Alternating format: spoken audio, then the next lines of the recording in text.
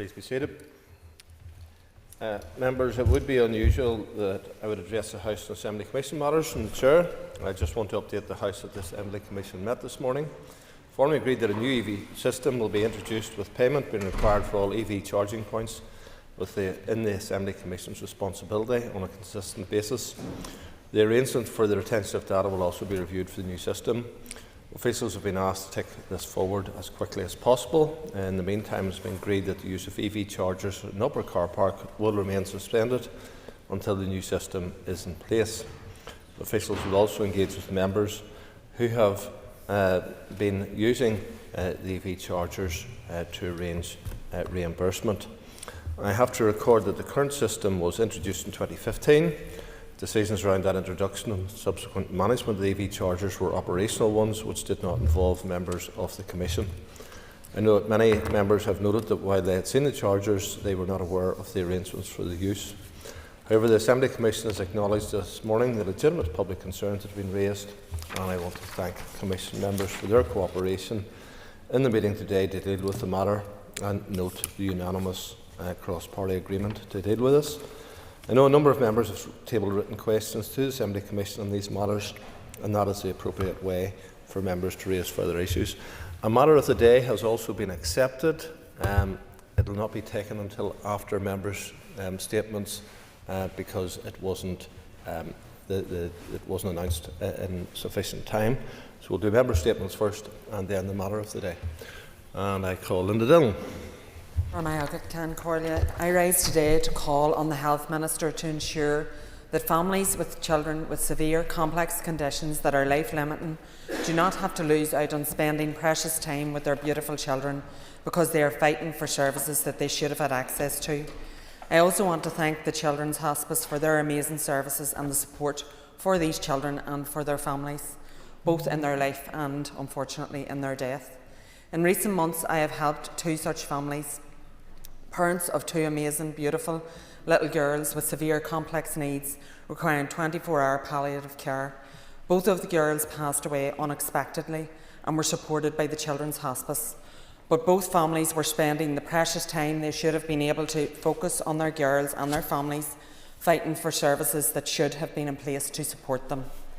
They had to reach out to me as their elected MLA for support, and I was more than happy to offer whatever help I could. But these families should not have been in that position.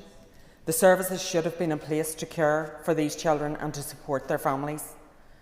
Lila Drips Weir, aged 2 years and 10 months, died last Sunday in the arms of her parents, Hayley and Robert, surrounded by her brothers and her sister in the Children's Hospice. The Children's Hospice was the beacon of light that could be relied on when all other services failed Lila and her family. We need a system that responds to the needs of these families, so that when what is already an extremely difficult situation can be made a little bit easier, and so that families can focus on looking after their children and being a family. The Health Committee recently completed an inquiry into palliative care services, and there are recommendations within that inquiry that would go some way to improving services, and the Minister needs now to lay out a plan for implementation of those recommendations. We also need to see real and meaningful change in how social care is delivered to support families in the community. Children with life-limiting conditions and their families deserve the opportunity to be a family, to make memories, to do the normal, everyday things. They should not be having to spend endless hours on the phone, at meetings, begging for help that they are absolutely entitled to. The system is failing them. We can do better, and we must. Lila's mummy Hayley is asking that we all as MLAs and ministers do what we can to create change in Lila's name, and I think the last word should be given to her. I have fought for 2 years and 10 months, and I don't intend to stop now. Mr. Speaker, on this day last week I spoke on the disgraceful Parades Commission decision disregarding Scarborough residents on a contentious parade, and on Saturday past the outworkings of this decision and the spectacular failure of the PSNI in policing the determinations were on full display. High-level decisions put frontline police in a shocking position. Many political opponents have jumped on the bandwagon of attack gaslighting and smearing of others without any facts. But I was there, and here are the facts if anyone wants to listen to them. At 9:30 in the morning, I arrived in the small rural village of Scarva to a police checkpoint, to dozens of police Land Rovers, over 200 police, completely over the top with helicopter and drone presence, really upsetting the residents. The Parades Commission determination for the residents' peaceful protest was at Scarborough Bridge, but it was clear the police had went in and completely blocked the bridge and stopped those conducting their protest from actually doing this in accordance with the determination. After negotiation over where they were supposed to actually conduct their protests, the police finally said they would close the road and the protest could be on the road. A short time later, over a dozen police Land Rovers poured into the crowd, demanding that they clear the road or they would be removed. Excessive force arrived with water cannons, TSG, the dog unit and dozens of riot police lined up in the road to face a peaceful crowd. They would not speak to anyone. No one understood what was happening. There was no communication and they antagonised everyone. Repeatedly, our MP, us as MLAs and our councillors tried to communicate with police to no end as they provoked the crowd. Then, without warning, the riot police, with their weapons in hand, ran forward towards the crowd. Us, as elected representatives, stood between the police and the crowd, and the police must have thought we would not move as they shoved into us. They thought we would stand aside and let them ram the crowd of our people, and we didn't. The DUP and UUP representatives stood shoulder to shoulder along that line, when clearly somebody senior in the police could see the optics of them physically attacking two female elected representatives on the front line, and they paused and finally spoke to us. They were determined to ram into a crowd and start a riot on Saturday. We negotiated and agreed with the police that our elected representatives would stand amongst the people on the side of law and peace. We did this right along the line of the canal, along the water edge, yet the media image zooms right in on our MP and vilifies her for manning that front line.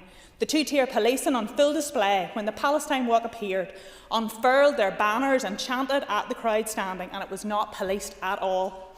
Clear breaches of the determination, and those protesting rightly chanted back because nothing was being policed. And I called on the police there and then, what are you doing to police them? You rammed a peaceful, innocent protest. It was an absolute disgrace.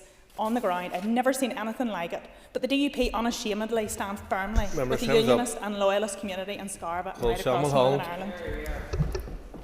Mr. Speaker, and this week marks Carers Week 2026, and this year's theme is building carer-friendly communities, and it couldn't be more timely. I know across our communities, thousands of people are caring each and every day for someone, often quietly, often without recognition, and far too often without the support that they actually need. So Carers Week is a chance for us to say that clearly unpaid carers are not invisible.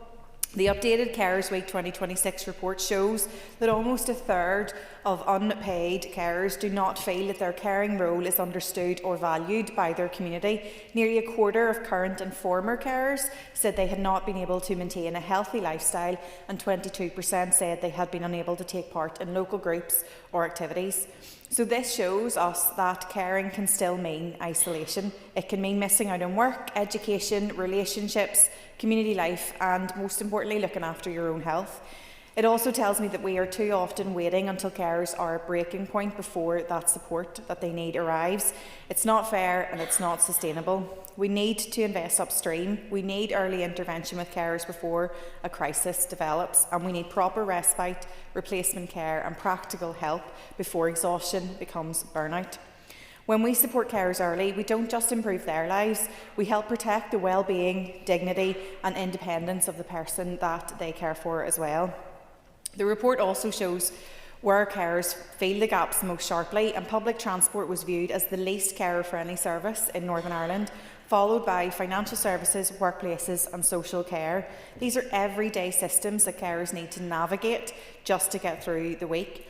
Building carer-friendly communities means practical change. It means all facets of civil society recognising that carers are part of each and every one of our communities.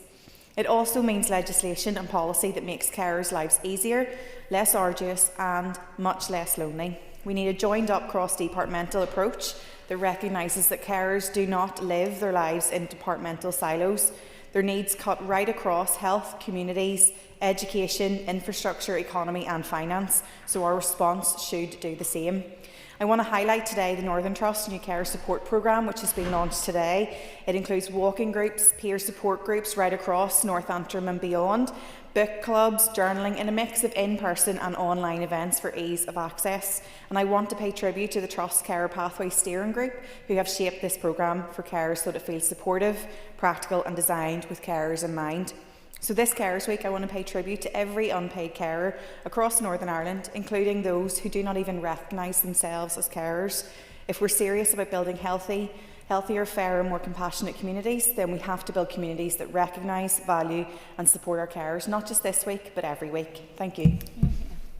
John Burrows. Thank you, Mr. Speaker. Government and politics should work for the hard-working people of our country, those who do the right thing, who pay their taxes, who obey the law, who follow the rules, who raise their families to the best of their ability. And as I go around our great country, I begin to see that so many feel it works the opposite way round. Working families who work so hard, juggle childcare and see no economic benefit to actually being out at work. We have farmers and businesses and householders who face bureaucratic obstacle after obstacle for trying to build a hen house or get an extension or expand their business.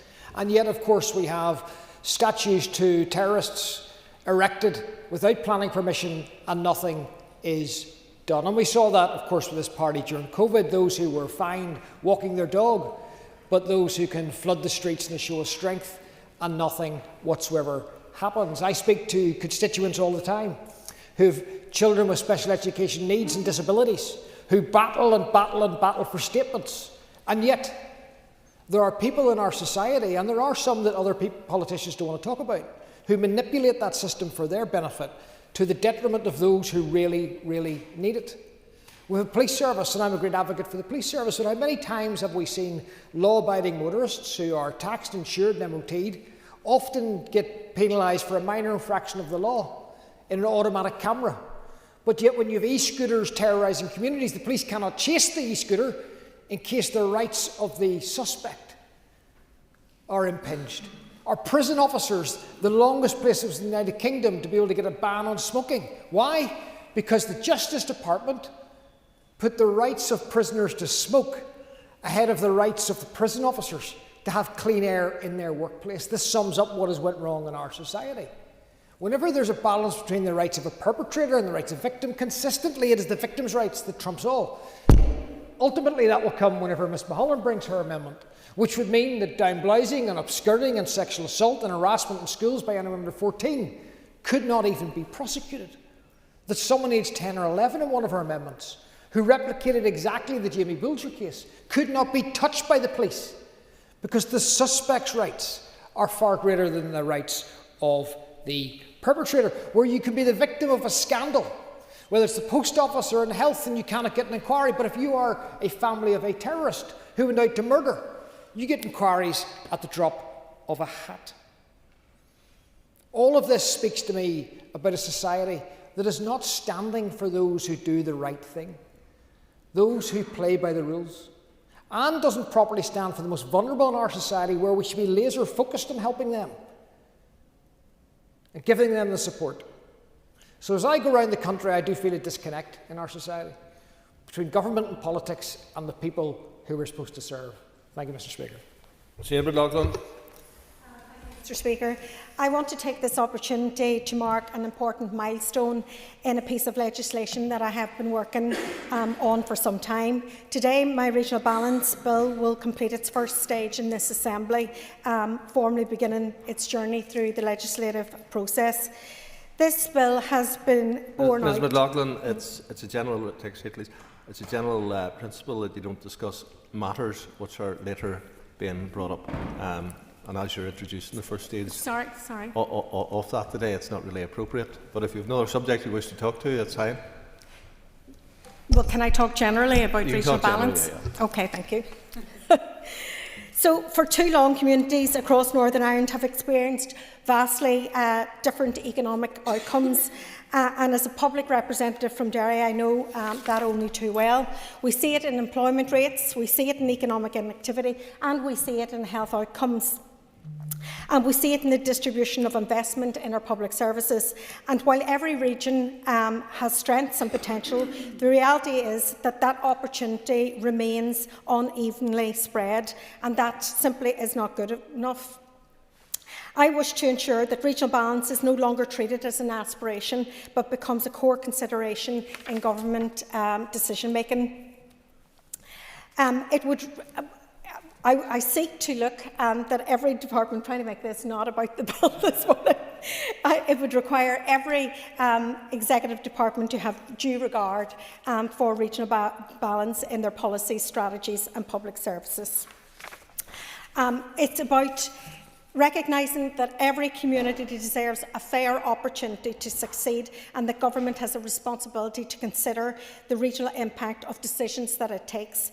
And I firmly believe that a stronger and more prosperous Northern Ireland is one in which growth is shared more fairly and where every part of our region can realise its full potential. Thank you.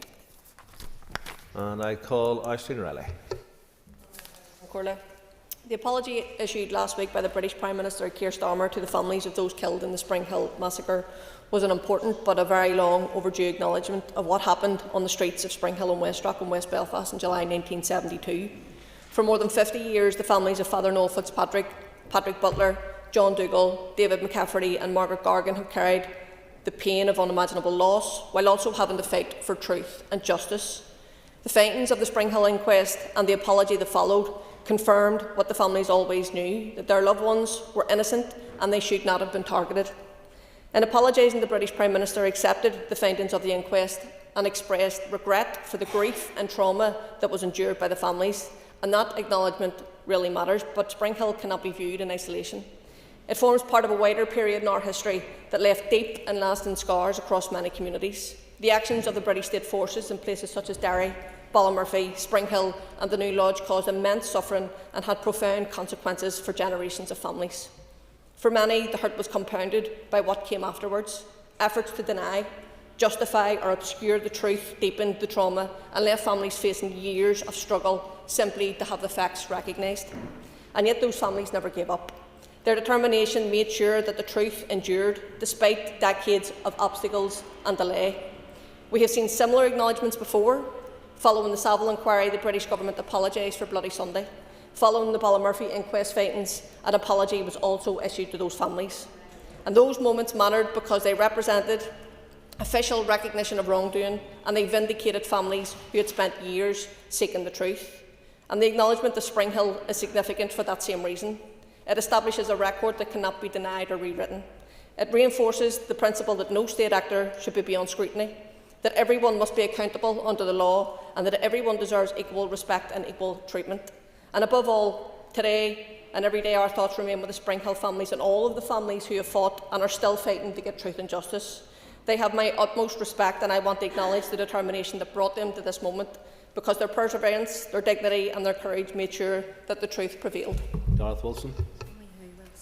Thank you, Mr. Speaker. And yet again, we're witnessing the staggering hypocrisy of Sinn Féin laid bare for all to see. And this is a party that lectures everybody else about respect, equality and the rule of law, yet when it comes to its own agenda, there is always one rule for Sinn Féin and another for the ordinary law-abiding citizen. We saw it when Sinn Féin defended and justified the erection of an illegal statue in West Belfast to convicted IRA terrorist Bobby Sands without planning permission. We saw it again when Sinn Féin refused to remove their illegal billboard at the Egyptian Arch in Newry. Indeed, this House backed my motion that it should be removed. And indeed, in an act that Penn and Teller would be proud of, that billboard has gone. Planning law, it seems, only matters to Sinn Féin when it can be weaponised against something they dislike. Now we have Sinn Féin representatives submitting what appear to be coordinated copy and paste objections against a commemorative stone marking the centenary of Northern Ireland. Frankly, their objections are as pathetic as they are predictable. Northern Ireland reached its centenary despite decades of terrorist violence and intimidation carried out by Sinn Féin IRA's bedfellows, who attempted to destroy this place through the bomb and the bullet. They failed. Northern Ireland endured, Northern Ireland remains, and Northern Ireland will continue into its next century. The fact that Unionist MLAs in this House wish to mark that historic milestone with a modest memorial stone should offend no one in a mature and confident democracy. The fact that Sinn Féin could not tolerate the memorial stone inside the Stormont estate and now can't tolerate it outside Parliament buildings makes clear the level of intolerance Sinn Féin has for Northern Ireland. There isn't much First Minister for all about that. What is truly revealing is Sinn Féin's inability to show even the slightest respect for the history and constitutional reality of Northern Ireland. They demand respect at every turn, yet consistently refuse to extend it to those who cherish Northern Ireland's history and its place within the United Kingdom. And perhaps most embarrassing of all is the spectacle of elected representatives apparently incapable of producing original objections of their own. The volume of near identical submissions tells its own story. This centenary stone is not about triumphalism. It is about acknowledging history, recognising the significance of Northern Ireland reaching 100 years and looking forward with confidence to the future. Sinn Féin may refuse to even utter the words Northern Ireland while simultaneously sitting in the Northern Ireland Assembly, but that refusal changes nothing. Northern Ireland is here, people love living here, they love visiting here, its history will be marked and no volume of coordinated copy and paste objections will alter that fact. Thank you, Mr. Speaker. Michael Cathy Mason. Cancorlia, over the coming months, County Down will proudly take centre stage in a remarkable celebration of culture, music and community spirit.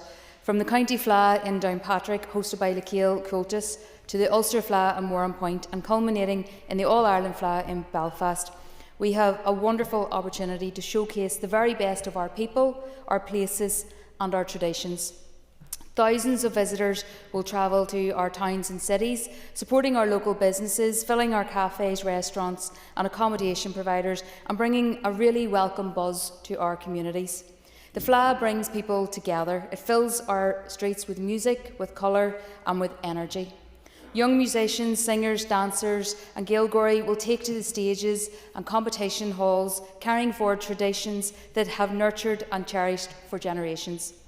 Seeing so many young people embrace and celebrate their culture is one of the most uplifting aspects of any Fleadh and gives great confidence for the future. Fleadh gives us an opportunity to celebrate our culture, our heritage and the incredible talent that exists in every corner of this island. The Fleadh, of course, would not happen without volunteers. Behind every performance, competition and event is an army of dedicated people who give their time, their energy and their passion throughout the year. Their commitment is extraordinary and they deserve enormous credit for making these events possible. In Downpatrick, Lakeal Cultus has worked tirelessly to prepare for the County Fleadh, supported by local volunteers and community representatives. As the Fleadh season therefore gets underway on the 15th of June with Fleadh, Cole and Dun, I would encourage everyone to come along, get involved and enjoy the unique atmosphere these events create. Together, let's celebrate the music, the culture and community spirit that makes this place so special. John. Over the last 2 days, we've seen political spin and opportunism go into overdrive. We've had elected representatives in this chamber and beyond it talk about Scarva, who couldn't even spell the word, talking about policing operations whilst they sat on their sofas scrolling through social media. Meanwhile, the targeted attacks on democratically elected politicians from the Democratic Unionist Party and other Unionist parties who were on the streets in Scarva ensuring that the rightful, lawful act of protest, which was registered with the Parades Commission, had its ability to do so. But that wasn't good enough for some of the parties in this place. They have despicably targeted elected representatives and in some cases vilified and demeaned lady representatives who were on the front line ensuring that there was peace and calm in Scarva. I engaged with the Parades Commission alongside colleagues and the police for this past year on the tensions rising from this parade. A parade that deliberately and provocatively went through areas in which this was not wanted. Last year, banners of Hamath this year from the river to the sea. That is the type of political connotations that go with this travelling circus wherever it goes. We've seen the consequences in the United Kingdom, which these hate marches continue to push. Speaker, this cannot be allowed to continue. I witnessed firsthand the events in Scarva. I seen the attempts by elected representatives to ensure there was restraint. A policing operation which seen police dogs, 3 water cannons, riot cops try to move in on democratic protesters who had the legitimate right to be there. If we did not intervene, that would have been a riot. Now, Speaker, we must get some balance. The people of Scarva are law-abiding people, and whilst political attacks may come, I will not stand for the decent, good people of Scarva and the surrounding areas to be pulled through the muck, to be called thugs by political opponents. They're decent people, they're law-abiding people, and they deserve some respect. The SDLP are supposed the party of civil rights. They're now no more than bystanders on social media. Sinn Féin, so drunk and high on power that they forgot the very people they represent. Alliance, sneering, condescending and high-browed. I would argue that they never had a community in the first place. As for the Democratic Unionist Party, we will unashamedly stand up and intervene for the people that we represent, and no amount of sneering or degrade will ever allow us to ensure that their rights aren't represented. Colin Gildernew. Margaret Concordia. In recent weeks, we have seen once again the appearance of racist imagery in the Moygashel area of Dungannon. This was rightly removed by the PSNI, who also commenced a criminal investigation into this act. This banner has now disgracefully been re-erected with the clear intention of sowing division, hatred, prejudice and fear in our community. I would call on all political representatives and community leaders in Fermanagh and South Tyrone to strongly and immediately condemn the re-erection of this banner and to call for its immediate removal. The presence of masked men at this children's park is a further sinister development which must also be called out and investigated. There is no place in our society for racism. It is time to take a stand against division and to stand up for inclusion and respect. We've also seen the deplorable arson attack in the Shankill area of Belfast over the weekend. I utterly condemn this arson attack. Targeting a building because of who owns it is despicable, especially when areas are crying out for jobs and for investment. This is a man who has lived here for over 20 years, investing in our community and seeking to build something positive. My thoughts are with the owners of this building and all of those affected by this appalling incident. I charge you, there is no place in our society for hate crime, racism or sectarianism in any form. All political representatives and community leaders should condemn this strongly. Those responsible for this attack sought to spread fear and division and do nothing but damage their own communities. I would urge anyone with information that can assist the investigation to come forward and contact the PSNI immediately. And in Scarva, we see more masked men seeking to intimidate a peaceful march, and Carla Lockhart standing shoulder to shoulder with them. The spraying of slurry on the roads of Scarva is darkly reminiscent of previous era when civil rights protesters were sprayed with slurry on the streets of Dungannon. Attempts by the DUP to deflect are pathetic, and people see through them and see them for what they are. Again, we see the DUP standing on the wrong side, determined to drag us all back to the past rather than looking forward. I would urge all political representatives in this chamber to call these acts out for what they are: hatred, racism and sectarianism. They belong to the past. Our job is to build a better future. Dr. Reagan. In a little over 3 weeks, the Alliance supported partial tax, coupled with the Alliance introduced carbon tax on every maritime shipment into Northern Ireland comes into force. The combined impact of these two measures is likely to be in the region of between £2 and £250 million against the Northern Ireland economy and consumers per annum. We would be delighted if these figures could be fact-checked, or indeed even commented upon by the Agriculture Minister, the Executive and the Economy Minister's offices. But judging by my AQW responses, that is highly unlikely. We have asked the Northern Ireland Office and Cabinet Office, including asking the Secretary of State directly, what are the likely costs? Again, there has been no answer, apart from we're working on it.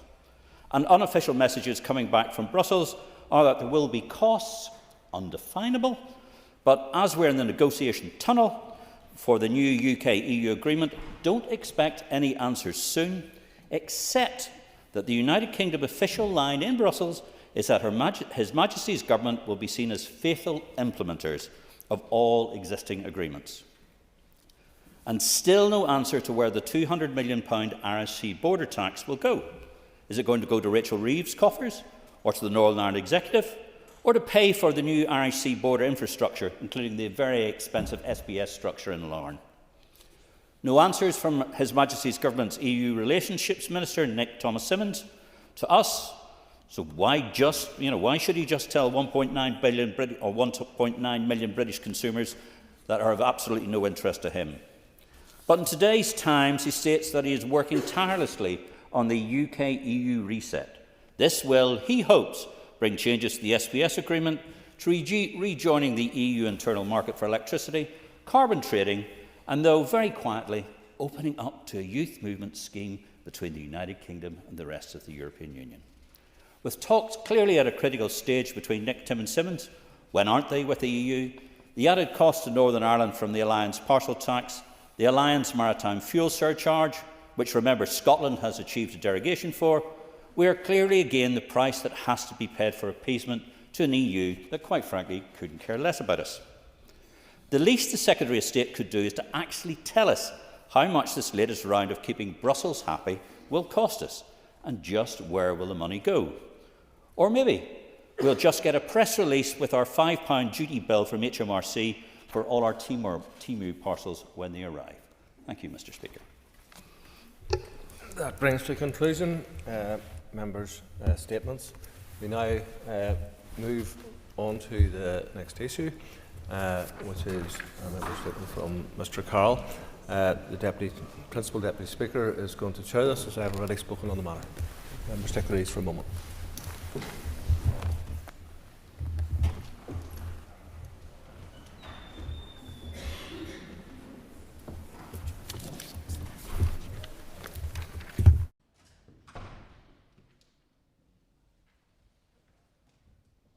Jerry Carroll has been given leave to make a statement on the racially motivated attack on a former Shankill Gospel Hall, which fulfils the criteria set out in Standing Order 24.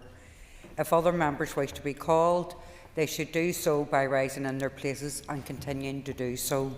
All members will have up to 3 minutes to speak on the subject.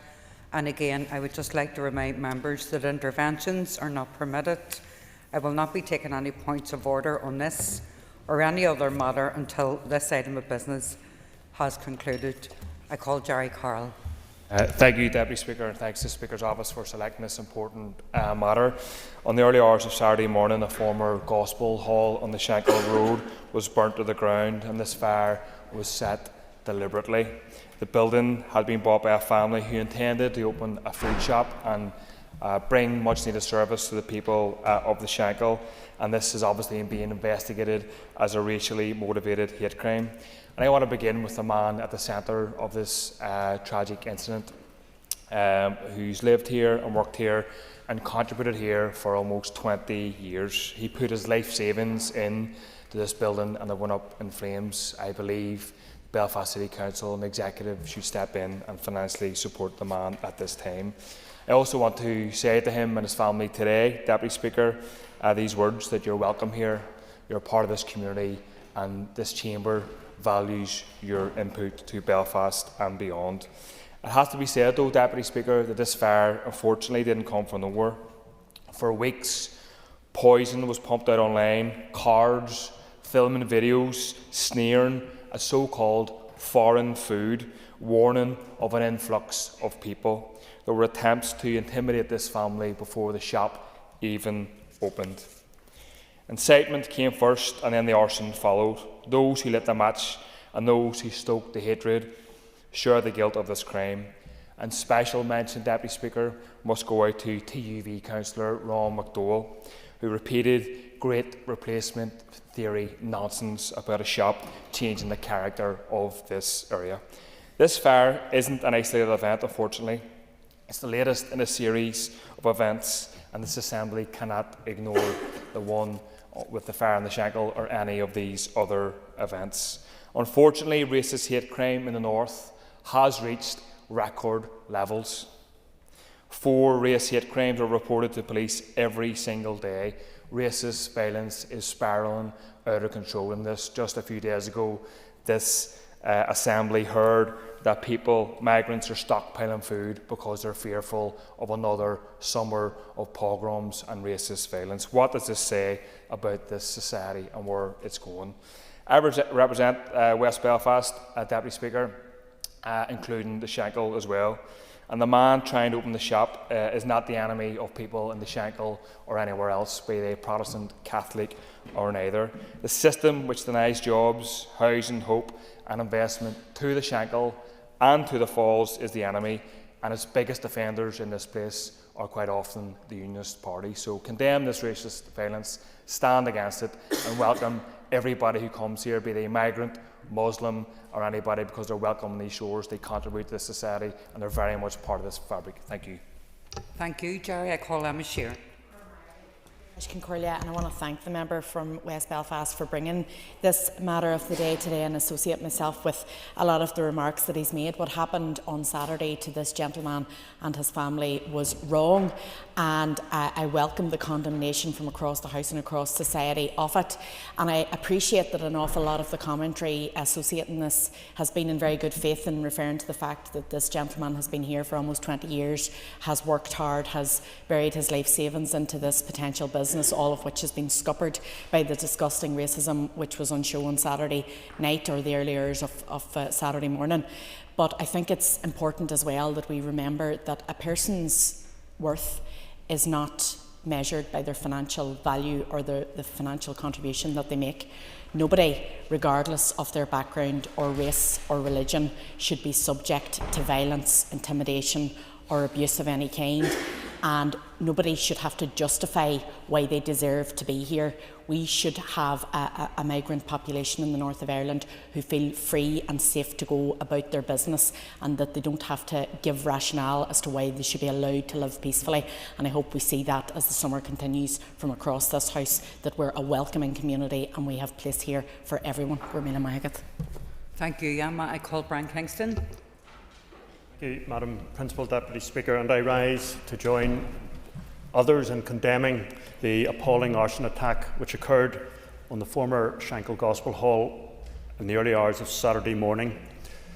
After closing 5 years ago, the hall was bought recently by a couple originally from India with the intention of turning it into a grocery store specialising in Indian foods.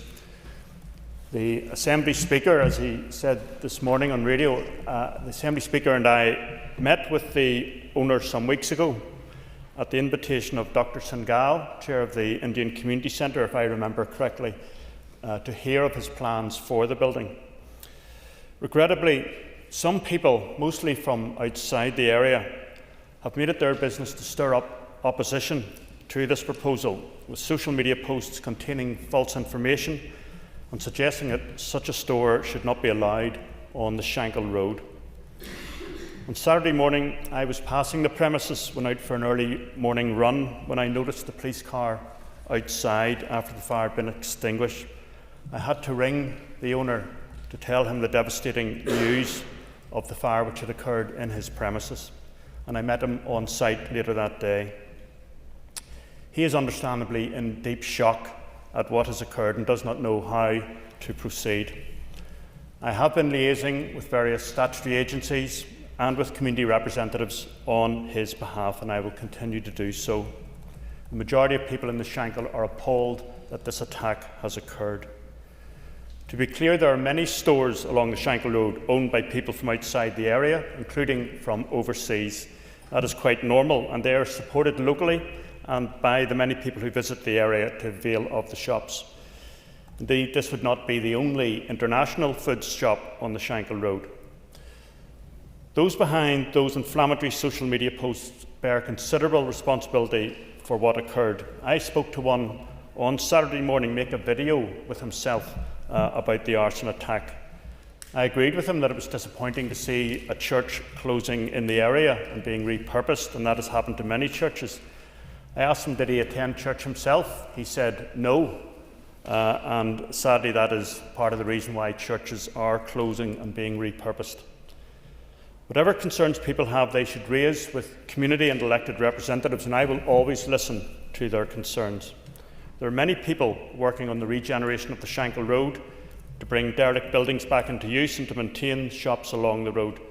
To have a former church building and future shop burned totally undermines that work and is setting back progress. This is a depressing crime, and I urge anyone having information about this arson attack to bring that information forward to the police. Thank you, Brian. I call Neil McAllister. Deputy Speaker. Another racist attack in our community in Northern Ireland, and this time a premises completely and utterly gutted. Supposed to be a grocery store, bringing investment into the area, creating jobs and integration within the Shankill Road area. As many have said, the store was set up by a man who was originally from India. And I reckon, and many others would agree, that it wouldn't matter had Northern Ireland been his home for 18 years or 18 minutes, that was of little value to the people who carried out the attack. The attack didn't happen in a vacuum. It happened after social media commentary around the shop, with agitators attempting to whip up tensions by creating the racist narrative around its future opening. And seeing this commentary actually continue after the attack, indeed, the gentleman himself said that he heard people jeering and cheering as they noticed the shop business was on fire. Those responsible for this attack itself certainly have no regard for his life, any human life or property, and must face the full consequences of their actions. I too, like many others in this chamber, share the concerns and fears of the Indian community and other minority ethnic communities across Northern Ireland that this is just the latest in a string of racially motivated hate incidences, and they fear for their lives. But let's be honest here today, it doesn't start with the burning down of homes or businesses. It starts with the disdain through looks, slurs, turning a blind eye, signs of not welcome, locals only, and claims of legitimate concerns. It's particularly depressing to see incidences such as these happening in my own constituency in North Belfast, and whether it's in the form of an arson attack or a racist mural or a poster or threatening graffiti targeted at minority groups and anyone seen to be providing support to these communities. Absolutely every person, not only in this chamber but in society, has a role to play in calling out this rhetoric, hate, and standing with ethnic minority members of our society. Over recent summers, we have seen an increase in racist tensions grow on the streets in Belfast and Ballymena. We have seen that tension erupt and trouble on the streets where people have been driven from their homes. People are fearful of their lives, their livelihoods and their families, and it is time that we all stand together. We dial down the rhetoric and we understand that Northern Ireland can thrive as an open, welcoming and inclusive place for everyone. Thank you. Thank you, Nuala. I call John Burrows. Madam Deputy Speaker, I unreservedly condemn this vile attack, an arson attack on this premises, former Gospel Hall. The gentleman who's trying to build a business, create jobs, provide a service is the polar opposite than those who whipped up hysteria and those who attacked his shop. They aren't patriots and they don't have legitimate concerns. They are cowards. If they're involved in paramilitaries, they're not loyalists because they're loyal to no one but themselves, but they are gangsters. I wish the police well in catching them and anyone else who incited it. Just yesterday and the last number of days, we've been remembering the service and sacrifice of real patriots who got on a boat and went and liberated Europe. Never be forgotten that 2.5 million Indians volunteered to fight for freedom, the largest voluntary army in World War II. They provide a wonderful contribution to our society. They're entrepreneurial, they're hard-working. I'm proud that I have a member of the Indian community in my party who actually rang me about this incident, and I'm trying to meet the victim of it. Those who have committed this act, those who have incited it, they are quite literally, and I don't like using this language in the chamber, they are the scum of the earth. I would doubt they've done a day's work in their life. And whenever they're arrested and brought before the court, we will get the normal sob story, and probably too much of a slap on the wrist. But I want to make it very clear. The Indian community and all other communities in this society, there's one rule of law. We all live under it. They deserve as much protection as anyone else. And the people who did it, if they're listening, you're vile, contemptible people.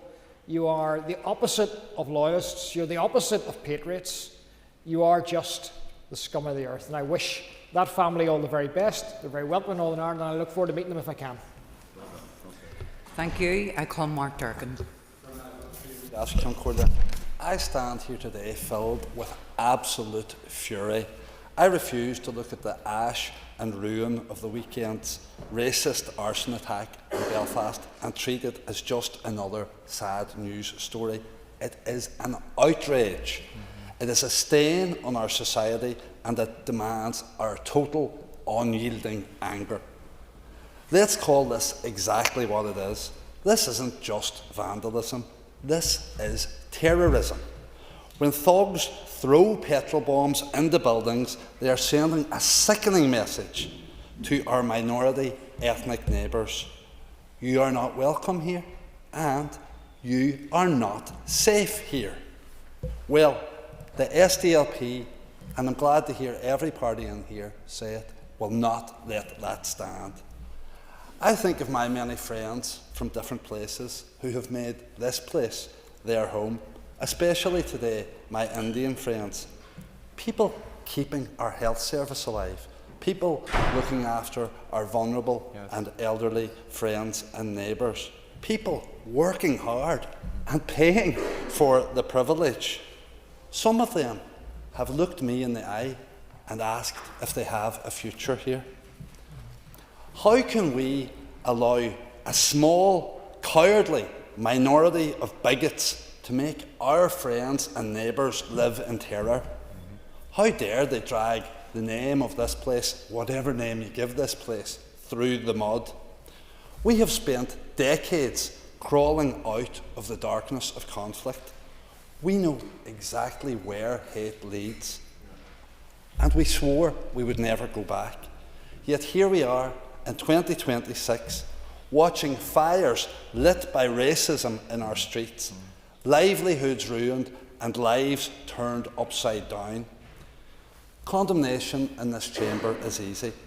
Words on a page will not put out these fires. The PSNI must hunt down those responsible, and the courts must hand down sentences that show hate crimes will never be tolerated. No excuses, no complacency. To the perpetrators, I say this: you do not own our streets. You do not speak for our people. You are losers, and you will lose. To the victim of this attack, we send our support and our solidarity. And to every single person targeted by this vile bigotry, we value you, and we'll stand shoulder to shoulder with you to drive this hatred out of our home for once and for all. Thank you. I call Timothy Costin. Very much, Principal Deputy Speaker. Not being from the Shankill, I thought it was important to speak to someone with the Shankill Road in their DNA. My office reached out to my Deputy Leader, Councillor Ron McDowell, and asked whether there was any particular message he wished to have conveyed to the House. Unlike Mr Carroll, Ron works for the people of the Shankill Road every day, not just when it's politically convenient to put the boot into the local community. Ron's response was indeed telling.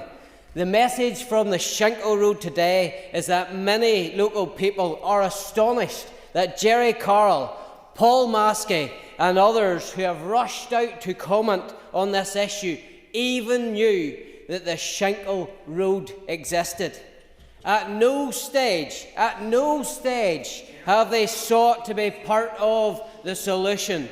Yet now that something has gone wrong, they are the first in line to offer criticism. If members are genuinely concerned about the future of these buildings and these communities, then they should not wait until there's a crisis before taking an interest.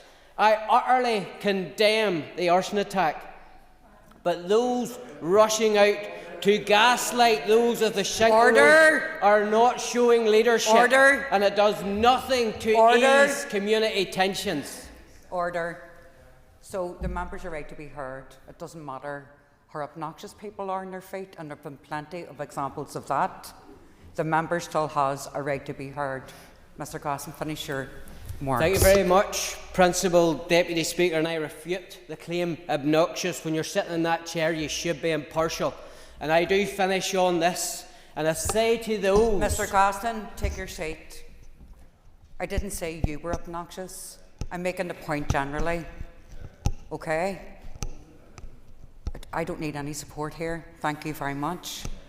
But what I am saying is, you need to be careful about making accusations and challenging the role of the Speaker. Please continue your remarks. Thank you. Thank you very much, Principal Deputy Speaker. And in closing of what I wanted to say, I do say this to those who value our churches.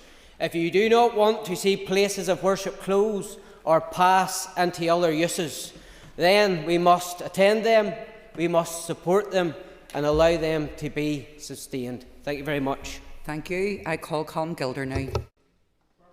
I will ask John Corley, and I rise to speak on this issue, having already made linked remarks in my member statement. But first and foremost, I want to send my sympathy and my thoughts to the victim of this attack and his family. Because while we discuss it rightly, and we discuss it sometimes in abstract terms, this will feel like a very personal and frightening attack on them. A man who was here trying to invest in the community, trying to do something positive, and he finds his future lies in ashes about his feet. And that's just disgraceful. I have to say, there's a thread in the issues that I mentioned this morning in relation to what's happening in Moygashill currently in my own constituency, in relation to what has happened in the Shankill Road over the weekend, and in relation to Scarva. And it's a thread of intolerance. And that's what people need to challenge and call out, because the other thread that links these issues is a lack of leadership. It's only 6 months ago, less maybe than 6 months ago, that Gordon Lyons, as Minister for Communities, was found in breach of the standards expected of him in relation to other attacks on other families. And he was found, his Facebook post to have fell short of required standards for leadership, accountability and community relationships. And let's be clear, members, the lack of leadership being displayed here is not just letting down marginalised communities. It's not just letting down vulnerable individuals. It's also letting down your own communities, because your communities deserve to see investment, they deserve to see diversity and inclusion, and people in this chamber have a responsibility to lead us to that future rather than looking at a very bleak past. Thank you. I call Paula Bradshaw. Principal Deputy Speaker, like others, I would strongly condemn the deliberate attack on the former Gospel Hall on the Shankill Road on Saturday morning, and I would thank Jerry Carroll for bringing this matter of the day to the Chamber. It was clear that this building, which was no longer in use, was being brought back into use by a man who was refurbishing it, planning to create much-needed jobs, and was seeking to do something positive for the Shankill Road community. Principal Deputy Speaker, the PSNI has called it a racially motivated hate crime, and that just fills me with such despair and disappointed that this man's ambitions were dashed by such an act of cowardice and intolerance. Those responsible were trying to intimidate this businessman and those who were supporting the establishment of his business, and we cannot let them win. We must all stand in solidarity with him in this chamber. And I would thank Dr. Singhal, who is the chair of the Indian Community Centre. He has shown real leadership and real practical support in the recent days, and we should be following his example. We all know people who live on the Shankill Road seeking to bring up their families in peace and respect for others. Those who carried out this attack did not do this in their name, and they should be thoroughly ashamed of their actions. There has been decades of amazing efforts by a range of community-based organisations to regenerate the Shankill Road and address issues of deprivation and disadvantage, and this crime runs totally contrary to those efforts. Principal Deputy Speaker, we have seen this pattern before. The former Presbyterian Church on Donegal Pass in my constituency was set on fire on 2 occasions during the refurbishment works by the Belfast Multicultural Association in January 2021 and April 2022. And we know that this came off the back of an orchestrated attack of misinformation in that community, which appears to be the case in the Shankill Road fire as well. And despite the important work that association was carrying out to support people from all backgrounds across South Belfast and beyond during the pandemic, in that case the public was rightly outraged, and I'm pleased to see the same response in this case in the Shankill. What we do need going forward is a robust response by the Executive Office. They have responsibilities through the Racial Equality Strategy and that Directorate, and we hope to see the results from the consultation process on its latest strategic framework, which ended last Wednesday, being transformed into concrete and robust actions to stamp out this naked and intolerance of racism. Likewise, it is important that we see the Executive Office bring forward the revised Race Relations Order to this Assembly Chamber without further delay, hopefully before summer recess, so that we can ensure that there are adequate protections against discrimination and disadvantage for everyone in this place. Thank you. Thank you. I call Matthew O'Toole. Speaker, we are having this debate, and I thank the member for West Belfast for tabling it. We're having this debate with a depressing resonance and symmetry, because the riots which scarred and shamed this society in Ballymena last summer began on the 9th of June 2025. That's 1 year tomorrow. 1 year on, and to mark that anniversary, what has happened? A gentleman from an Indian background who brought his family here decades ago to contribute to this society and now wanted to invest to create jobs and opportunity in a working class part of Belfast has been burnt out of that opportunity. And the working class people of that community have been burnt out of the opportunity of additional investment and jobs in their area. And those decent people, the vast majority of whom will be utterly disgusted by the events over the weekend, are dragged into the mire by a small number of people consumed by hatred and violence. And as my colleague Mark Durkin said, we know the end point of hatred in this society. We know the end point of hatred is nothing good, so we should be standing against it. But it is depressing to see the double talk and the talking out of both sides of the mouth from some in this chamber and from some in our society more generally about this, as there was last year. And the rise of racism and far-right nonsense online is an extraordinary risk. It's a risk to my constituency, which is probably the most diverse on the island of Ireland, the constituency I share with Paula Bradshaw, who just spoke. But it's a risk to all of us who want a society for our children, grandchildren and the people we represent based on respect, tolerance and equality. Instead, we are being dragged back into something much, much darker. I do want to challenge the idea that some have made that there are legitimate concerns. As we discovered last year in Ballymena, whenever people of colour or people who aren't from this part of the world are burnt out of their homes, whenever pogroms are launched against them, whenever they're told they don't belong here, they're not allowed here, the comment we often hear from people who take no responsibility for the actions in them, of course, condemn acts of violence, is that, well, there are legitimate concerns and you should listen to those legitimate concerns. Someone investing legally in a business in a disused building, there is no legitimate concern that justifies torching that building. And I just say to people in this chamber and outside it who have positions of responsibility, think about where we're going, think about the society you want your communities and your families to live in, and step back from this grotesque rhetoric. Thank you. Thank you, Matthew. That ends the matters of the day. The next item of business is the introduction of the Regional Balance Bill. I call on Sinead McLaughlin to move the first stage. I beg to introduce the Regional Balance Bill. Hear, hear. Thank you, Sinead. Clerk, could you please read the long title? A bill to make provision for a statutory framework to improve regional balance in Northern Ireland, to impose a duty on the Executive to develop, adopt, maintain and implement a framework, setting out how disparities in regional economic performance and living standards are to be addressed across government, to confer functions on the Department for the Economy in relation to the preparation of the framework, is reporting to the Assembly and providing guidance and research, and for connected purposes. Thank you. That constitutes the bill's first stage, and it shall now be printed. Well done, Sinead. Okay, the next item of business is a motion to suspend Standing Orders 10(2) to 10(4).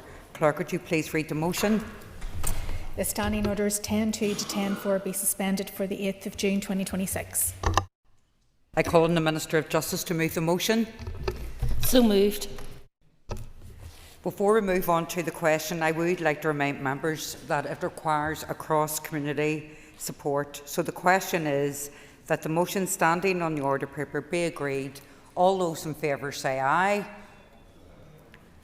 Can't we have any noes? The ayes have it. As there's ayes from all sides of the chamber and there are no dissenting voices, I'm satisfied that cross-community support has been demonstrated. The motion is agreed and the Assembly can sit beyond 7 o'clock this evening.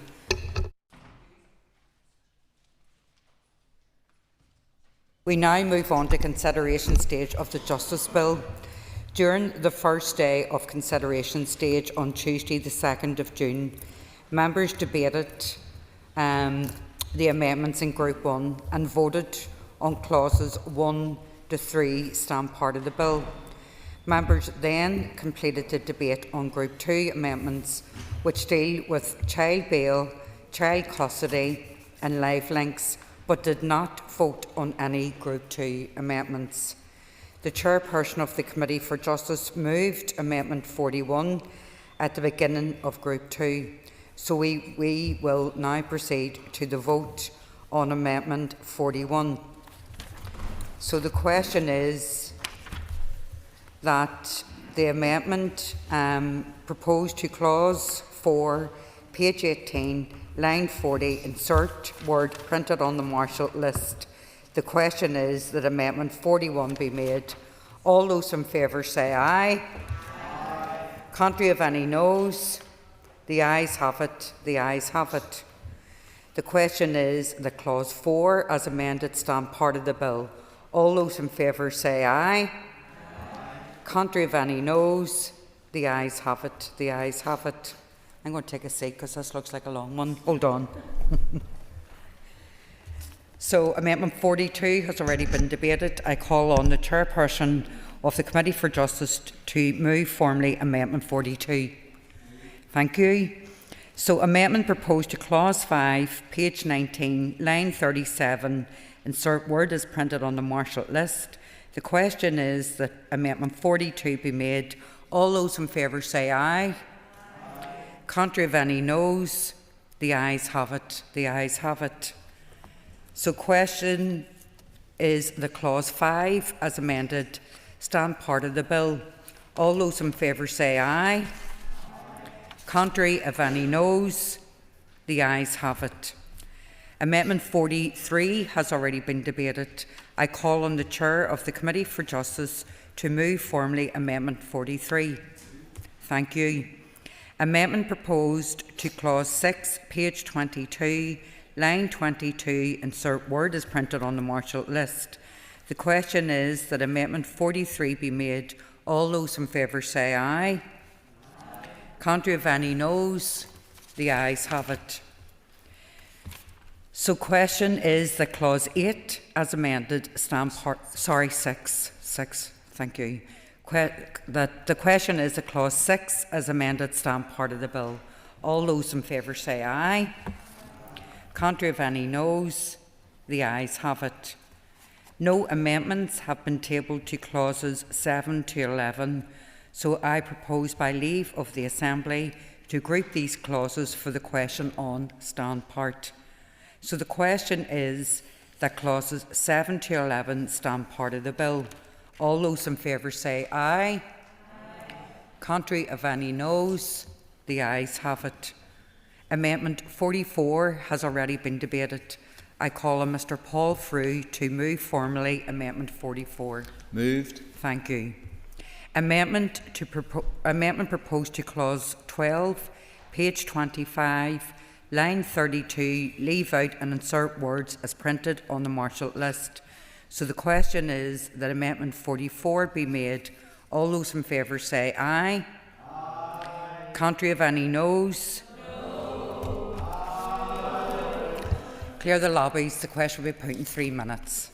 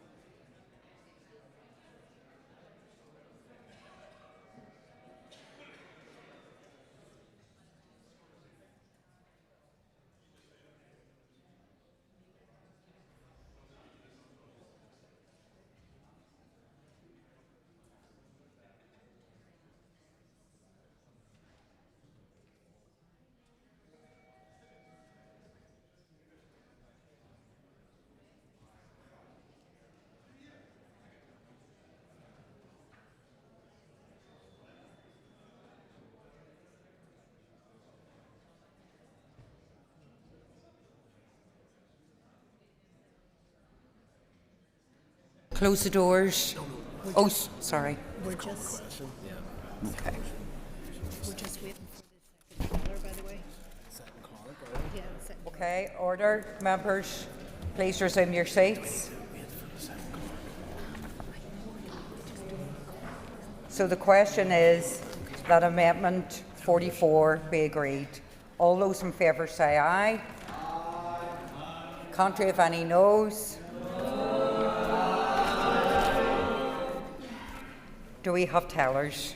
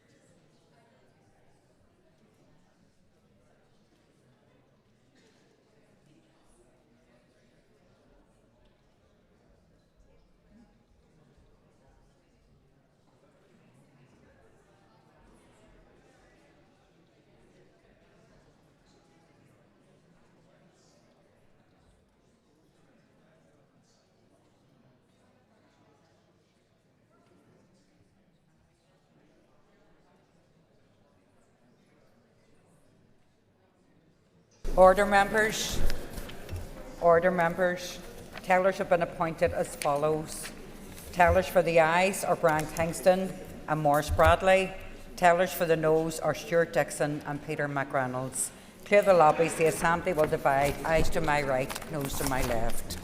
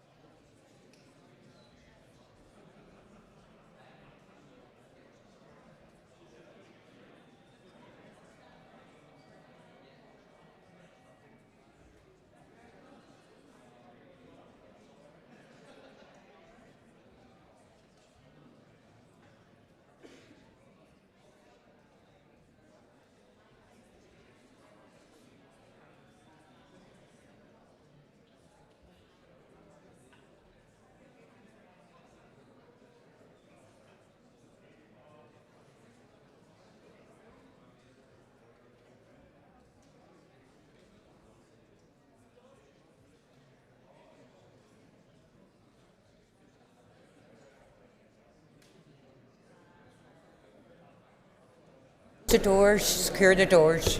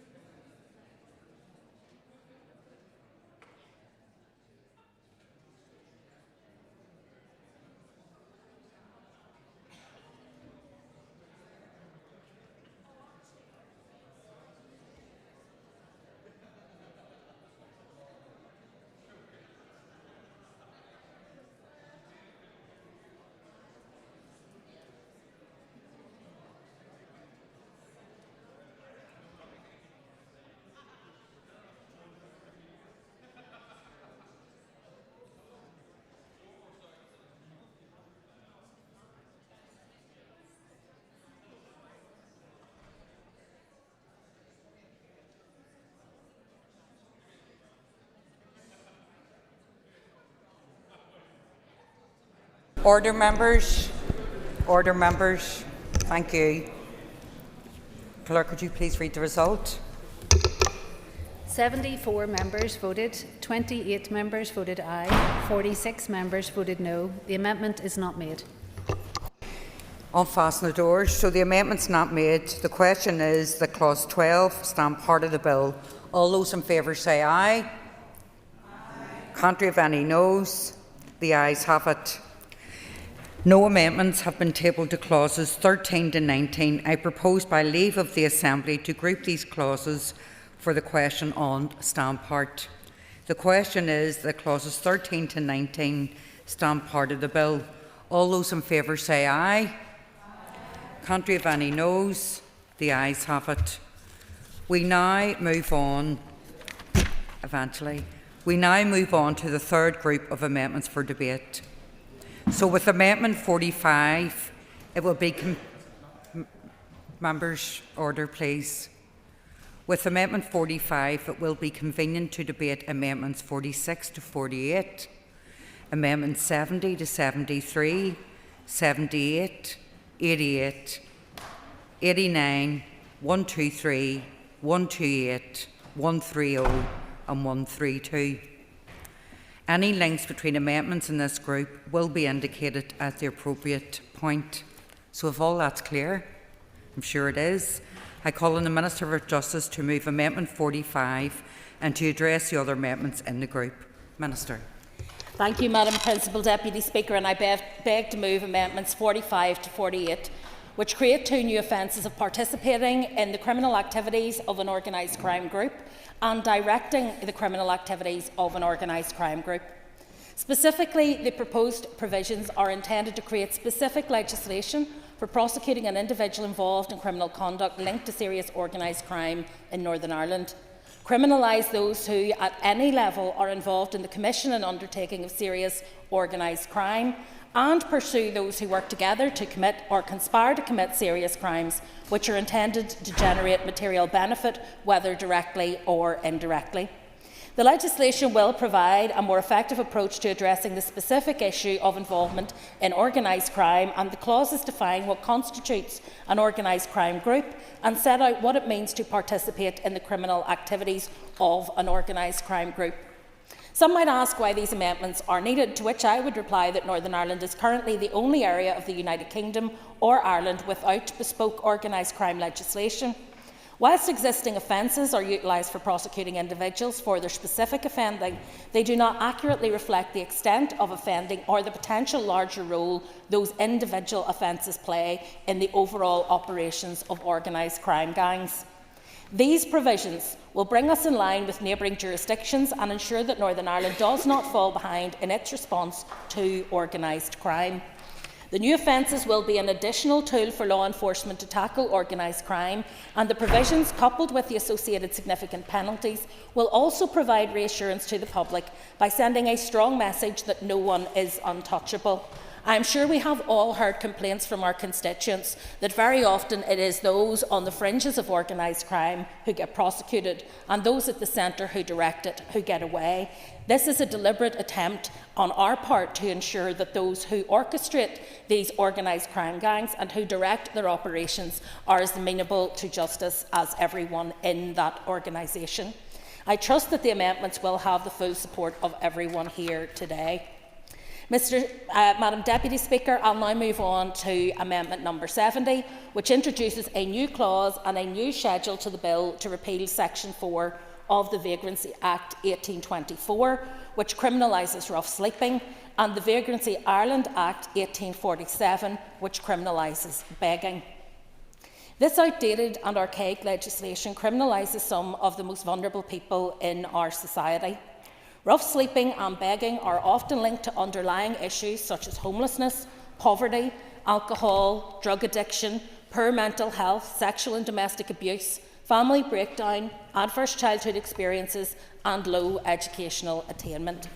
They are complex and cross-cutting issues which I firmly believe require a multi-agency response of support, rather than criminalising people simply because of their personal circumstances.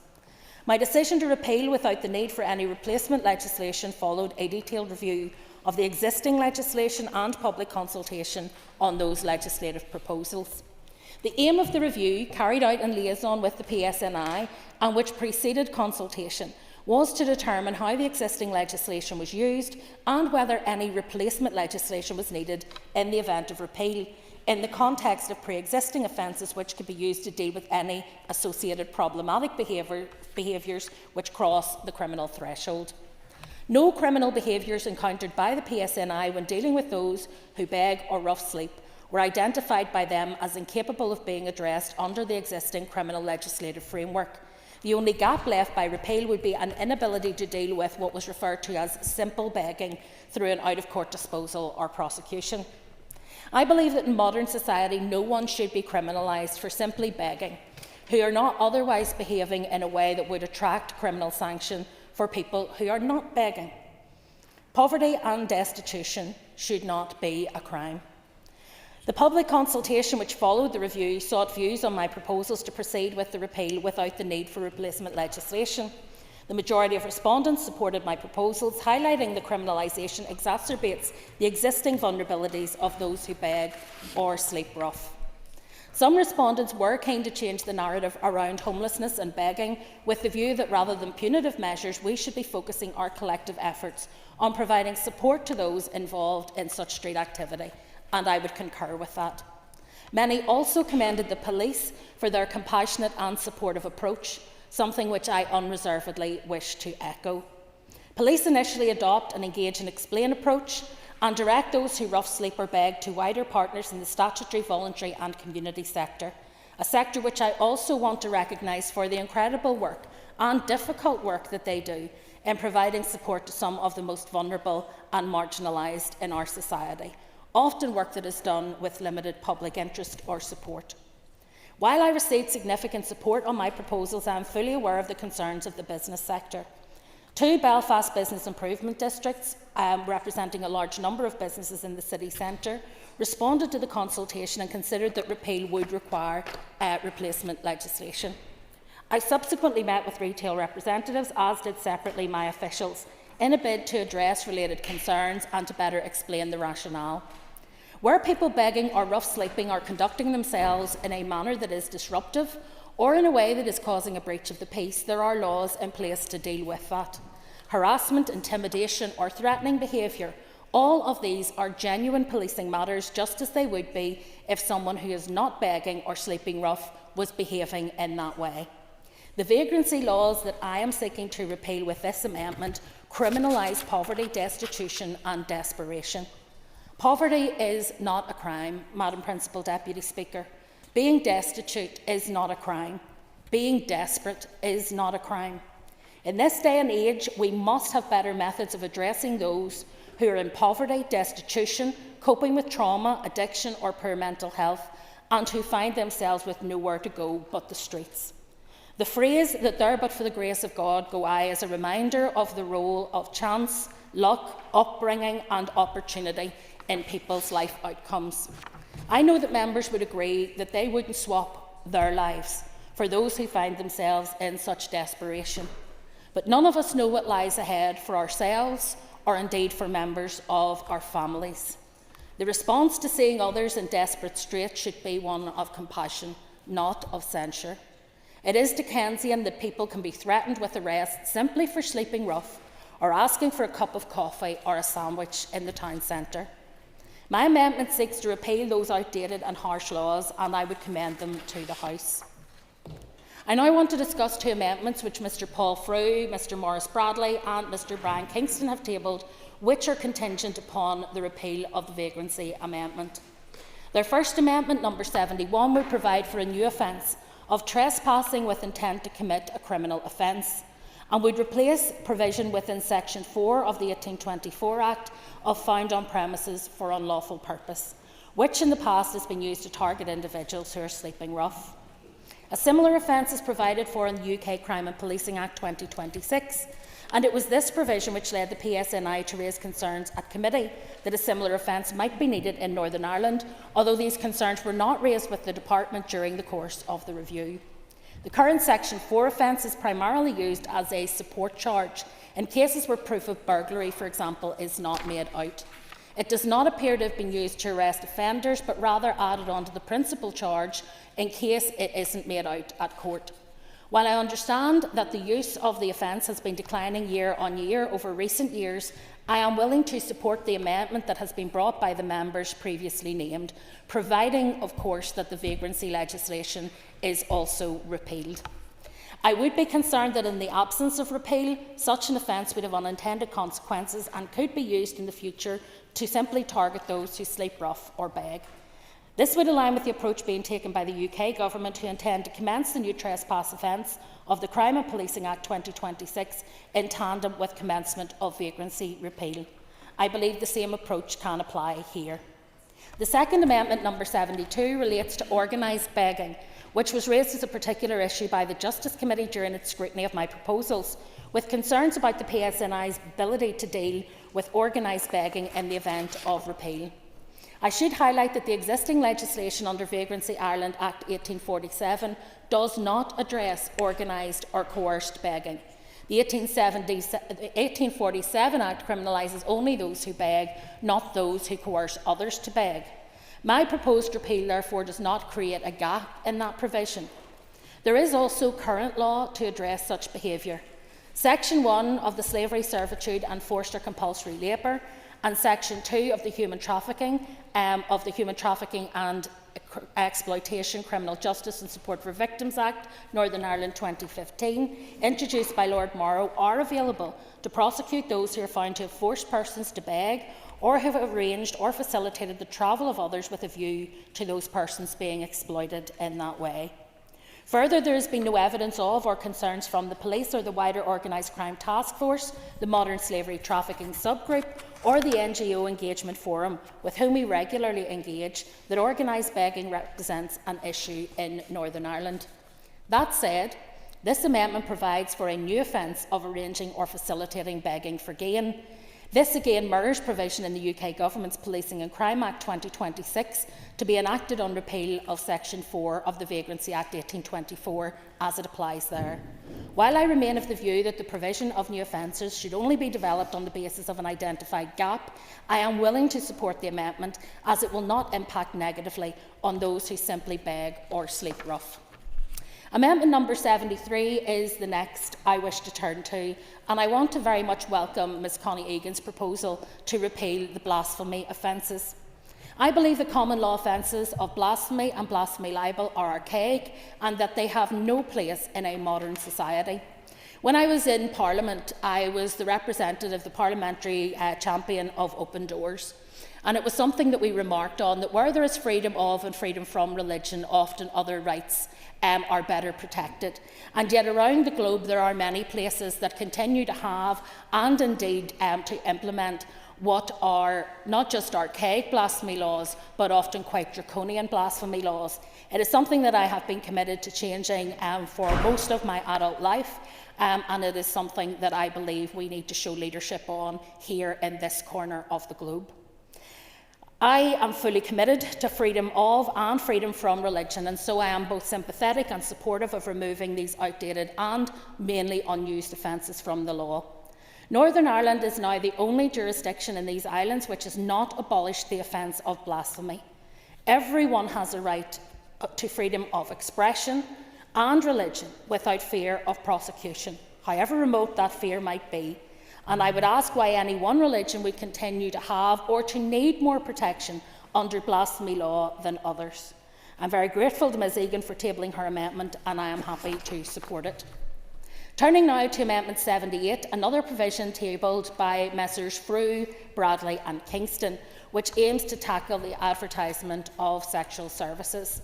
As members know, I am fully committed to protecting victims from all forms of abuse and exploitation.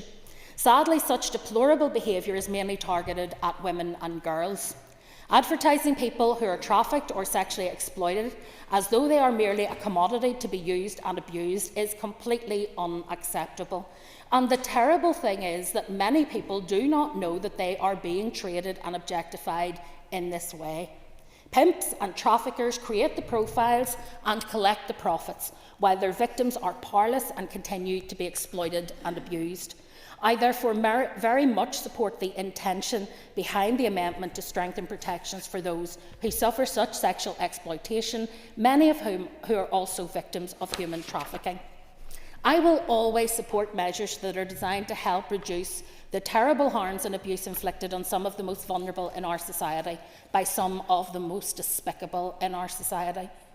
While I support the intention of this amendment in principle, I have some concerns about the intended scope of the offences in terms of their proportionality and where they may encroach on telecommunications law, which, as members will recognise, fall within the reserved space, and as such would require the consent of the Secretary of State for us to legislate. However, if the member can indicate that he is agreeable, I am willing to work with him between now and further consideration stage to ensure that the amendment is an appropriate fit within our existing legislative framework and that it meets its aims in addressing relevant behaviours. The last amendments in this group are numbers 88 and 89, which have been tabled again by Messrs Frew, Bradley and Kingston, and also Ms Diane Forsyth. I want to begin, Madam Deputy Speaker, by acknowledging the intention behind these amendments, which seek to introduce the corollary of Ruby's Law to Northern Ireland with a view to strengthening domestic abuse legislation by explicitly recognising harm or threats of harm to companion animals as a form of coercive control. I recognise that this is a growing area of concern and have met, for example, with the Links Group, including the Dogs Trust, Cats Protection League and others. And I'm aware of the work that they are doing between the British Association of Social Workers and also the British Veterinary Association to raise awareness in both professions of the linkages between harm caused to animals, both companion animals and indeed farm animals, and also domestic and sexual violence and abuse. So I very much recognise the concerns that the members have raised in relation to the role that pets and animals more generally can play within patterns of domestic abuse and coercive control. There is no doubt that threats against animals, harm to animals, or using animals as a means of intimidation can form a part of domestic abuse. Those behaviours are wholly unacceptable, and it is right that they should be condemned without any qualification. And so I understand the desire to frame these matters explicitly in the legislative framework.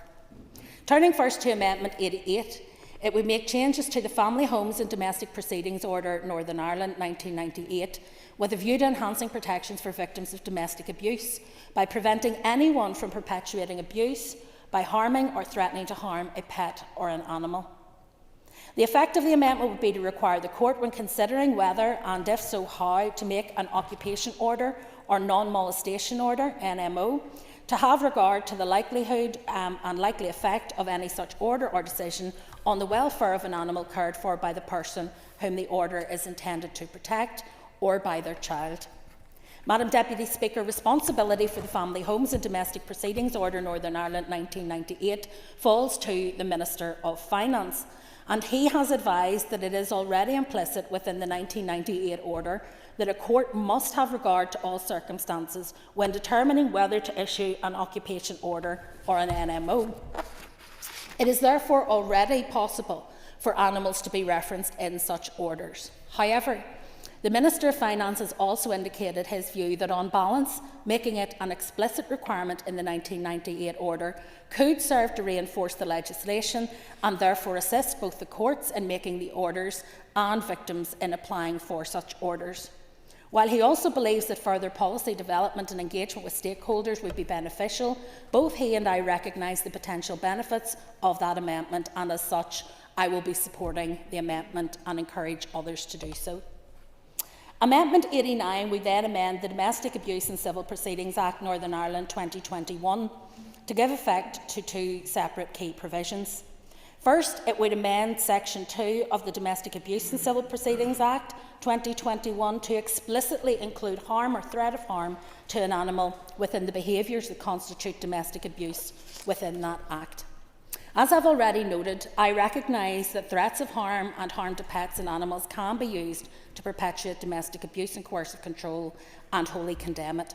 As an animal lover myself, I need no convincing of the ways in which harm to pets and animals could be part of domestic abuse and coercive control, and have heard numerous stories from victims who have written to me and met with me and who have direct experience of exactly this kind of abuse. However, it is for that reason that I was so determined to adopt the broadest possible definition of domestic abuse in Section 2 of the 2021 Act. Section 2 of the Act does not provide an exhaustive list of behaviours, but rather was intentionally framed in broad and flexible terms to empower the courts to consider the full context of abusive conduct rather than relying upon a prescriptive list.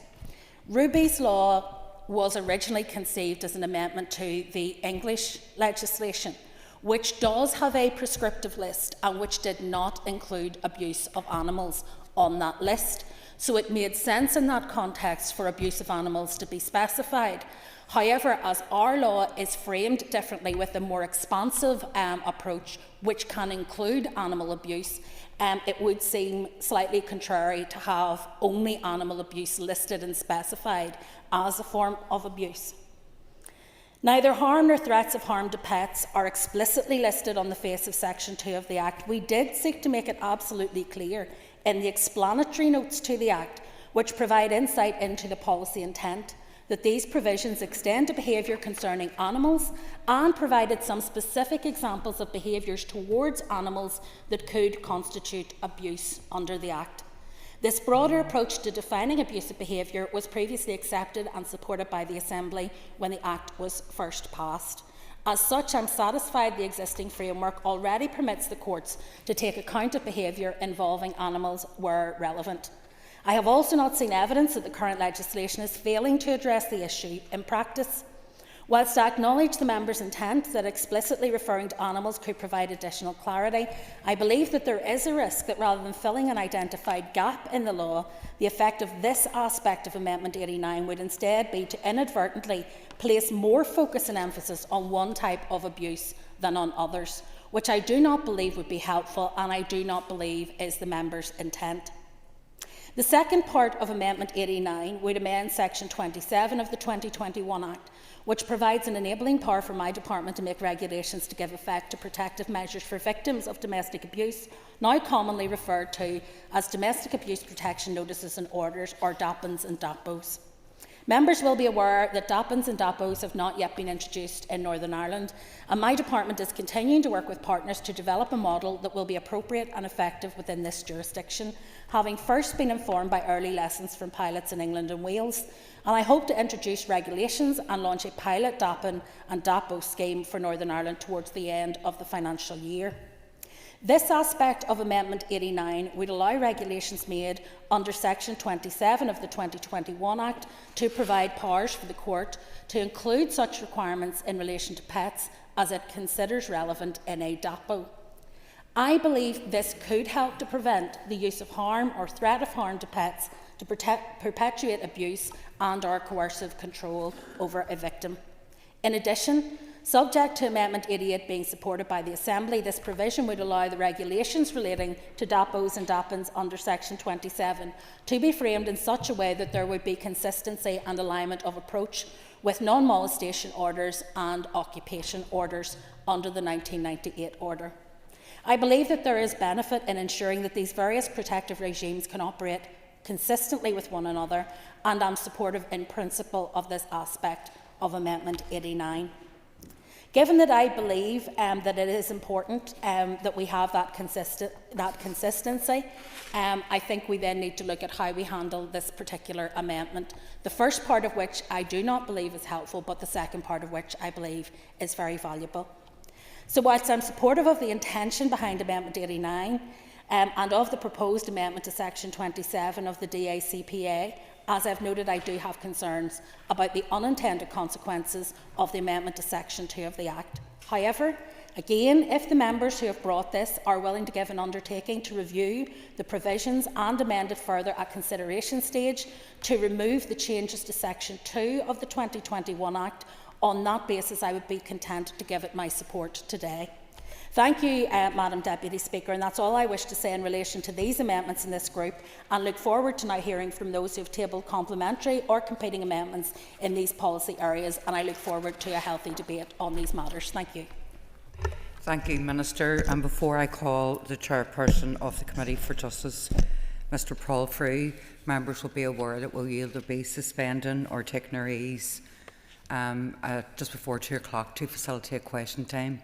So I just want to remind members of that, and I now call Mr Frew. Thank you. Thank you very much, Principal Deputy Speaker, and it will come as no surprise to you that I will get a wee break from my speech this side of question time, and then before I continue with my speech after question time. I know it's riveting. You might not be able to sustain question time with the excitement. I will begin my remarks by saying, first of all, that the first day of this debate I thought was very, very good and very, very productive, and it showed that we work together, both the Department, a Minister and a Chairperson and a Committee and an Assembly and all who take part in that. So I commend this House for the debate that we had on Tuesday for the first 2 parts of this bill. I will begin my comments on the ministerial amendments in Group 3 as Chairperson of the Committee for Justice. I will then speak in a personal capacity. Principal Deputy Speaker, as the Minister has outlined, Amendments 45 to 48 add 4 new clauses and a schedule to the bill. These define what constitutes an organised crime group and what it means to participate in the activities of an organised crime group. The amendments also create new offences of participating in and of directing the activities of an organised crime group. These amendments were broadly supported by all the respondents to the committee, who commented on the proposed clauses. The concerns expressed mainly centred around the potential exploitation of children and the vulnerable by organised crime groups, and the need to ensure they were not treated purely as perpetrators of crime, as they could, in fact, be victims themselves.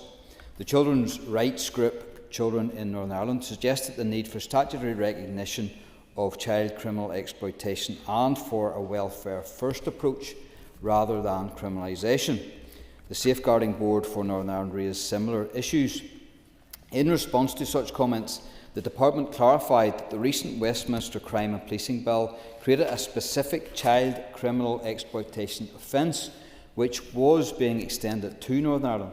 They said that the introduction of such an offence should act as a deterrent to gangs from enlisting children in their criminality, as they would be charged as child exploiters, which carried a maximum penalty of 10 years imprisonment. The House will no doubt be aware of the concerns raised across the UK about the use of children and young people in so-called county lines and other organised crime. Protections that may be afforded by a specific offence are therefore welcomed. The Human Rights Commission also highlighted the risk that people who are victims could be prosecuted under the legislation, particularly women who are subject to coercive control, children and victims of trafficking and modern slavery. The Department has advised that some thought had been given to how the legislation could be drafted so that children, women or vulnerable people were not instantly captured by the offence. For example, by considering the inclusion of statutory defences, which the Department tested with justice partners. It was determined that this was already covered by the common law defence of duress, which could potentially apply where there has been evidence of threats. In addition, the Human Trafficking and Exploitation Criminal Justice and Support for Victims Act, Northern Ireland 2015, provides a statutory defence in relation to certain criminal offences. The Northern Ireland Commissioner for Children and Young People queried why the Department was seeking to introduce different penalties from other jurisdictions in these amendments and how they envisage these new offences working for cross-border organised crime in the context of exploitation and trafficking. On these issues, the Department advised that it was apparent that neighbouring jurisdictions have their own nuanced version of serious organised crime offences. The proposed offences in the amendments we are considering today are akin to those in neighbouring jurisdictions, while also taking into account the unique challenges in Northern Ireland. Having considered the evidence received and the Department's response to the concerns raised, the Committee concluded it was content with the proposed ministerial amendments. I now turn, Mr. Principal Deputy Speaker, Amendment number 70. The repeal of public order offences via the new clause 23A and number 128, the new schedule associated with it, which I am going to call the Minister's vagrancy amendments, just to make things easier, are amendments that the Committee for Justice heard detailed evidence about and spent some time considering. Having received the text of the Minister's vagrancy amendments in December 2024, the Committee included them in its call for evidence on the bill. The amendments aim to repeal Section 4 of the Vagrancy Act of 1824 and the Vagrancy Ireland Act of 1847. I think we can all question the continued use of such antiquated legislation. Indeed, if you read the 1824 Act, some of the language with its references to rogues and vagabonds is certainly not what we would use today. The Committee was advised by the Department that there has been considerable criticism by homeless support organisations, the media and some of the good folk in this chamber that this outdated legislation criminalises homelessness and begging. The Committee's call for evidence attracted universal support for the notion that simple begging should not be an offence, and also that more work was needed to address the wider social and societal issues that lead to begging and rough sleeping. The Committee heard views that these should be considered as crimes of status, and in the words of Professor Kevin Brown, they are arguably indefensible in modern criminal law or human rights terms. However, some respondents who supported repeal did express the view that simply repealing the legislation may leave a gap in the powers for the police to deal with certain other behaviours that can arise from begging and rough sleeping. The Committee heard from the Simon Community and Homeless Connect that it is not appropriate to criminalise someone for simply begging or sleeping in the street. They supported the PSNI's decision not to prosecute for rough sleeping, despite the powers being available to do so. The witnesses from Homeless Connect also stated that they recognise that it is important for the PSNI to have the tools necessary to address disruptive behaviours that go beyond simple begging. However, they point out that it is not necessarily a straightforward issue. We as a committee heard that view echoed and expanded in other evidence. Retail NI, for example, agreed with the repeal of the legislation but felt there was a need to address replacement powers for when rough sleeping and begging crossed over into problematic or criminal behaviour. Again, it was clear that this is a complex issue. One of the most detailed and considered pieces of evidence the committee heard on this issue came from Professor Brown, who is a criminal law specialist in Queen's University here in Belfast. Professor Brown advised that he is fully supportive of the repeal of the relevant sections of the 1824 Act and the 1847 Act, providing his view that a complete ban on begging and a ban on rough sleeping would criminalise a person for being destitute or being without shelter. He went on to explain that begging in most cases is passive and harmless. However, in a small number of cases it can become, and I quote, aggressive, intimidating, obstructive or exploitative. In those limited categories, Professor Brown argued proportionate legal tools are justified. Professor Brown did not consider that existing legislation would appropriately fill that gap and may be left by repeal without replacement. He argued that there should be narrow, purpose-built provisions that target harmful behaviour without stigmatising poverty. He provided the committee with draft text of an amendment for begging causing or harassment, obstruction or public order concerns. He also pointed out that a further unintended consequence could be the gap on trespass with intent.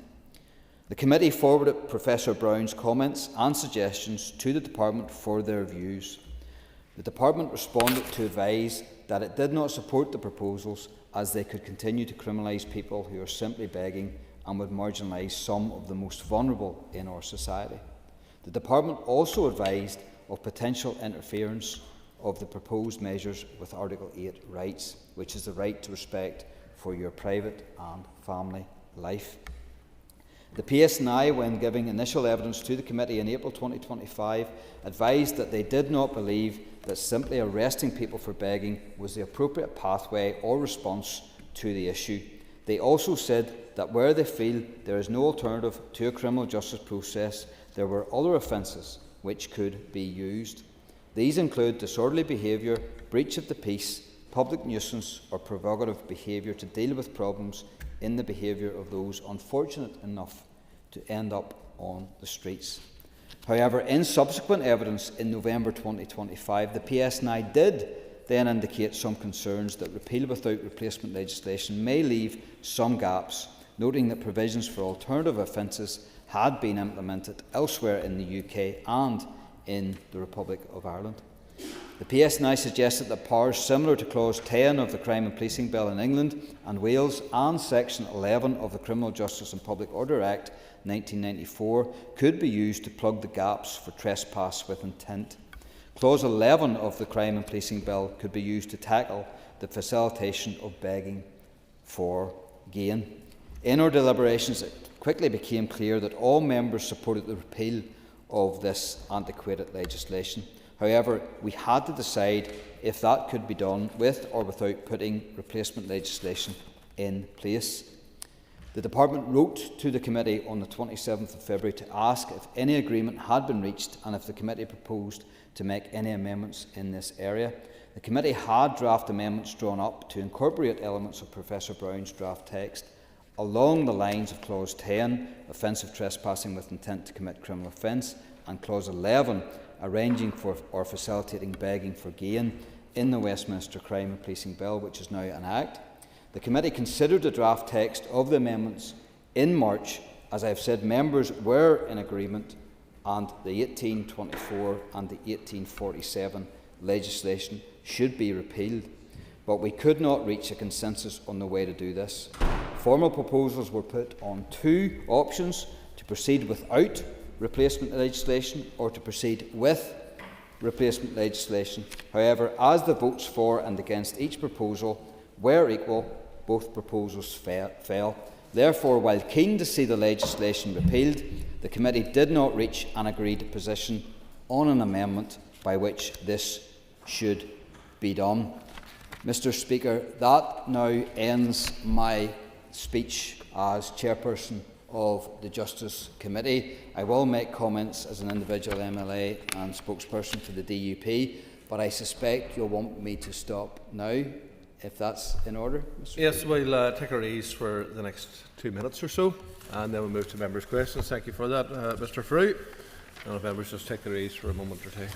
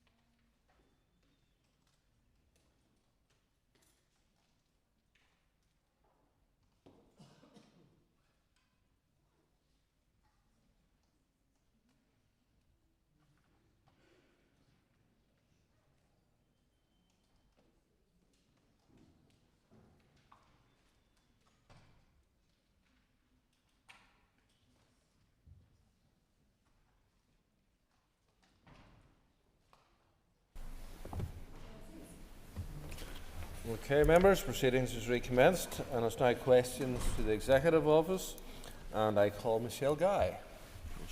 Or sorry, John Stewart. First next time round. Just making sure you're awake. Question number 1, Mr. Speaker. Deputy First Minister.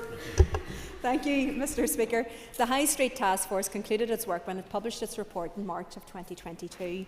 It made a number of recommendations which have been taken forward by ministerial colleagues at the Departments of Communities, Economy, Finance and Infrastructure.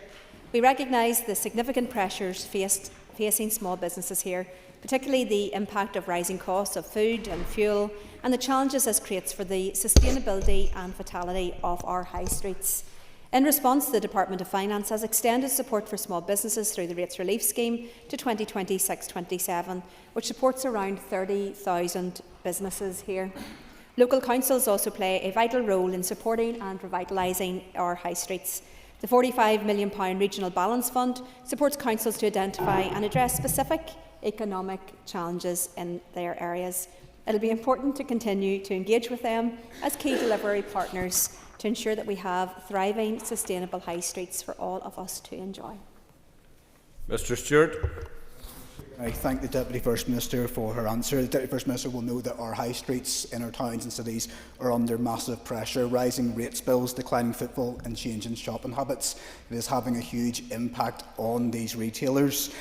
Given the cross-cutting nature of the work that you've outlined in the recommendations, would you consider re-establishing the High Street Task Force to have full oversight on this and to try and make meaningful impact positively on our high streets?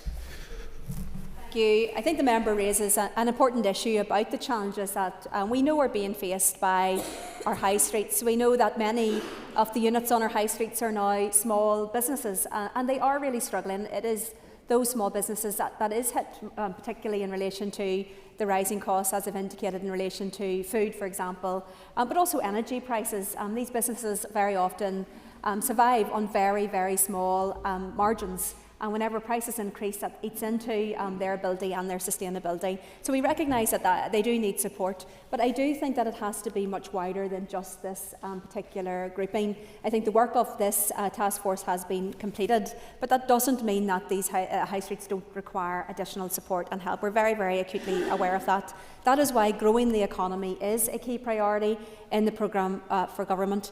Of course, each of the departments is taking forward those 14 recommendations, and we will continue to liaise with them. But we do believe that actually getting the right support, particularly through the tax system, UK-wide is absolutely critical, and that's why we have been lobbying the UK government hard to make sure that they try to move towards a position which is actually a budget that is fit for purpose for business.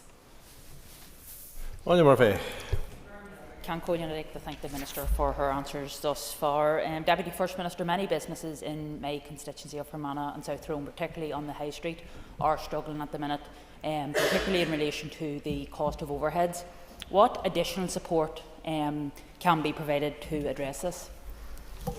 Thank you. And again, I think this is one where we have to be particularly vigilant. We are aware because of global events that are utterly outside our control, but global events having that impact, for example, on energy prices.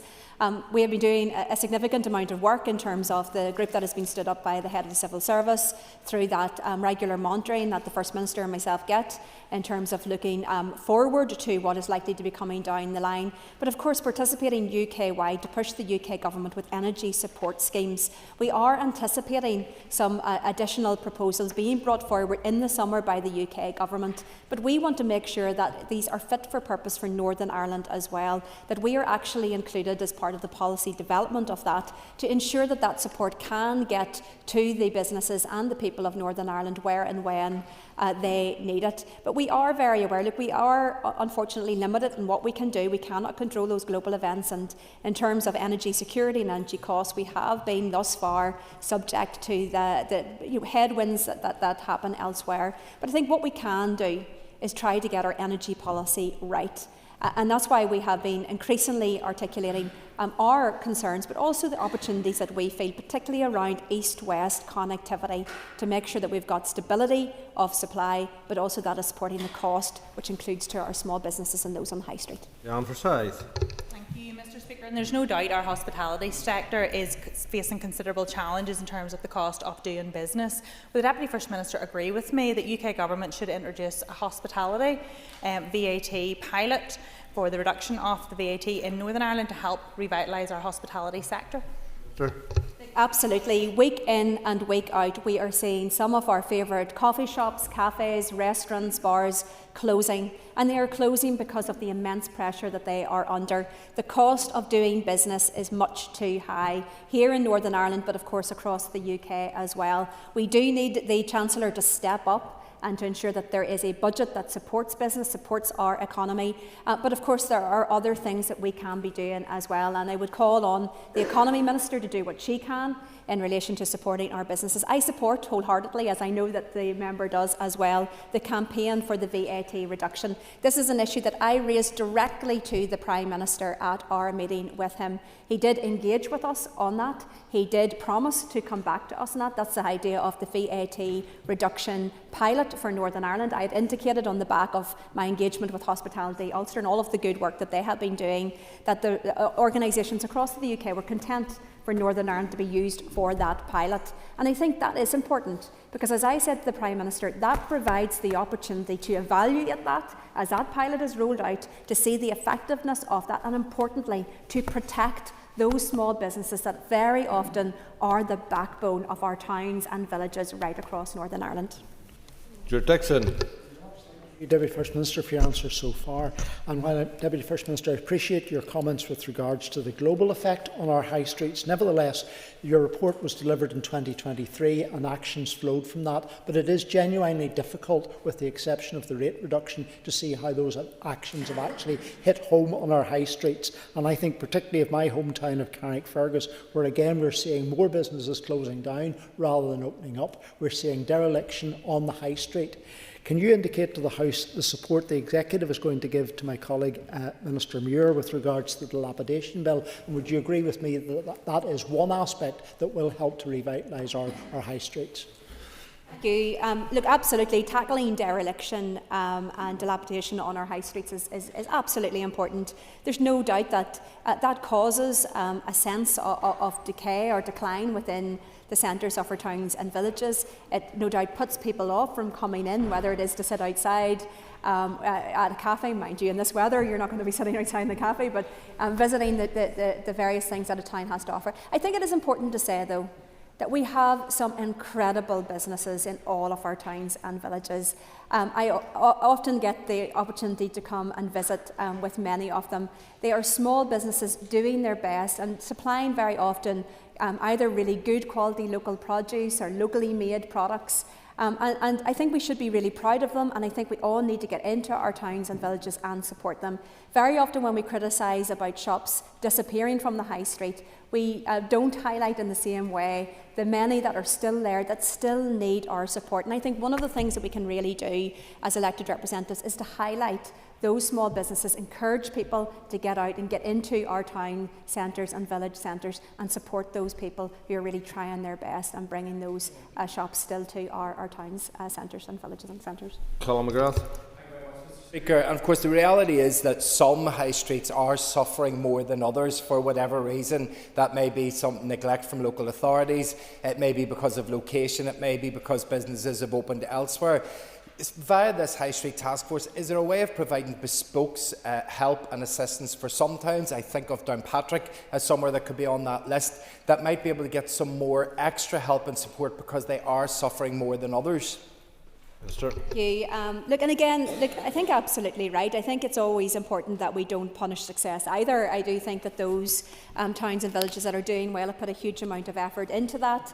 There's no doubt that they still require that additional support. Look, we are all guilty of it. The changing way that we shop is having that impact, and those that are on the high street can very often be disadvantaged because they are paying the rent, the rates, the electricity and everything else when others online perhaps do not have those overheads. So I think it's really important that we start to look at what do the high streets of the future look like, and I do think that that is much more integration. I would like to see the Department of Finance, for example, looking at, for example, public sector estates to see what support they can be given to some of our towns. I am always very, very happy to welcome the Finance Minister to Lisburn, for example, where I think there's great opportunities to put public sector jobs more in the city centre to support the city centre.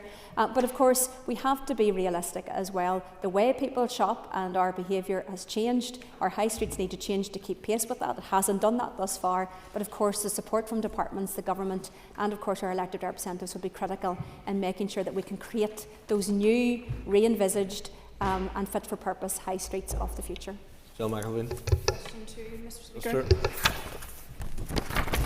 Thank you, Mr. Speaker. Members can be assured of our commitment to making devolution work. We have an agreed programme for government and have committed over £235 million over the next 5 years to a range of innovative projects to support and drive transformation across our public services. It will make a real difference, but of course, much more needs to be done.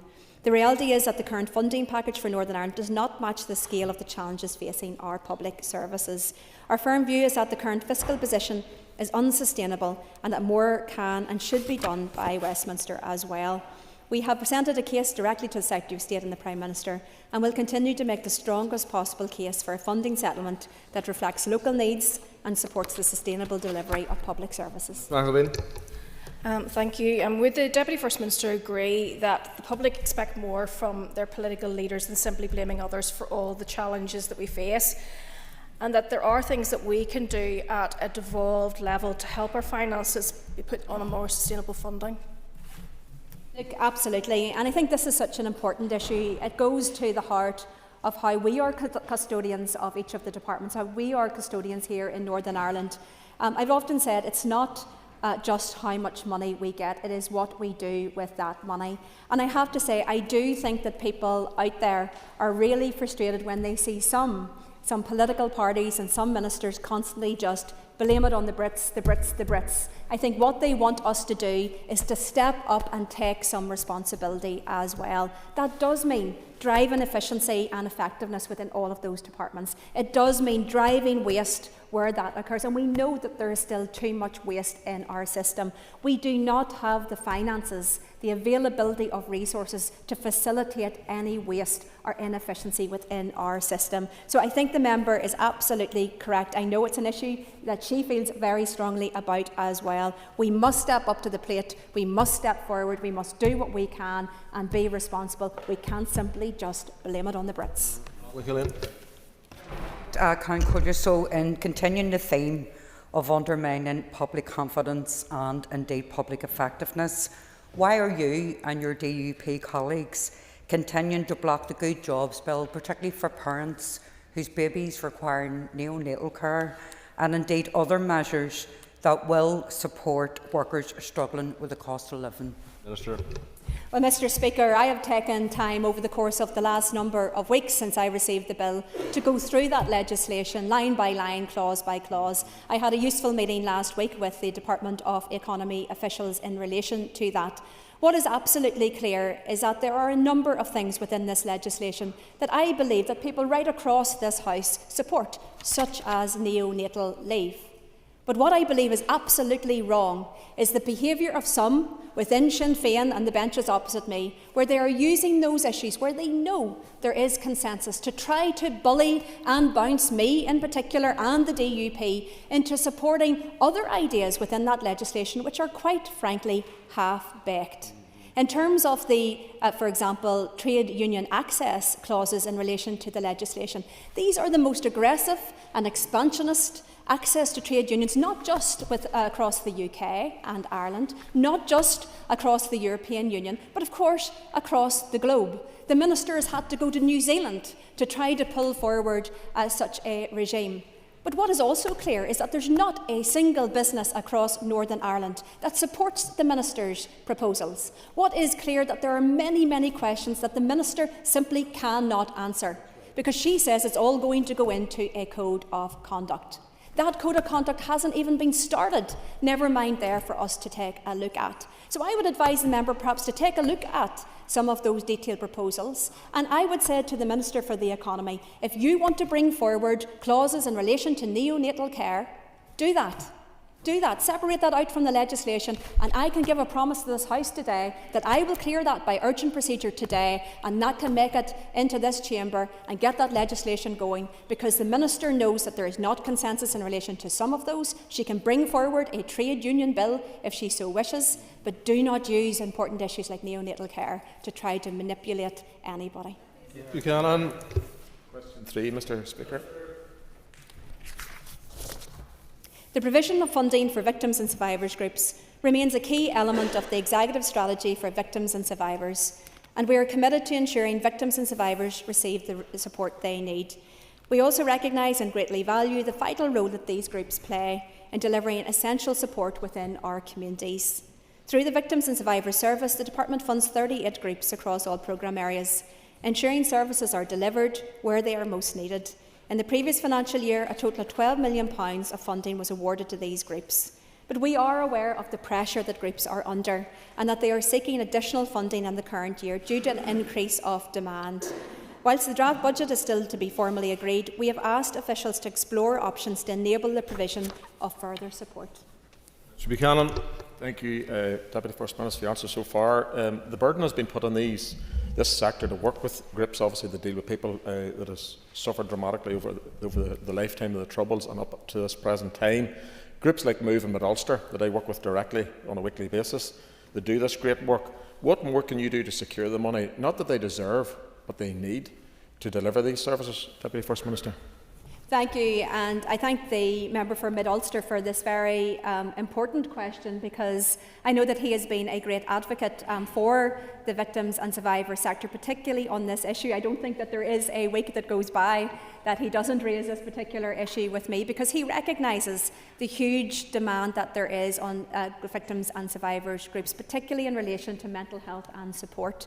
But more than that, I know that he cares very deeply for what victims and survivors are going through at the moment. There is no doubt that a number of key initiatives, such as the Victims Severely Injured Pension, what's happening within ICRA, as well as the very public conversation in relation to the legacy legislation, that all of that is having a huge impact on victims and survivors, particularly in relation to their mental health. I am acutely aware, for example, when we brought forward the historical institutional abuse inquiry, mechanisms and structures, that there was that support for people going through that. It was a trauma-informed approach. There was mental health and counsel and support throughout that. And yet we don't have that for many of those issues in relation to legacy of the Troubles going through at the moment. That needs to be addressed, because that pressure is now coming back onto victims and survivors groups. So I can give the member my commitment. I will be doing everything that I can to see if we can get that much needed additional resource to those groups, because I recognise that they are looking at unprecedented levels of demand and pressure because of this really important issue. Lindell. Cancorlia, Deputy First Minister, last week the British Prime Minister apologised to the families of the 5 people that were shot dead by the British Army in Spring Hill in 1972. For 54 years, those families have been fighting for truth, for justice, for acknowledgement. Do you, as Deputy First Minister, associate yourself with that apology and agree with the assessment of the British Prime Minister that it is the duty of the state to hold itself to the highest standard when investigating state killings? Thank you, Mr. Speaker. Look, I've always made clear that no matter what the circumstance, I will always stand on the side of victims. Victims and survivors across Northern Ireland, including those that she has referenced, they have been denied justice for much too long. And I know that I speak to many, many victims and survivors, including many of terrorist organisations across Northern Ireland, and they have never had justice. And the hurt that they felt at the time of their loved one being murdered is just as acute today as it was then. The continual denial of truth and justice to those victims continues to cause that pain. And she references in relation to the state, but I would say more than that. Everybody has that responsibility to step forward. If you were a member of a paramilitary organisation, if you are somebody that has justified the behaviour of paramilitary organisations or unlawful behaviour, wherever that comes from, that is simply wrong, and people should step forward and try to give that help, support, truth and justice to the victims who have suffered the most. Paula Bradshaw. Deputy First Minister, for your answer so far. We on the Executive Office Committee have received a lot of correspondence in relation to the assessment of funding going forward into this next financial year. I'm just wondering, in that arena of mental health support, what conversations you've had with the Health Minister to see if the actual public service could actually maybe pick up some of the weight in that regard. Thank you.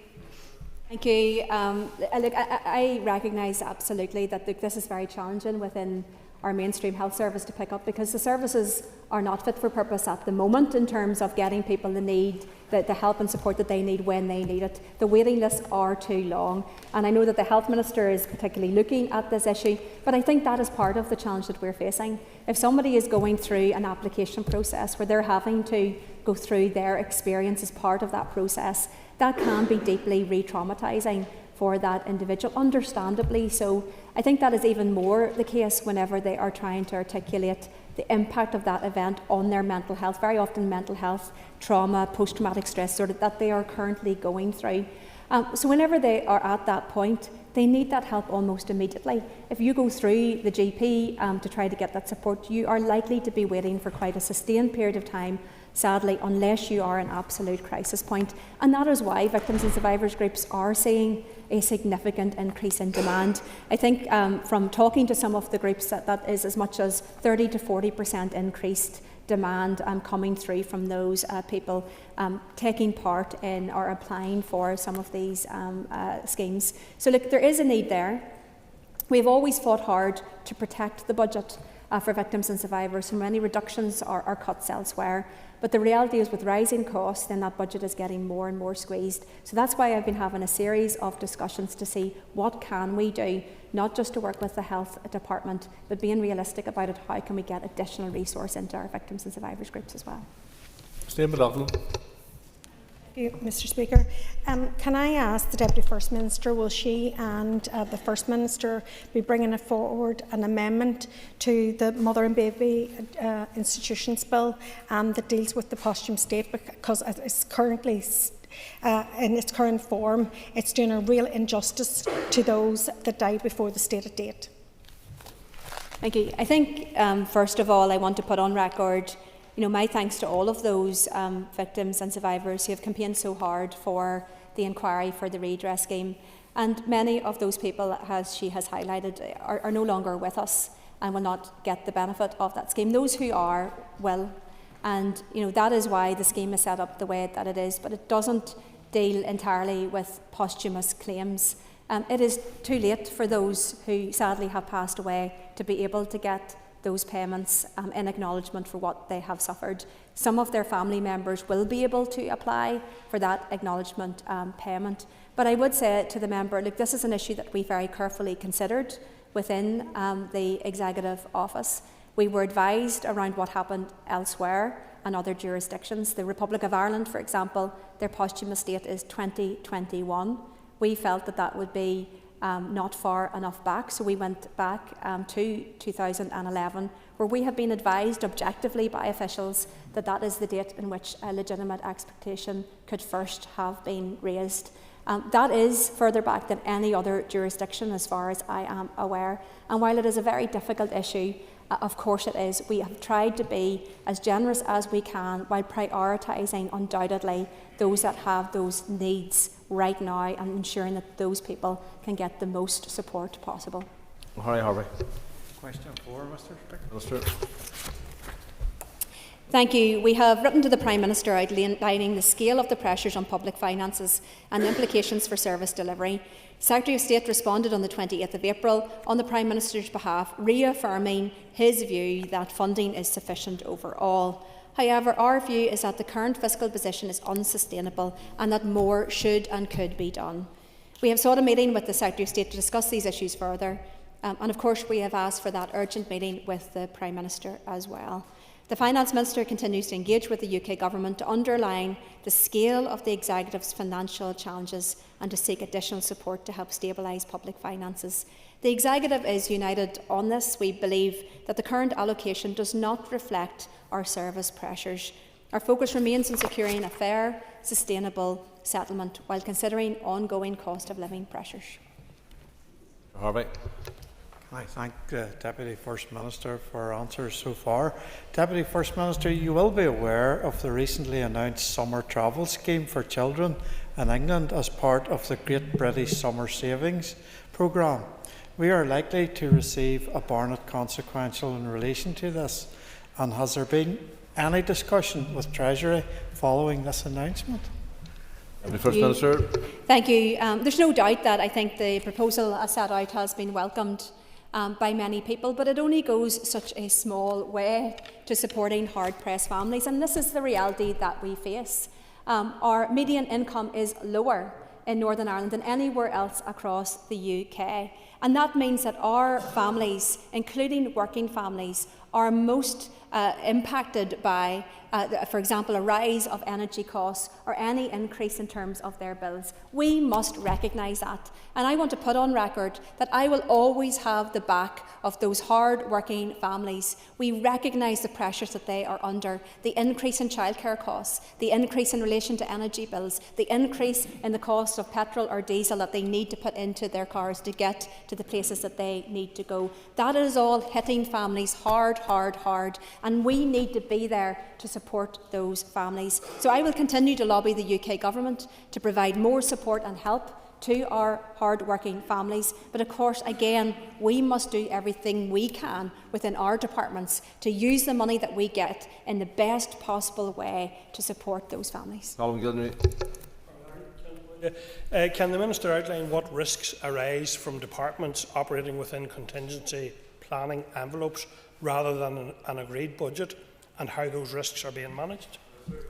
Thank you. And again, an exceptionally difficult issue, because, of course, as an executive, I don't think anyone around that table doesn't want to have an agreed budget.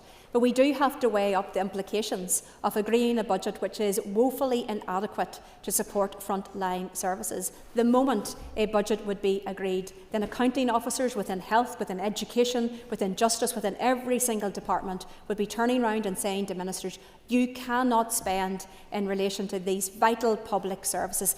In my view, the impact of that on ordinary working families would be catastrophic.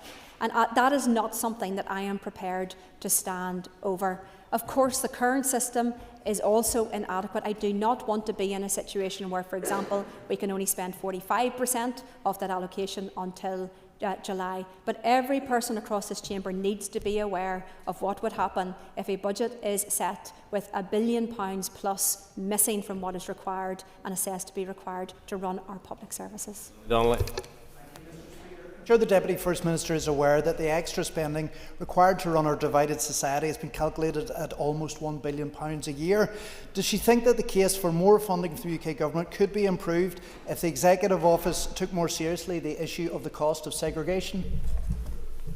The Executive Office does take seriously the cost of segregation, and indeed I have been a Special Advisor and Minister in this department for almost 20 years, and within that time one of the policy areas that I have worked on is together building a united community, and that is all not just about taking down those physical structures of division. So, for example, we had a signature project in relation to so-called peace walls, but it's also about breaking down the barriers in people's minds, within people's hearts in communities. Hugely successful projects, including our urban villages projects, our T-Buck camps, so well in excess of 20,000 young people now through those camps, bringing people together. And of course, this isn't just a single approach. We need to address this right across the piece, but of course I am fully committed to doing so. But your point goes much wider than just this issue. It goes to absolutely everything that we do. And I fully support, and I've said this at the Executive many, many times, that in my view, every department should be doing a line-by-line assessment in relation to their budget and making sure that the money that we have is being used in the best possible way. We do not have the luxury to have waste, to have inefficiency, to have things that are causing duplication. We must get this right. It's not just about how much money we receive, it's about how we're using that money as well.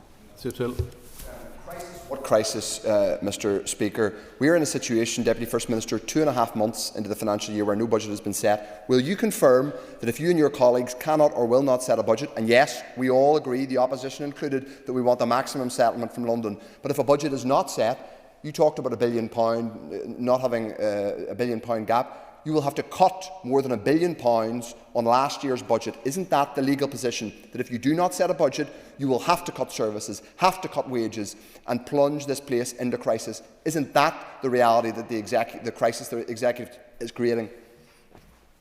In relation to the shortfall within the budget, the shortfall this year is at least £1 billion, and you can only try to find that in two ways, either by slashing public services or trying to revenue raise £1 billion within this financial year.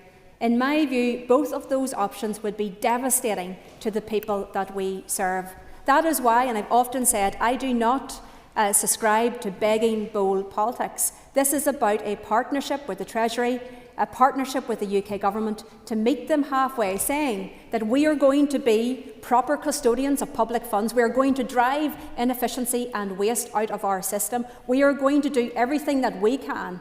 But in order to do so, to build that credibility with the UK Government and Treasury, but to ask them for the much needed support. Because if we set a budget, then public services within this year to make up that shortfall will be utterly devastated. And that is not something that I am prepared to do at this stage. Deputy First Minister, everybody knows what they saw in Scarva: racist and sectarian abuse hurled at a peaceful march, toxic waste spread on a public road, journalists intimidated and abused while doing their job, and one of your party's MPs right in the middle, in a scrum of masked men. Given all that you have said about positively promoting Northern Ireland, creating a showcase for this region, aren't you embarrassed? The situation in Scarva was an incredibly challenging one, and elected representatives, including from the DUP, including the MP for Upper Ban, Carla Lockhart, stepped up, was in Scarva, trying to de-escalate, liaising with the PSNI, trying to resolve issues before they give rise to worse violence. That is leadership. That is not easy. And it, of course, is much, much easier for people to sit by the sidelines and criticise based on a handful of photographs. If you were not there and you did not see what happened, my colleague from South Down, Diane Forsyth, made a member statement this morning. I would suggest to the member that you listen to that member statement about the situation on the ground, because the public representatives from the DUP were there to de-escalate and to support a peaceful resolution at a peaceful protest. I repeat, Deputy First Minister, people saw what they saw with their own eyes. They didn't see that MP de-escalating. They saw a Member of Parliament from your party right in the middle of a scrum of masked men. I repeat, masked men shouting racist and sectarian abuse. They did not see de-escalation.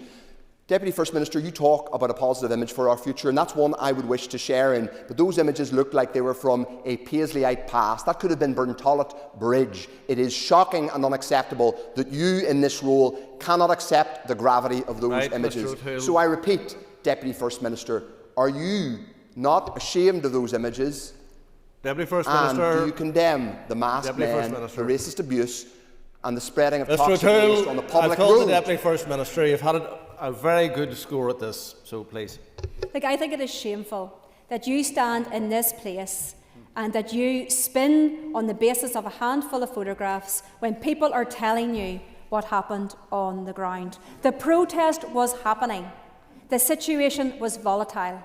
Elected representatives from the DUP, from the Ulster Unionist Party, from the TUV were on the ground, including Carla Lockhart, Diane Forsyth, Jonathan Buckley. They were there to de-escalate the situation. The photograph that you saw, and indeed that is why I've said to you to listen to the member statement, the photographs that you are referring to shows Carla Lockhart standing, not on her own, but with a line of public representatives holding the line, calming things down. So it's very easy for you to criticise, but I would say to you, shame on you. Shame on you to try to use this volatile situation to politically point score when the elected representatives from the DUP were there on the ground trying to ensure that the protest remained peaceful. The DUP has always been more than clear. We stand against thuggery, we stand against paramilitarism, we stand against terrorism, and we stand for the rule of law. It wasn't easy for the public representatives to be there on the ground in very difficult circumstances, but violence was avoided. And I say well done to those who worked hard to ensure that that was the outcome. I think it's disgraceful that you haven't condemned what happened in Scarborough on Saturday, so I'm going to give you another opportunity. Do you condemn the presence of masked men in the crowd in Scarborough on Saturday, hurling the most extreme racist and sectarian abuse at peaceful protesters? And do you distance yourself from your party colleague, Carla Lockhart, who gave political cover to those masked men, and for her disgraceful and dangerous comments that what happened in Scarborough could have ended in a bloodbath? Go ahead, let's hear. This is absolutely pathetic. Point scoring. The reality is, I have been absolutely clear on every single occasion. I absolutely, without reservation, stand against thuggery, stand against sectarianism, stand against racism, stand against paramilitarism, stand against terrorism. Unfortunately, you don't have to look very far around you to find others that cannot be as clear as I am. But I will say this to the House. I will take no criticism that I have been in any way ambiguous about these situations. I condemn without reservation any criminality, any thuggery, any intimidation. Ask your colleagues, can they do the same? Smokescreen, condemning masked men, just not on Saturday, Deputy First Minister. So on the subject of masked men, will you explain to the House why your party representative challenged the PSNI decision to remove the hate banner from Moygashel? And then will you also condemn the re-erection of that hate banner at the Play Park in Moygashel by masked men? Like, I will reiterate, because what we've been saying is, and I know I said earlier, it's blame it on the Brits from Sinn Féin when it comes to budget issues. But when it comes to everything else, it's blame it on the DUP, blame it on Emma Little-Pengelly, because we've all seen this over the course of the last number of weeks. We've seen coordinated posts from Sinn Féin trying to elbow my name into every single post and criticism that you try to put across. But do you know what? There is absolutely no reservation whatsoever on my part, and I will say it here again. There is no ambiguity on it. I stand against thuggery, I stand against intimidation, I stand against sectarianism and racism, I stand against terrorism. And I would say to the member, if all of your members in your party could do the same, we would be in a much better position. Question 3 is withdrawn. Carla Killian. Following on from the First Minister's performance, sir, given her party's links to the Ulster Resistance and the Red Berets, will the Deputy First Minister take an opportunity to condemn everyone in the DUP and their families with association with Ulster Resistance? Mr. Speaker, once again, here we have very personal attacks directed at me. Well, I would say to the member that as somebody who was convicted of IRA criminal activity, that I hope that your children and the children of other members, when you look to your left and right on your side of the House, people who actually went out were members of the IRA, an organisation that killed people, who carried out punishment beatings on children, who killed women, who planted bombs and killed innocent civilians, who shot people on the backs from the darkness of the night. When you look to your colleagues left and right, you call them out. But calling out the child of somebody for their alleged actions of their father, which you have done before, I have to say, despite your own actions, is disgraceful. But I would say this to people watching this: I stand on my own 2 feet. And I have always been absolutely clear where I stand in terms of terrorism, paramilitarism and thuggery. I say it without reservation, and I can say it open and honest, because I believe in the future of this place when the people across want to look back. I believe in building a better Northern Ireland for absolutely everyone in Northern Ireland, regardless of what community that you come from. And I believe that if people have a past I will work with people to try to build a future for them, provided that they can say, hand on heart and honestly, what happened in the past was wrong. There was always an alternative, and we will move forward together. So shame on you. There was one person here that let themselves down, and it wasn't me. I haven't let myself down at all, and my remarks are to the rest of your party. The rest of your party.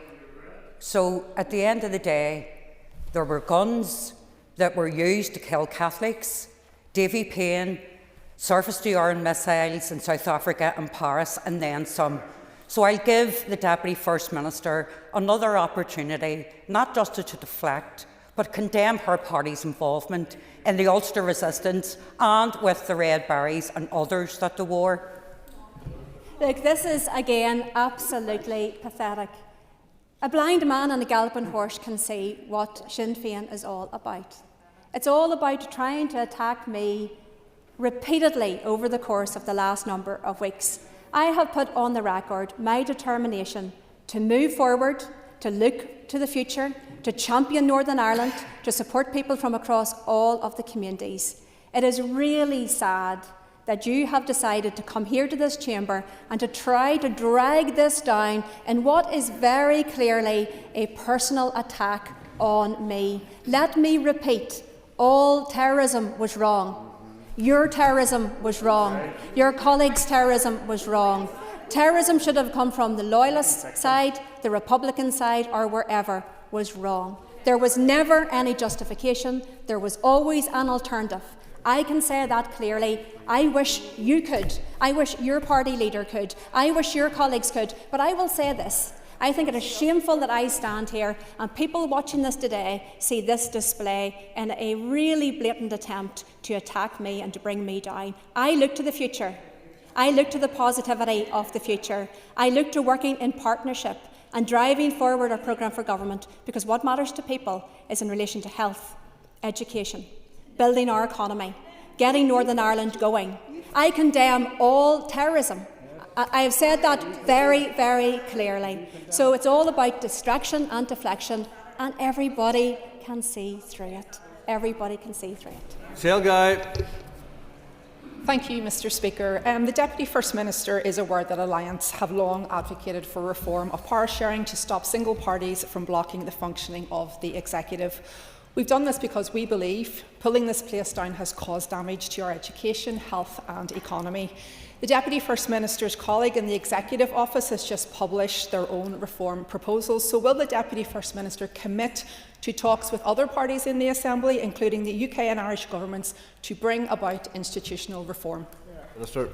Thank you. I thank the member for her question. I think we all know that we want this place to work, and we want it to work better. And the DUP, of course, has set out our stall in the past in relation to a number of areas where we believe that that should be and could be the case. But I would say this, that real partnership working comes from relationships. I stand here, actually, a little bit disappointed and sad about what I have just witnessed from across the chamber, because that is not partnership working. I think it is, as I stood in this chamber on the very first day that I took up this post, that this is about recognising that we have differences, we're from different backgrounds, we have got different aspirations, but you can only force partnership working to some extent. Partnership working must be based on genuine respect and trying to work on an agreed programme for government for the betterment of the people we serve. As I've said, I look to the future. I think it's really, really sad that some people are looking to the past, and this is all about an election coming up and landing blows and bringing people down, when what we really need to do is to work together for everyone in Northern Ireland. Mr Speaker, and I thank the Deputy First Minister for that response. You mentioned the PFG, and the latest annual report on the programme for government, which was published recently by TEO, highlights that economic inactivity and low productivity are key challenges for the Executive and delivery of the PFG. Does the Deputy First Minister recognise that those challenges are compounded by the fact that due to stop-start government, we have had 6 different economy ministers and 3 different economic strategies during the last 10 years? Thank you, Mr. Speaker. Look, I think first of all we have to recognise that the Northern Ireland economy is an economy transformed. There's no doubt about that. Like even from when I graduated Queen's University as a young lawyer back in the early 2000s, your options were somewhat limited in terms of going into some of the bigger companies. You would have had to go to London for that. Today we have Citibank. I recently had a meeting with Bank of America. They are going to be up to 350 jobs here in Northern Ireland by the end of the year. But in terms of those advancements in relation to back office services, in relation to professional services, cyber security, research and innovation, advanced manufacturing, we have really transformed our economy. But the member is absolutely right that economic inactivity and productivity are two significant issues that we need to really tackle. But unfortunately, economic inactivity goes well beyond stop-start government. It is a community issue, it can be a family issue, there can be long-term transgenerational unemployment and economic inactivity. It can be an issue of poverty, of ambition, education underachievement, so many different elements, and it is an issue that I feel incredibly passionately about. I didn't go to a grammar school, I went to a non-grammar school, an excellent school, Market Hill High School, and I want every child, regardless of the school that they go to, grammar or non-grammar, to be able to achieve, to be able to get their qualifications and to go on and to change their lives for the better as well. Economic inactivity doesn't do that. So you're absolutely right. These are big issues, but it'll not just be resolved just simply by one aspect of it. All of the departments must work together. Thank you. We move on to questions to the Minister for Infrastructure. And again, I call Mrs. Skye. It's a high priority for my department, and we are committed to working proactively to make our roads safer and to address the needs of all road users.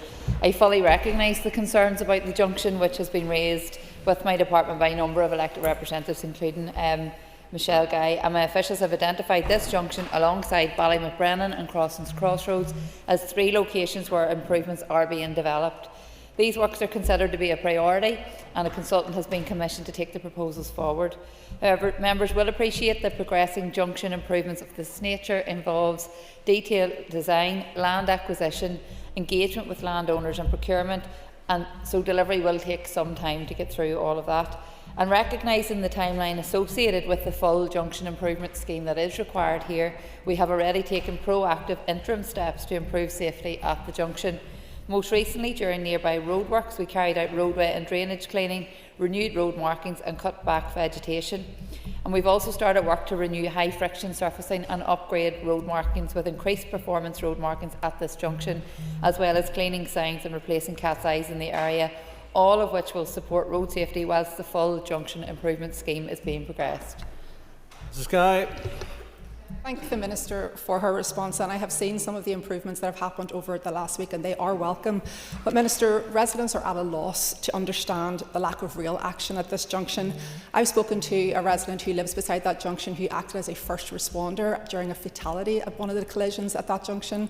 Over the last 3-year period between 22 and 25, there were 18 recorded collisions, 10 of them serious and 42 resulting in serious injuries. Minister, how many more serious collisions does the department believe are required at this junction before we actually take action to resolve these problems? Well, I think firstly we take it very seriously, and particularly given that there has been fatalities. I've acknowledged in my response that the department is treating this as a priority. Unfortunately, there's a complex process involved to do exactly what we need to do here, and it is a full upgrade and improvement of the 3 locations that I have outlined.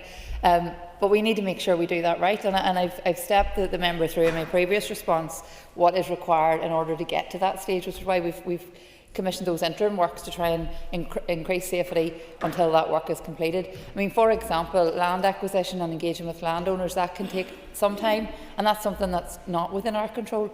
We can dedicate our resources to that, but it does take some time because we are required to work with external parties in relation to that in terms of landowners and how that works. And I've seen that in many other projects. Something's probably been a wee bit of a learning curve for me coming into this role, having dealt with constituency issues where you can't, it's very difficult to comprehend why things take the length of time they do. But what I can say to the member today is to give my assurance that we will not be found wanting in terms of the pace of this. We'll ensure to keep pushing forward. It has been very strongly acknowledged that this junction does require the improvements that have been approved, and we'll work hard to ensure they are delivered at the earliest possible stage with all the work that is required. Melissa McHugh. Thank the Minister for her answers so far. Minister, what plan do you have in order to improve the condition of the road network? Well, as the member may be aware, the consultation on the draft road maintenance strategy, which ran from the 2nd of December, closed at the end of January this year. I'm very grateful to all those who provided feedback to that consultation, because it has been overwhelmingly positive.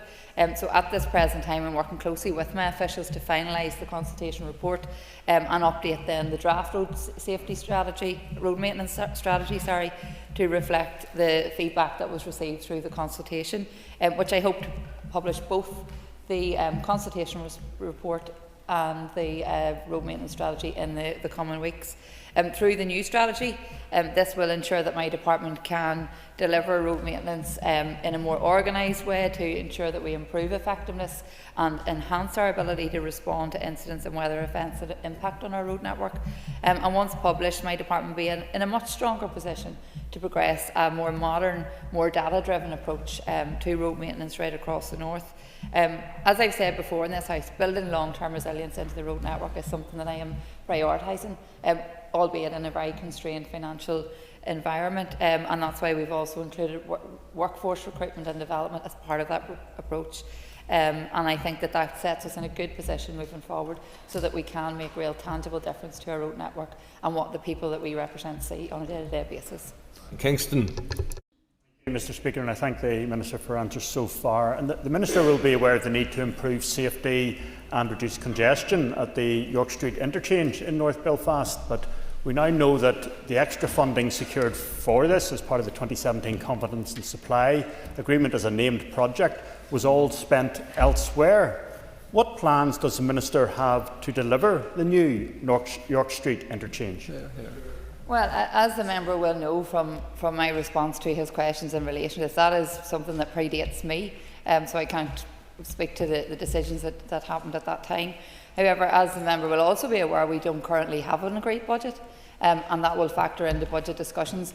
I have met with the consultants in relation to the York Street interchange in recent months, and I know they're looking at options in relation to it. So I know the importance of it. I come the Westlink every single day when coming here to work, and I know how significant the congestion is, and any challenge along that route creates bigger problems, not just for people on the route, but also for the wider city and people coming in and to and from Belfast. So look, it is very much still on the agenda, and I think it's looking at what we can do, but obviously everything that we do is related to budget, and hopefully we get an agreed budget in the not so distant future. Matthew O'Toole. The original question talked about the Saintfield Road just in the Lagan Valley constituency. Well, a mile or two east of that is Saintfield Road in my constituency in Carryduff, and it has been a hotspot for collisions. The community in Carryduff really do want urgent action taken. An elderly woman died on the Saintfield Road earlier this year. That community is crying out for attention from your department in terms of traffic calming, more road safety, particularly pedestrian safety measures. Can I ask that you and your department take a hard look at what actions you are taking, particularly in Carryduff and that stretch down the Saintfield Road, because it isn't safe enough for pedestrians in that community. Something really does need to be done. So can I ask the Minister to go away and look at that and task our officials with really prioritising Carryduff road safety? Okay, Minister.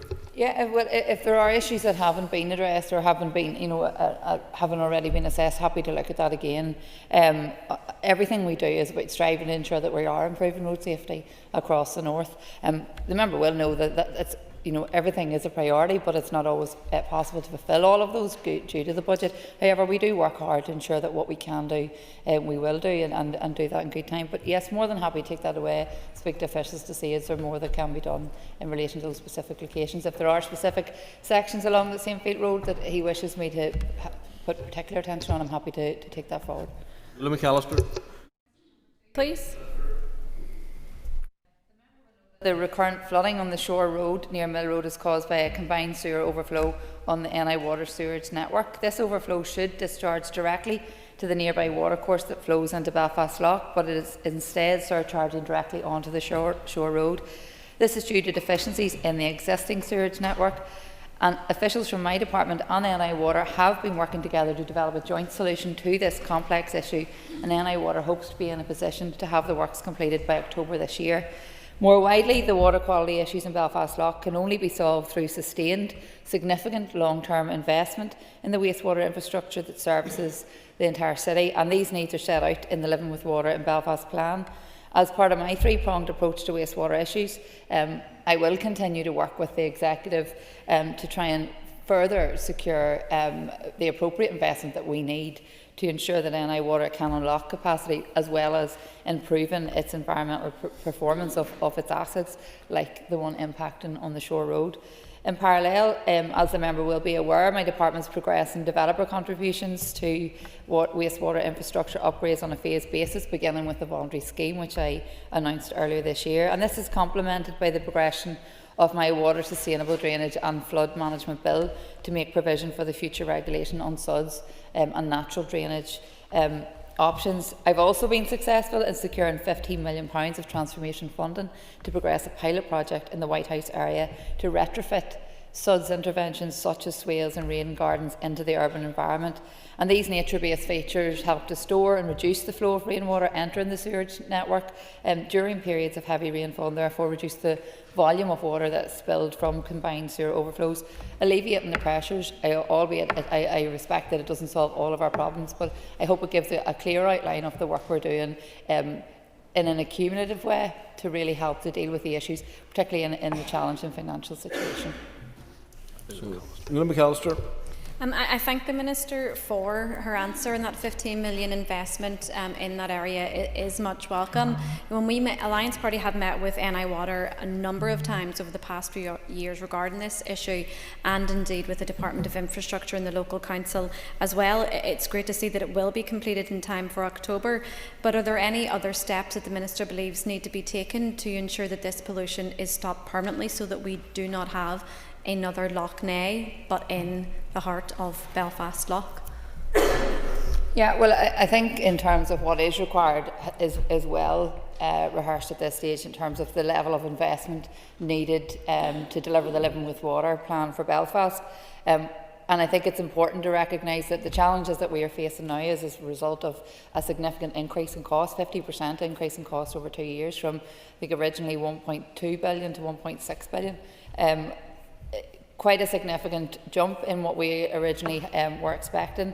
So that being said, we have looked at how we can deliver those projects, or NI Water can deliver them with the funding available, and working through that at a pace that's actually more achievable. That's not easy, and I think that's why I recognise, which is why I think it is so important that when we are around the executive table, that all ministers have a good understanding of what the consequences of not investing in NI Water is to deliver the upgrades that are needed, because not only does it impact capacity in terms of development, but also as the members outlined in this example, it's the environmental impacts as well, particularly on Belfast Lough. So, look, I've outlined in my previous answer the steps that I'm taking to move us closer to making progress, and to continuing to work with NI Water as well to find solutions, because that's what I'm focused on. It's solutions. It's not about sitting on my hands. It's about ensuring that we find ways that we can make progress, albeit with the challenges that we're all facing financially. Eve Finnegan. And I want to thank the Minister for her answers so far. Minister, as an important part of your three-pronged approach is natural drainage, which keeps rainwater out of the wastewater system, freeing up capacity for vital housing. Can you provide an update on the urban drainage transformation project? Yeah, so as I've alluded to there, the Department has secured £15 million from the Transformation Fund for that 4-year period from 25-26 to 2028-29. Allocation of £370,000 during 2025-26 has already been fully spent, and £4.625 million has been allocated for this financial year. This funding will be used to support the nature-based solutions pilot project over the next 4 years, and the overall target for the project is to provide approximately 10,000 cubic metres of temporary stormwater storage by retrofitting those nature-based SUDS interventions into urban areas to reduce the pressure on our constrained drainage and wastewater infrastructure, which will help to reduce flood risks and spills from sewers. Work during the first year of the pilot project has focused on identifying suitable locations and has had extensive engagement with stakeholders, including Belfast City Council, Antrim, Newton Abbey Borough Council and the Housing Executive. And this has included completing ground investigation surveys at 11 locations in the White House and Fort William areas to assess their viability for potential SUDS projects. 2 other potential locations have been identified at Drumglass Park, Lisburn Road and at Castle Place in the city centre. It's actually 3. Work has also commenced to deliver a natural flood management scheme in partnership with National Trust at its property at Lisnabrini and Craiga Glen, and to help slow the flow of water in the Glenbrook River during periods of heavy rainfall. Mr Speaker, previous reports confirm that Northern Ireland Water dumps approximately 7 million tonnes of raw sewage into the Northern Ireland waterways each year, with 3 million of this within the Belfast metropolitan area. Farmers are used as the scapegoats while Northern Ireland Water continues to pollute our waterways without fear of sanction. Minister, what discussions have taken place between yourself and the DAERA Minister to bring an end to this Sortby agreement? Well, as the member will be aware, the Minister has outlined his suggestions around Sortby, and we continue to engage with him in relation to that. However, I think it is important to recognise that the removal of Sortby would also have significant consequences if not done in a planned and managed way. That was established to recognise the challenges faced in terms of our wastewater infrastructure. However, I continue to work with the Minister to find a solution that helps us move forward to that, because we all have a responsibility in terms of environmental protection, and I think the issues that you outlined in relation to NI Water is something that I'm very keen that we can address at the earliest possible stage. It will need investment, but that's something that I'm keen to continue to work with the DAERA Minister and all executive colleagues to ensure that we can find a solution and find it at the earliest possible stage. It's the view of many people that developer contributions should be compulsory. If they're voluntary, they'll be much like a chocolate teapot. Can the Minister indicate whether you're looking at implementing a system of increased fines for those organisations that are polluting the loch, including any work with the DAERA Minister to tackle those businesses, especially if they are agri-business companies who are polluting the loch? Any work on increasing fines on those organisations? Thank you. Well, the member may not be aware, but in terms of enforcement, it is responsible of the DAERA Minister, and it's not the responsibility of self, as they'd have the remit in terms of water quality.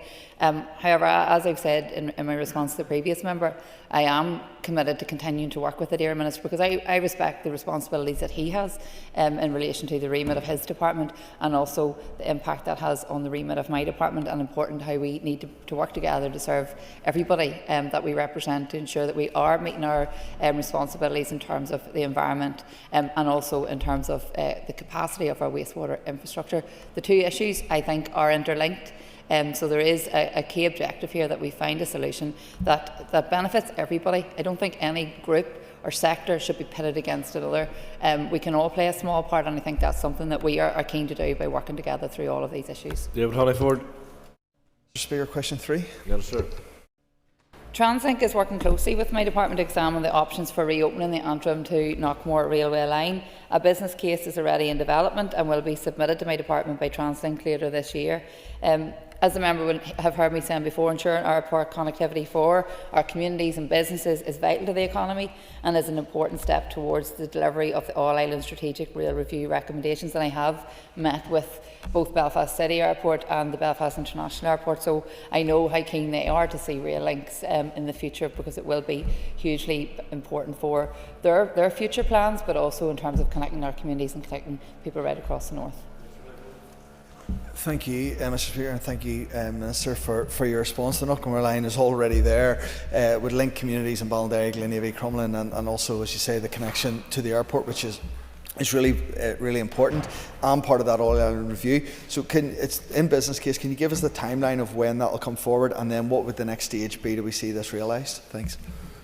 So I think it's too early to give precise dates in terms of the reopening of the Knockmore line. It is recognised as a major project in the rail prioritisation strategy, and it said work would not begin till after 2030. apologies, that's the new line. The historic track on the line needs to be upgraded to modern standards, as does the signalling, as the member will know. And this represents a major investment, and before work begins, it's important that the right solutions are identified. And I think the member will agree that we have one chance to get this right, so it is important that we do so, and that I can be confident that we get value for money in terms of that work.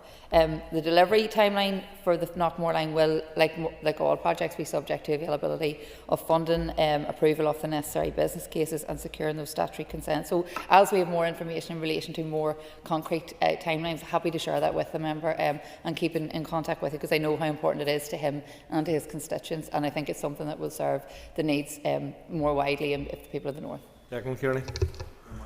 I thank the Minister for her answers. You will be aware that the reopening of the Knockmore to Antrim line is effectively a cross-party priority, supported by all elected representatives in the constituency. It also commands very significant interest from an economic, a commercial business and a community standpoint in South Antrim. So your news today is very positive and helpful, but can you specifically tell us what progress has been made in relation to the proposed new halts from Knockmore to Antrim? Yeah, and I thank the member for his comments, because I think this is all very positive. We have set out very clearly, particularly through the announcement of the prioritisation strategy of what we want to do, and it is incumbent on me and everybody involved that we continue to work to ensure that is delivered. The department continues to work with TransLink to look at the potential new halts at Crumlin, Glenavy and Belfast International Airport as part of that Knockmore to Antrim route, and they are progressing the necessary technical modelling and the development of a business case to assess options for improving services along that corridor.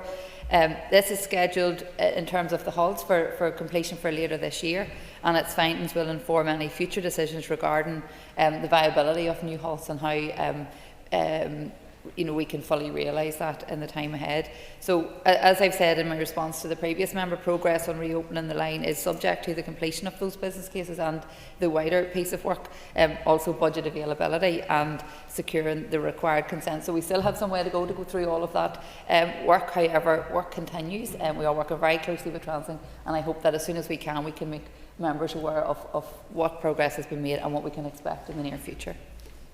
Stephen Dunn.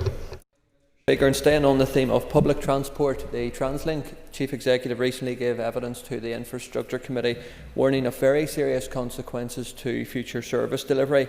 Minister, how will you justify these potentially significant service cuts under your watch, which will ultimately hit our most vulnerable the hardest? Well, as the member will know, there's been no detail in terms of what TransLink have been looking at, and I've been engaging with TransLink. I met with the chair of the board just last week, and I will be meeting with TransLink's wider board again next week. The member has alluded to the information that the Chief Executive provided at the committee, and in relation, I suppose, to the fare freeze that I announced a number of weeks ago.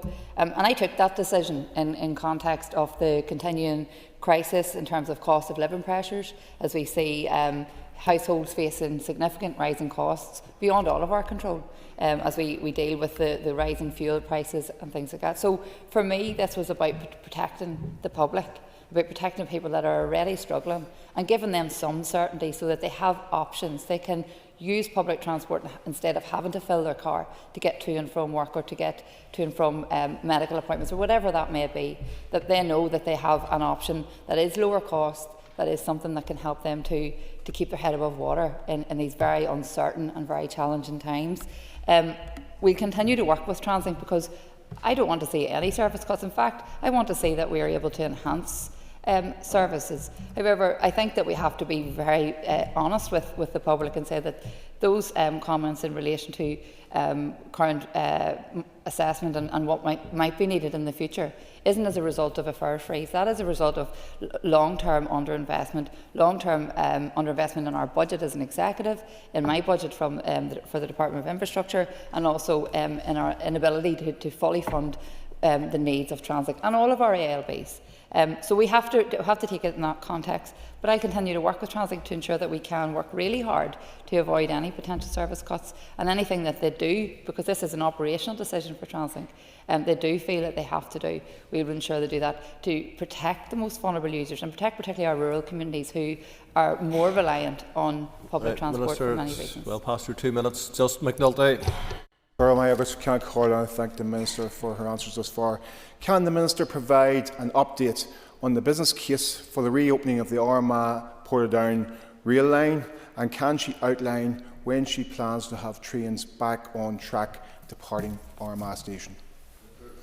Well, similar to what I've said in relation to the member previously's question, as the member knows, this was another project that has been identified in the prioritisation strategy, and one I was very pleased to include because I recognise the importance of that line. So officials are working closely with Translink to progress those business cases. Everything is subject to budget availability, as the member will know, but I've been working very closely with my counterparts in the South. I met with Minister Darragh O'Brien just again last week at the Transport Ireland conference, and there's a huge feeling of positivity and ambition right across our island in terms of what the future holds for rail, and I'm very keen that we are a key part of that, and that we see the full realisation of what has been set out in the All-Island Rail Review and in the most recent prioritisation strategy. Peter Martin. Question 4, Mr. Speaker. Minister. In distributing the funding available for capital structural maintenance, allocations to the 4 DFI roads divisions are made based on need, using a range of weighted indicators tailored to each maintenance activity. Divisions broadly use these indicators when apportioned across council areas to ensure, as far as possible, an equitable distribution of funding. These indicators encompass usage, general surface condition, structural deformation, public inquiries and public liability claims. For essential maintenance activities such as patching and grass cutting, the factors taken into consideration in distributing the funding available include defect information, areas of grass and numbers of gullies, for example. The capacity of our internal contractors is also a factor in the allocation of funding, and where our internal capacity cannot fully deliver the current requirements, then my department's divisions or section offices must engage the services of external contractors. This cost will differ across council areas depending on relevant capacity and external contract rates. My department's 4 roads divisions broadly use the indicators I've already mentioned when apportioning their allocation across council areas to ensure, as far as possible, an equitable distribution of funds. Therefore, I'd like to assure the member that the Ards and North Down receives a fair and proportionate share of the funding that is made available to my Department for Road Maintenance based on all of the factors that I've outlined. And I know we've had this discussion previously. I think we had an adjournment debate as well as this, so we have explained how this has worked out. But officials will continue to carry out inspections, and any defects meeting the current limited service maintenance policy will be reported for action and dealt with as soon as possible. We're also considering our budget for 26-27, as a member will be aware, and programme of works will be finalised once a budget is available. Mr. Martin. Thank the Minister for her answer. Minister, according to data from your own department, my constituency has the lowest level of DFI expenditure across the 11 council areas. Fermanagh and Omagh, for example, is receiving 253% more than mine. And yet the roads in my constituency are the second worst in Northern Ireland, and that's NISRA data. Can you explain to me this discrepancy?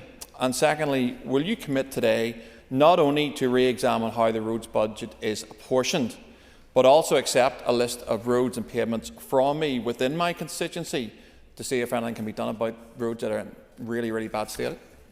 Well, I would think that every council area could probably make the same arguments in terms of the level of defects and the level of maintenance that is required. I've set out clearly what the current methodology is. And I think, based on the information and advice available to me, it is the fairest way to do that, to ensure it is proportionate. I don't dismiss the statistics that the member has outlined. However, I think it is important to look at what the capacity may be of the workforce in that area, and I think that's a key part in all of this. And I've said this before in this chamber, even if I had all the money required to fulfil the total road maintenance needs of our network, That's no good to me if we don't have the staff to deliver it. So there are vacancies, and that's why, as the member will be aware, as he is the chair of the Infrastructure Committee, we have undertaken a significant recruitment drive to really increase our capacity in terms of our workforce, because that is what actually will help to deliver. I've outlined in my answer there about when we don't have capacity, we then have to use external contractors, which naturally comes at an increased cost. So there are so many different factors, and I'm happy to maybe get more detail in relation to Ards and North Down, and maybe where there are issues affecting staff, and if the member wishes to write in to get a wee bit more detail around that, which may be contributing to the factors that he has outlined. Honourable Murray.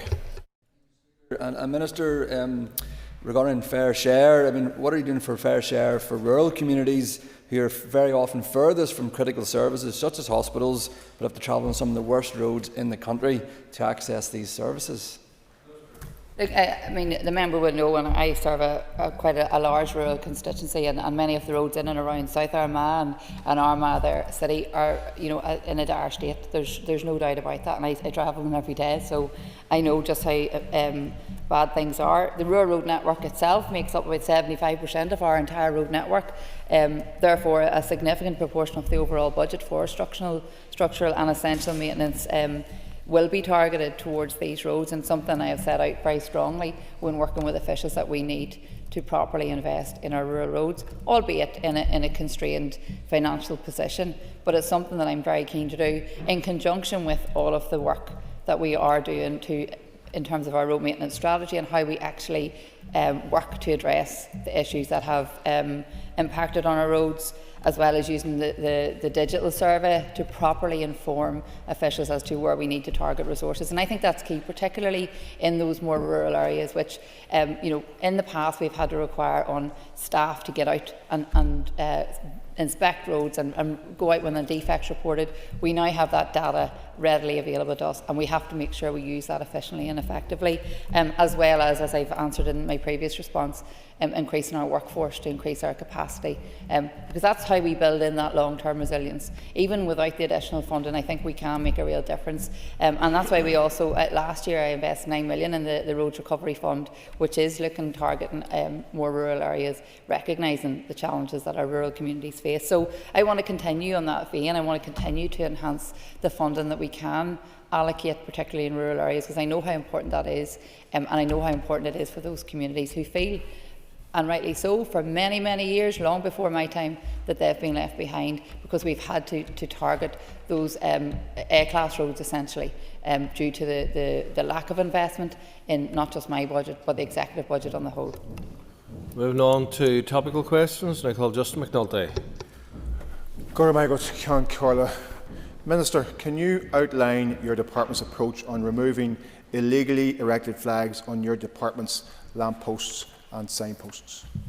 Well, as the member will know, this is a long-standing issue, and I am pleased to say that my department has been working closely with the PSNI and other statutory bodies to work towards the word's left my head now, but the memorandum of understanding to try and deal with this issue. We know this is a very sensitive issue. I am sure, like my constituency office, we have had complaints about flags being erected outside the Ardmore Police Station in Newry, for one, which is a recent example. And this is a very challenging position, because we want to ensure that everybody feels that no matter where they go across the north, that it is inclusive, that it is safe, and we all have a responsibility to show leadership on these issues.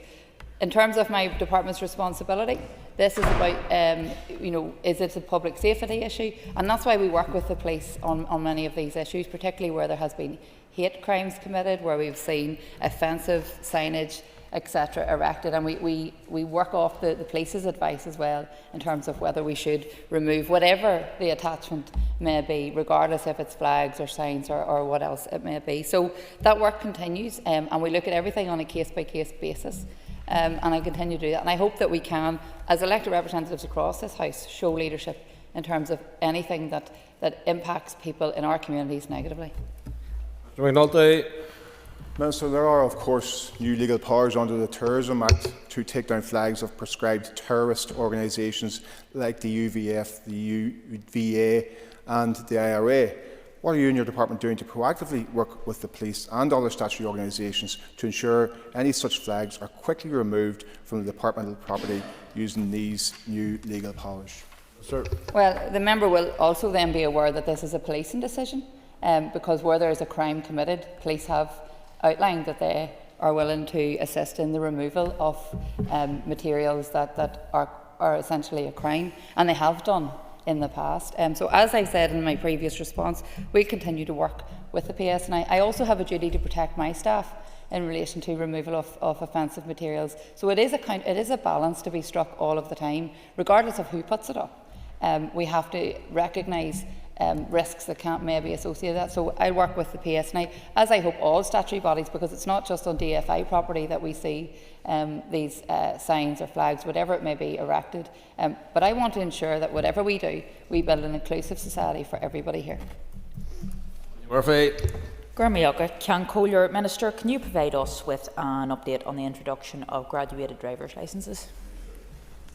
Yeah, I'm pleased to report that the 4 statutory rules necessary to support the introduction of GDL have successfully passed initial scrutiny of the Infrastructure Committee. This allows me to request the scheduling of a motion to debate the draft specified restrictions regulations, which will specify the new 2-part post-test or plate, and which is subject to the draft affirmative procedure, which I have done. The need for the Assembly to approve this these draft regulations before summer recess essentially holds back the making of the other 3 SRs, and the interdependency of the 4 SRs means that they must all be made at the same time. Once this legislation is in place, I'm confident the DVA will be operationally ready to deliver GDL on the 1st of October 2026 as planned, and I want to thank the Committee for Infrastructure and all of the stakeholders who have been involved for their work on this and ensuring that we've got it to this stage. I can't understate how important this piece of work is, and I've been speaking even over the weekend in my own family to parents of young people who are getting ready to start driving, and they really welcome this intervention. They recognise that this is something that will keep their young people safe. So I'm keen that we continue to move at pace, that we can get this get this operational for the 1st of October as I originally set out to do, and that we can keep working towards making all of our roads safer for all road users. Mrs Murphy. Ceann Comhairle, and I'd like to thank the Minister for her answer, and I'm glad to hear that this legislation is progressing. Would the Minister agree with me that with a reduction of collisions that we hope to see due to the graduated licences themselves, that insurance companies should reduce the ridiculous premiums that they are quoting many young people? And whilst, as I've outlined there, the primary purpose of this piece of work around graduated driver licensing is about improving road safety and improving the safety, particularly of our new and young drivers, I think it's also acknowledged that one of the key factors in terms of the cost of insurance premiums is as a result of the number of collisions and the severity of collisions that we see across the north. So any impact on insurance premiums will ultimately depend on the insurer's assessments of evidence demonstrating lower risk and reduced claims, which will take some time and it will have to be embedded in over time. But I have already had meetings with the Association of British Insurers and had that engagement to really outline what we are setting out to do here and making sure they're aware of it so they can factor that in when engaging with insurance providers. That's a huge issue for our young people here, and I want to ensure that we're looking at all aspects of car insurance particularly so that we can get people on the road, they're safer, but also that it's affordable for them to do so. As a representative of a rural community, the member will know how important that is for people living in her constituency, that they have access to their own transport, because they need that for getting to work, getting to school maybe, depending on their age, and also for all other activities that they need to do. So in recognising that, we need to ensure that we're doing that and we're making sure it's affordable, but also that we're improving road safety for everybody. Declan Kearney. Minister, you're aware of the concern and the priority which I attach to road safety, and particularly rural road safety, which is why I strongly welcomed the launch of your Safer Journeys to Schools consultation initiative. Following on from the conclusion of the consultation, can you provide us with an update in relation to that piece of work, please? Minister. I thank the member for his comments, and this is a piece of work that I am really, really keen to progress, given some of the very sad experiences we've seen, particularly in the last number of years. The consultation for Safer Journeys to School closed in May, and I am pleased that we received a very strong level of public engagement. More than 600 responses were submitted as part of that consultation. I think that in itself reflects the public feeling out there in relation to doing something about how our children and young people get to and from school, and that they get to and from school safely. My officials are now undertaking a more detailed analysis of those responses, alongside ongoing engagement with our key partners, including the PSNI, to ensure that proposals are evidence-based and that they're actually deliverable. And I think that's a key aspect of this work. We don't want to just do something for the sake of it. We need to ensure that what we set out to do is actually deliverable, and that we're basing it on the evidence. Alongside the consultation, wider work is being progressed to strengthen education, enforcement and more practical safety measures, and we're working across departments as well in relation to those. As I've said, this is an absolute priority for me. So I'm determined that we see this through and that we get really good legislation in place that will make a real difference, so that as parents, as a community, we can feel confident that our children are safer when they're going to and from school. Mr. Kearney. I thank the Minister for that response, and in my opinion this is an area of road safety and rural road safety that is actually within our control, and it is something that can in fact be delivered upon in a very tangible way and on a low-cost basis. Therefore, Minister, when would you hope that the legislation can in fact be brought forward to the Assembly in order that we can expedite passage of this very, very important legislation? Yeah, well, I concur with what the member has said in relation to rural road safety, and that's why there has been a specific focus on school buses in rural areas as well. Given the experiences that we've had and the fatalities that we've seen, there is an amount of work that's required to make those routes safer for children and young people. So, following final decisions in relation to that outcome of the consultation, I intend to bring forward legislation in relation to the overtaking of stationary school buses, which has been informed by the consultation responses and a wider analysis, with a view to introducing it to the Assembly in autumn this year, subject to the necessary approvals, including executive agreement. So I really would encourage all members to get behind this. We all have said very clearly in this House that we want to ensure that our roads are made safer, and particularly for our children and young people. So I hope that I can get the Assembly support to get this through as soon as possible. Al Robinson. Thank you, Mr. Speaker. Minister, with the condition of many roads across Northern Ireland getting worse, what additional action are you and your department taking to address the growing backlog of road repairs?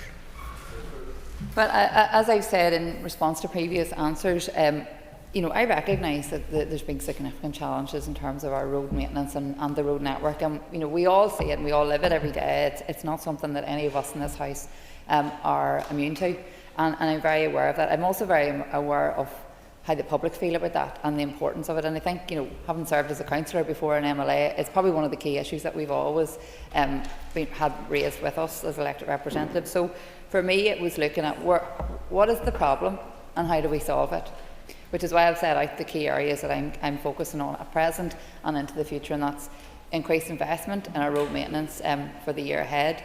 It's increasing recruitment to build the workforce capacity so that we have the people to deliver, that we can respond effectively to road maintenance issues. It's about using the digital service, so using the technology that we now have available to us to target resources and make the best use of the resources that we have, and also looking at better inspection repair policy, and looking at, we've also looked at the utility openings, which the member will be aware there's been a PSA report. So there's a range of work that I'm bringing together that I hope will really help to tackle the challenges we face, not just this year, but for well over a decade. And I would be keen to see, that we can eventually get to a place where we're not working off a limited service policy, which I don't think is good for anybody in the long term, because we're really costing ourselves more. It's about investing to save so that we can build resilience into our road network, which will benefit everybody. Mr. Robinson. Thank you, Mr. Speaker, and thank the Minister for that response. Minister, I was speaking to someone who drives a small scooter at the weekend, and he told me he spends as much time looking down for potholes for his own safety as he does looking around him for traffic. Temporary pothole repairs are not cutting it. What do you say to road users who are becoming fearful to use the road network here? No, well, as I've said, I know how the public feel. I think it's fair to say we all feel the same. I think that we should and do expect better than what we have. But as the member will know, and as his colleagues here in the executive know, the hugely challenging situation we have from a finance perspective. None of these decisions are easy, but for me it's about how do we learn from what has happened in the past, and how do we make better decisions that will actually have an impact, so that your constituent on their scooter does feel safe when they're going out, that they aren't dodging defects in the road, that they can see the level of maintenance that we should all expect. There is a wider piece of work, as the member will know, that the executive is doing in terms of negotiating with Treasury to ensure that we get properly funded so that we can have good public services, which includes a good road network. So that's a wider piece of work, but what I'm doing in terms of the financial envelope that I have is looking at what I can do to maximise the resources available to me, so that everybody can see a real tangible difference in the not too distant future. Michelle Guy. Thank you, Mr. Speaker. Minister, when I'm speaking to residents in Moira, one of the issues most consistently raised with me is the lack of lighting on Station Road between the railway station and the village. Can the Minister tell residents when the department will finally install lighting on this route so that pedestrians can safely walk between the station and the village? As a member will know, I have been out on site last year and I have seen for myself. So look, I think that work is ongoing. I can get a more detailed update in terms of where that's at. I know the day that I was out on site, we looked at a number of different issues in and around Moira itself and in that connection to the railway station. So I'm happy to come back to the member and write with a more detailed responses. I'm not sure of it off the top of my head where things are sitting at, but keen to do that. Mrs. Guy. I thank the Minister for the response and that you'll come back to me, but will the Minister acknowledge that she has invested in a park and ride? She has objectives around reducing journeys, and the car using public transport is something you're trying to encourage, and encouraging people to walk and cycle. So do you acknowledge that the failure to provide these lights is undermining those objectives? No, absolutely, and I think that we are looking at the round. Look, again, with street lighting, we know that there's been historical budgetary issues in terms of what we would want to do, what we need to do, and what we can actually do in relation to street lighting. It's all very challenging, but we have to look at where it needs prioritised. You give a really good example in the park and ride. More is well progressed at this stage, and I think it's fantastic. I was out cutting the sod less than a year ago, I think, and I'm really, really pleased to see the good progress being made. But you've made a very valid point, and we talk in this assembly around violence against women and girls, and that's something I've actually embedded in my conversations, particularly around street lighting and how we make all our routes, particularly active travel, walk and cycling routes, safer, so that women and girls can feel safe. Safety for everybody. But given the context of what we're living in and what we're seeing, and some of the really tragic events that are probably becoming more and more too frequent, I think that these are practical solutions that we can find. So it's something I'm very keen to see how we can do more of, and as I said, can give more detail in relation to that specific location. That concludes questions to the Minister. Point of order over here somewhere first. Mr. McCrossan, yeah. Mr. Speaker, could you determine whether it's acceptable for a Minister of the Executive to only get to question 4 in listed questions during question time?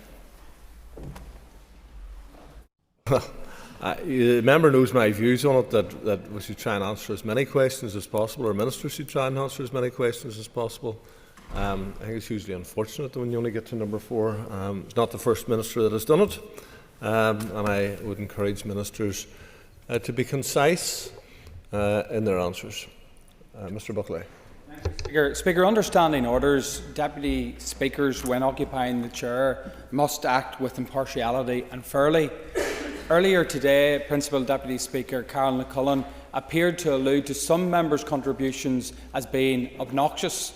I think this falls far short of the impartiality required, and could I ask, please, that you and your office review those comments and make a ruling? Okay, we will make a review of them, Mr. Gaston. Much, Mr. Speaker, and further to Mr. Buckley's point of order, there's been a number of times now where I believe that the Principal Deputy Speaker has acted indeed impartially. I believe this morning's degrading comments were further evidence to that end. I understand that the Principal Deputy Speaker, when she takes that chair, should be impartial at all times. And Mr. Speaker, I urge you to review the comments from this morning's session. Okay, I will, as I indicated to Mr. Buckley, I'm happy to do that. Now, if we can move back to the Justice Bill, and I call Paul Free. Mr. Speaker, and you can be rest assured you'll not get anything obnoxious from me as I as I speak on the Justice Bill in my capacity as Justice spokesperson for the DUP and as a private MLA. And can I just repeat what I said at the very start of my speech here as chairperson of the committee? I do believe that the first day of this debate was a really good day for this Assembly. We moved on some law, we voted on some amendments and clauses, and I do believe that it was the spirit in which the debate was conducted in was a very good one and a very healthy one, and it was a standard that we should set for the rest of this consideration stage.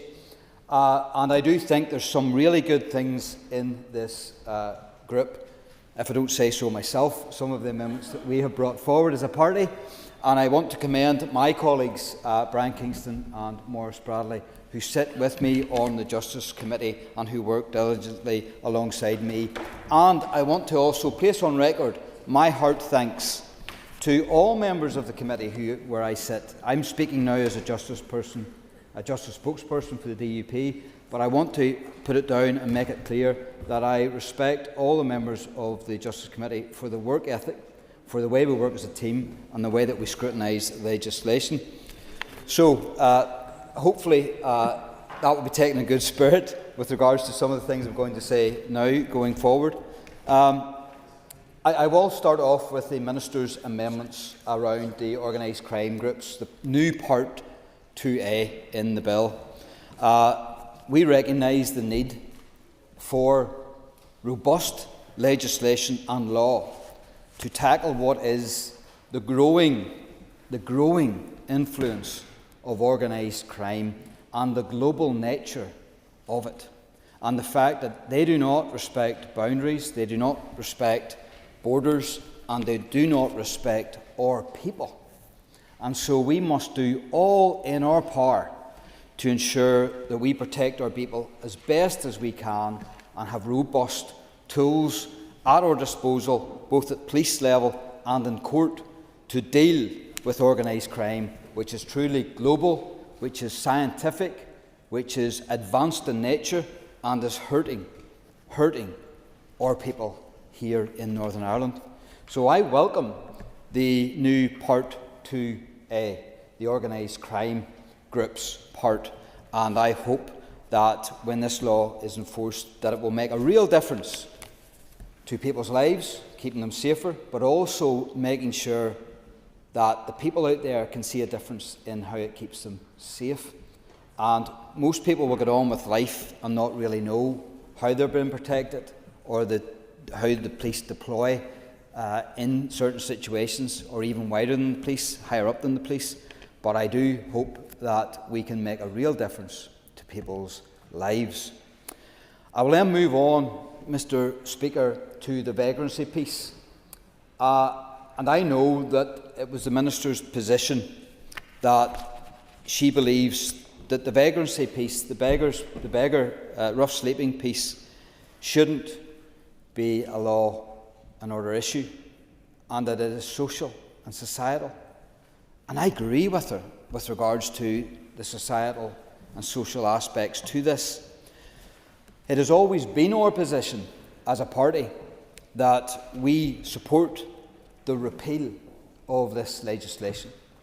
But we have always said that with making sure that it would be modernised to suit modern day.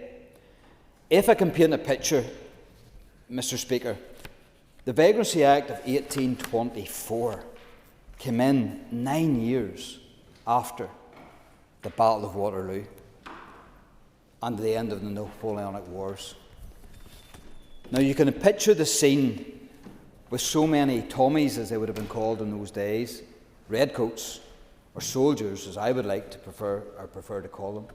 You can imagine the scene when there were so many people who had fought through the Napoleonic Wars, who had come home from those endeavours with limbs missing, cannonballs taking out legs and arms and all sorts. And in those days there was no social services. But worse than that, the state didn't help. There was no social net, but it actually made things worse for those soldiers. But not only the soldiers, but their dependents, because many soldiers would have left these shores to fight against tyrant and totalitarian power and left people behind with wives and children. And they would have been left destitute if soldiers couldn't come back and work. But yet, the state at that time thought it right to pass laws like the 1824 Act, which talked about rogues and vagabonds. Soldiers in those days did get a hard time. They really did. And this law typifies how they were treated, both during and after their service to this country, and in many aspects to the world, fighting for freedom in what was the Napoleonic Wars. And then, of course, you had the 1847 Vagrancy Ireland Act. 1847 was the worst year of the famine. And yet the state thought it right to pass legislation that restricted and prevented people from getting help. And so it is right and proper that we look to repeal laws like this. It's as simple as that. And be mindful of who we represent when we stand in this great place, when we stand in this assembly chamber representing our people, and making sure that the laws we pass are the appropriate laws. Now, I'm glad we don't live a way back then. I think the Minister said it earlier on, it was Dickensian. It was actually before Dickens in many aspects. This led the way, not the Dickens novels, which illustrated at the time the poverty on the streets, particularly in London and in England. But that was the mindset of the state. That was the laws that were passed. And it's little wonder that people struggled through poverty and through means of living. And so it is right and proper that no one should be criminalised, even in this modern day, for simply begging, or for being poor, or having no home, or having no bed to live in. And so it's right that these be repealed. And I thank the Minister and her department for working with us so that we could illustrate and address our position as a party on these laws, but also that the Minister then would support the modernisation pieces, clauses 71 and 72. We believe these are required, and I believe they are required because they have come in, similar clauses have come in to the Crime and Policing Bill in England and Wales. Clause 10 and Clause 11 of the Crime and Policing Bill. Clause 10, trespassing with intent to commit a criminal offence. It creates a very narrow offence where a person trespasses on any premises, a building, a part of a building or enclosed area with the intent to commit an offence, whether or not on the premises, and it is a summary offence up to 3 months custody and or of a level 3 fine. And then clause 11 in that bill, arranging or facilitating begging for gain, with a summary penalty notice, summary only penalty up to 6 months custody, rising to 51 weeks upon commencement of CJA 2003 section 2815, which should be read alongside existing public order and antisocial behaviour measures used in England and Wales to deal with problematic aspects of begging.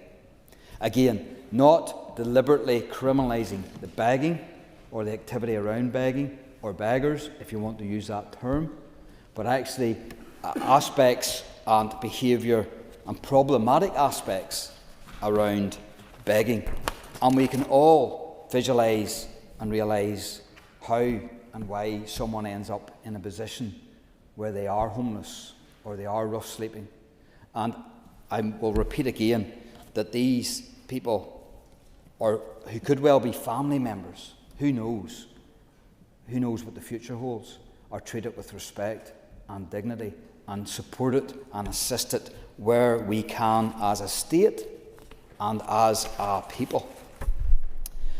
Can I just mention at this point Professor Kevin Brown?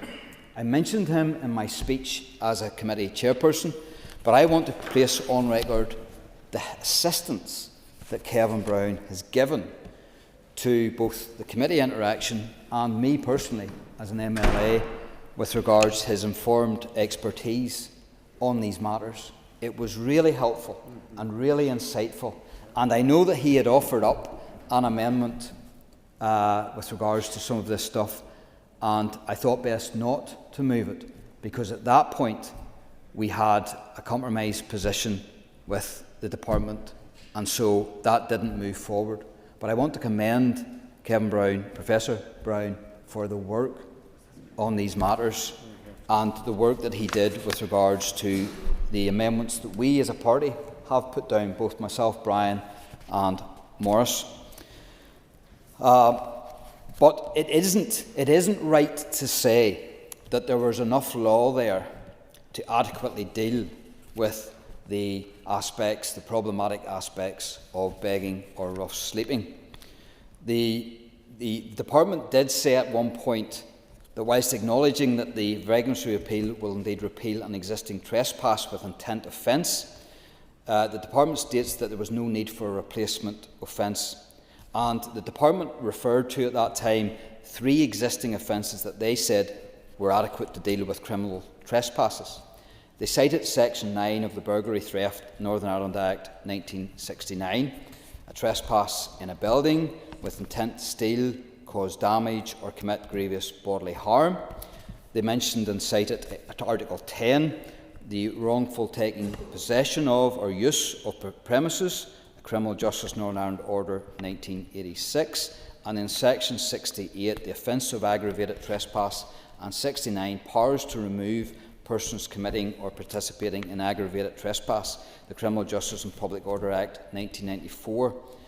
Now, they are all very relevant law, and they are very, very effective and should be effective in dealing with everything that they are targeted to do. But I do believe that there was still this significant gap around trespass with intent. Importantly, the Criminal Justice and Public Order Act 1994, which is UK-wide legislation, only covers trespass on land in the open air. It is relevant when a group of protesters is causing disruption on someone else's land.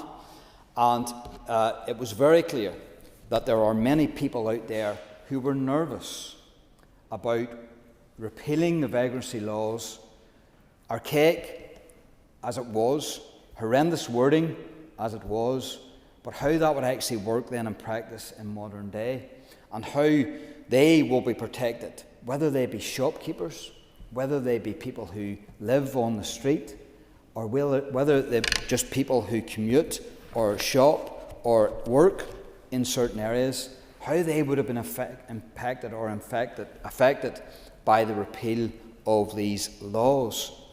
And so Retail NI, when they came to give evidence to the committee, and I've spoken to them since, they did say that none of the above legislation covers cases where a person enters a shop with the intent to cause antisocial behaviour, harassment or assault below the level of GBH, which is what is required for burglary. So there was, I believe, clear gaps, and I, for the life of me, couldn't understand how the police hadn't got to that position at that time. But thankfully, Mr. Speaker, the police did clarify their position, and I note that the Minister did say at the time that when they were engaging with the police, the Department was engaging with the police, they hadn't at that point offered up any concerns or problems. So I acknowledge that. And the Minister and the Department can only take people at face value in that regard. But we did receive a letter on the 7th of... we did write as a committee on the 2nd of December 2025, and we did get a response back on the 7th of January from the PSNI, whereby the PSNI believed that gaps in the police powers will occur under the current proposals in the repeal of vagrancy amendment. Existing vagrancy legislation acts, and I read from that letter into the record, existing vagrancy legislation acts as a preventative measure towards persistent and/or nuisance begging. Arrest is a last resort, you'll be glad to know. Alternative public order types offences might be used to address aggressive or nuisance begging only where the criminal threshold is met. However, in many cases, this may not be the case. Therefore, on the repeal of vagrancy amendment, police will be disempowered to address unrelated begging behaviours. Anecdotally, for example, we see that in Northern Ireland, begging specifically is prevalent at ATMs, outside shops, hospitality venues, hotels, transport hubs, and outside venues involved in the nighttime economy. On the repeal of vagrancy amendment, police would not have the power to address begging in such locations. When police respond to incidents of begging, we take the opportunity to be intrusive but supportive about the person's situation, to consider what support they might need and understand whether they are being exploited. The repeal of vagrancy amendment will mean that police may not respond to such incidents unless there is suspicion of offending behaviour, and therefore that opportunity is lost. They note Section 5 of the Criminal Justice Public Order Act 2011, used by Garda Síochána, a defence to direct or organise begging. It is an offence to control or direct the actions of another person for the purposes of begging, organise or be involved in the organisation of begging by another person, force another person to beg, or otherwise cause another person to beg. Also, the proposal within the Crime and Policing Bill of England and Wales, Clause 11, arranging or facilitating begging for gain, making it unlawful for anyone to organise others to beg for gain. This includes anything from recruiting vulnerable people to take part in organised begging, to driving them to places for them to beg. Both of those provisions provide protections for exploited persons without criminalising the act of begging per se. Giving neighbourhood jurisdictions consider it prudent to introduce such offences, it may be unwise not to do so here, as displacement of offending from one jurisdiction to another is always a possibility. The unlawful purpose clause in Section 4 of the Vagrancy Act 1824 affords broad interpretation and is so applied to a range of offending behaviours to be considered by the courts. There does not appear to be an alternative broad stand-alone offence of trespass with intent in Northern Ireland. Without an equivalent replacement provision, persons that would otherwise be brought to justice for offence of being found on premises for an unlawful purpose, also referred to as trespassing with intent, may not be so, and repeal will create this gap. So on repeal of Vagrancy Act 1824, the trespass with intent might otherwise be captured by the introduction of replacement provisions such as that used by the Garda in the Republic of Ireland. Section 11 of the Criminal Justice Public Order Act 1994 provides an offence to enter or be in any building or its curtilage as a trespasser, or to be in the vicinity of that building or curtilage, intent to commit an offence, or with intent to unlawfully interfere with any property situated therein, or that proposed by Clause 10 of the Crime and Policing Bill of England and Wales, trespassing with intent to commit a criminal offence. Again, given neighbouring jurisdictions consider it prudent to introduce such offences, it may be unwise not to do so here, as displacement of offending from one jurisdiction to another is always a possibility. And that was the police's view at the start of this year. And that is why I believe it is so important that we modernise this law.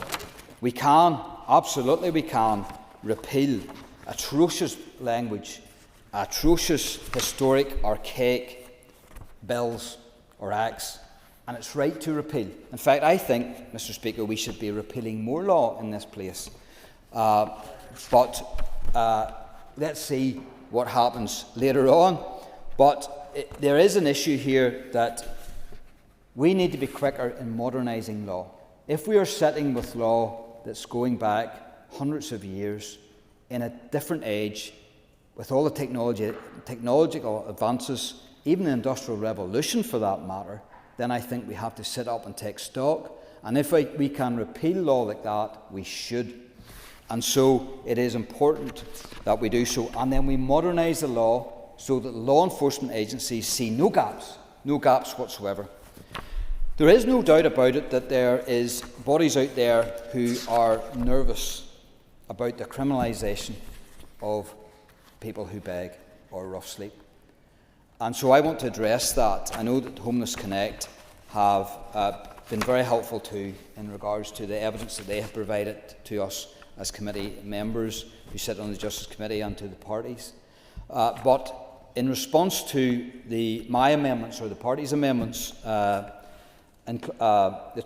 offence of trespassing with intent to commit criminal offence, which is the new 23A, the new Amendment 71.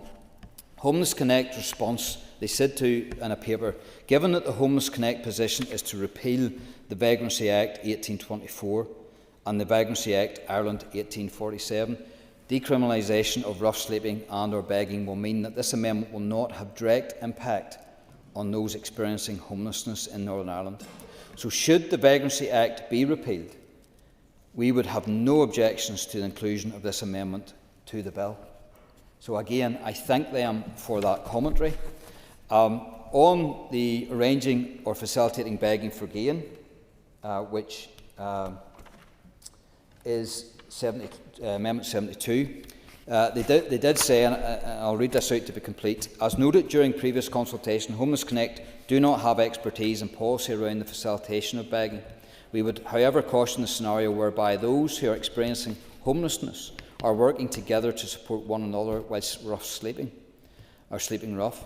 We would recommend that members should seek clarification from the Minister and the proposer of the amendment that A, this is not the scenario which this provision is intended to criminalise, and B, to ask whether the Department working with the PSNI could produce guidance to this effect.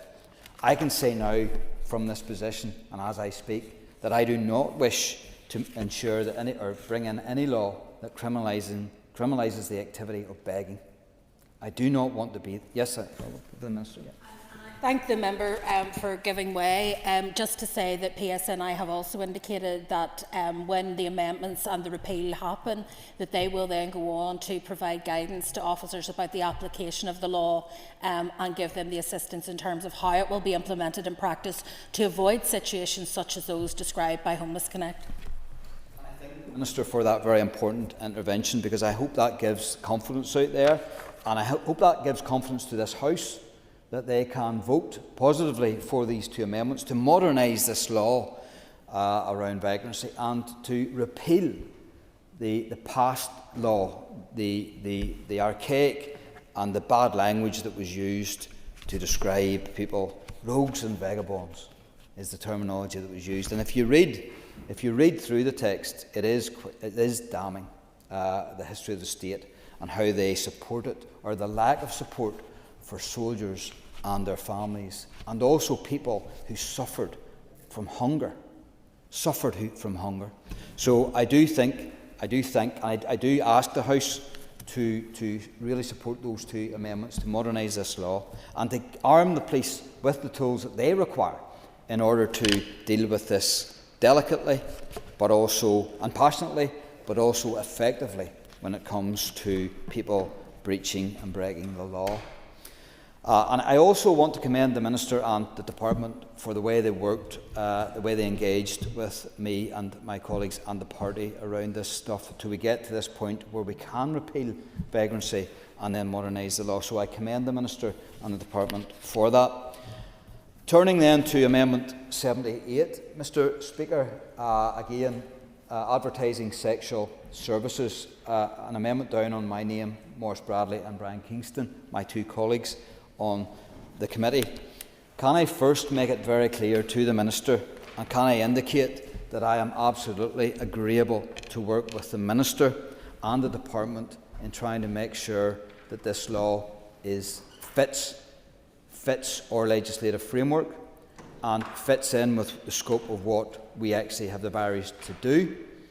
And that's a given, and I can state that categorically here, that my party, myself and my party, will work with the department over the coming months before we get to consideration stage, and we will work together. If we need to reword or need to do anything, we will do that. I can assure the Minister of that. But turning to the amendment in our name, this amendment addresses a profound and evolving harm that has blighted the whole of the UK for over a decade and is now receiving the attention it deserves. Namely, the role of online advertising in enabling sexual exploitation and trafficking here in Northern Ireland. The recent BBC documentary on the life and death of Caitlin Hanna brought this issue into sharp focus. Caitlin was not brought here from South America or Eastern Europe.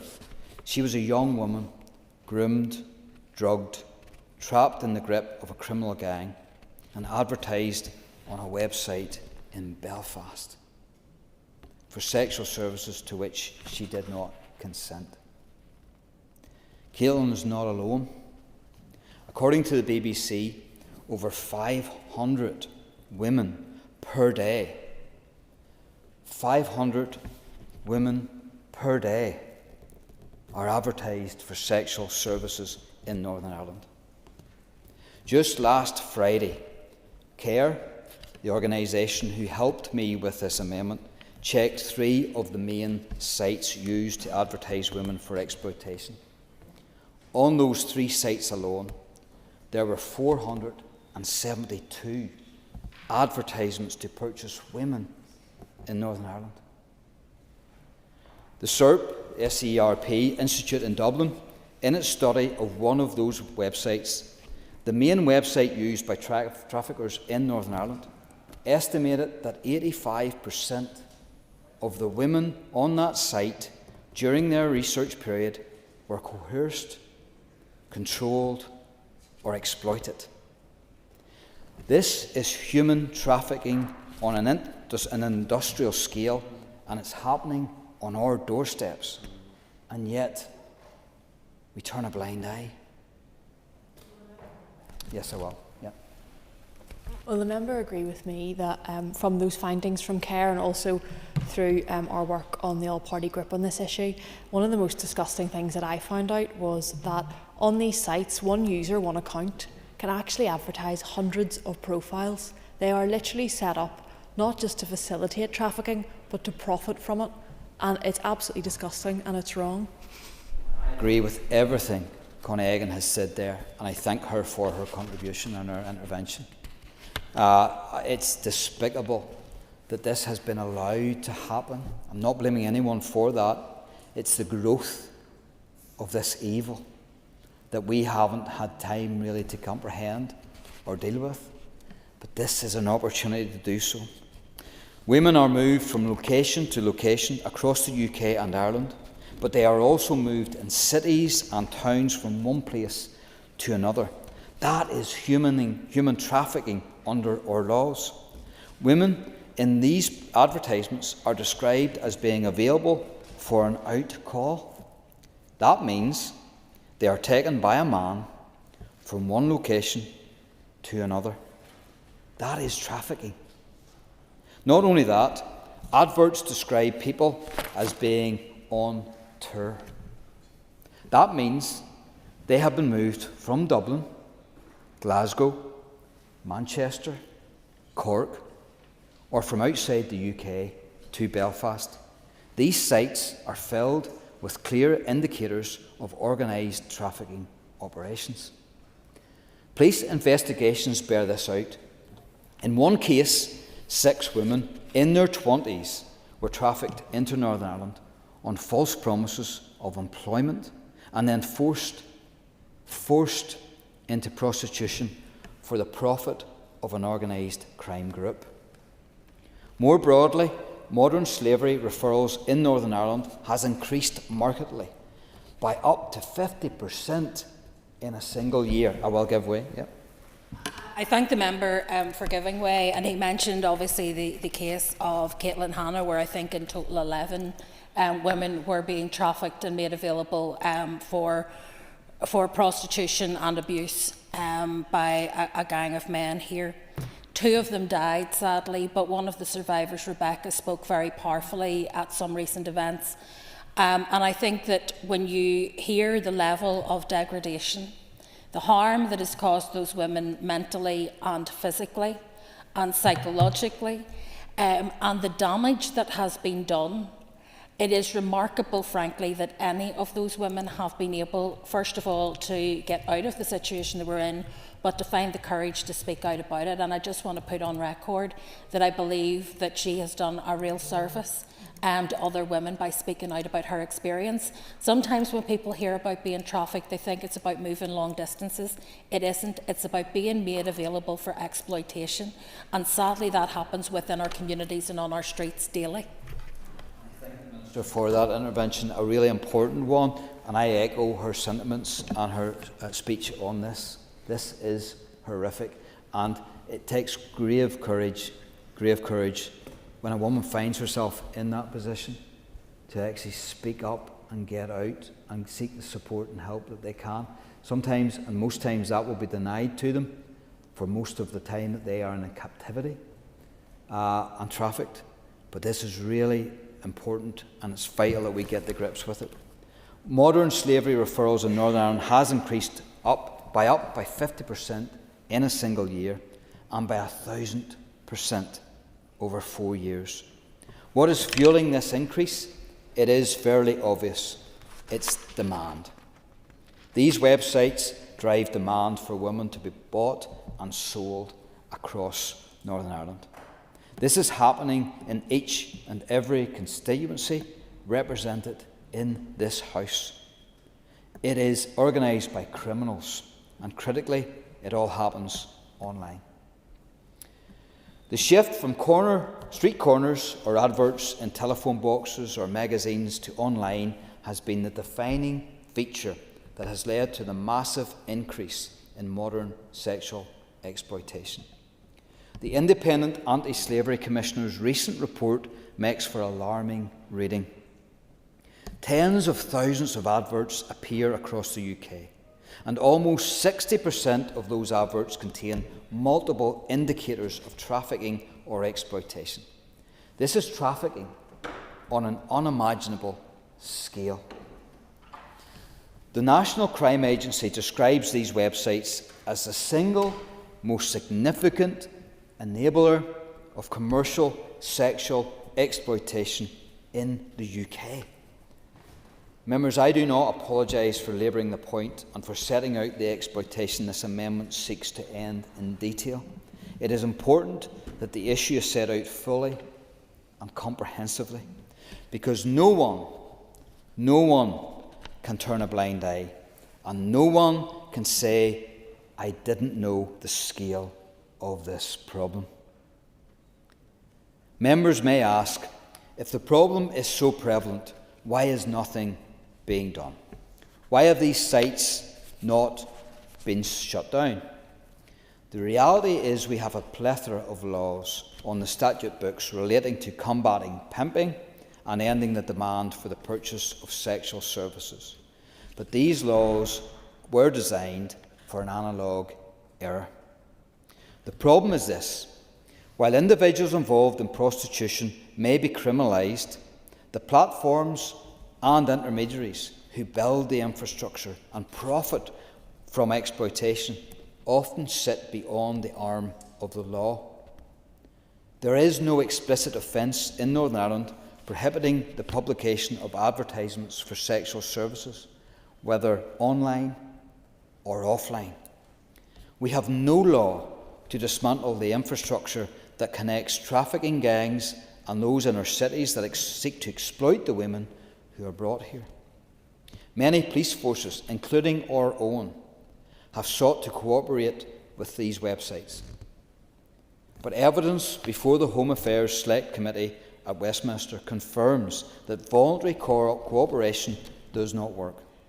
The committee found that cooperation led to limited prosecutions and resulted in absolutely no dismantling of the structures of trafficking.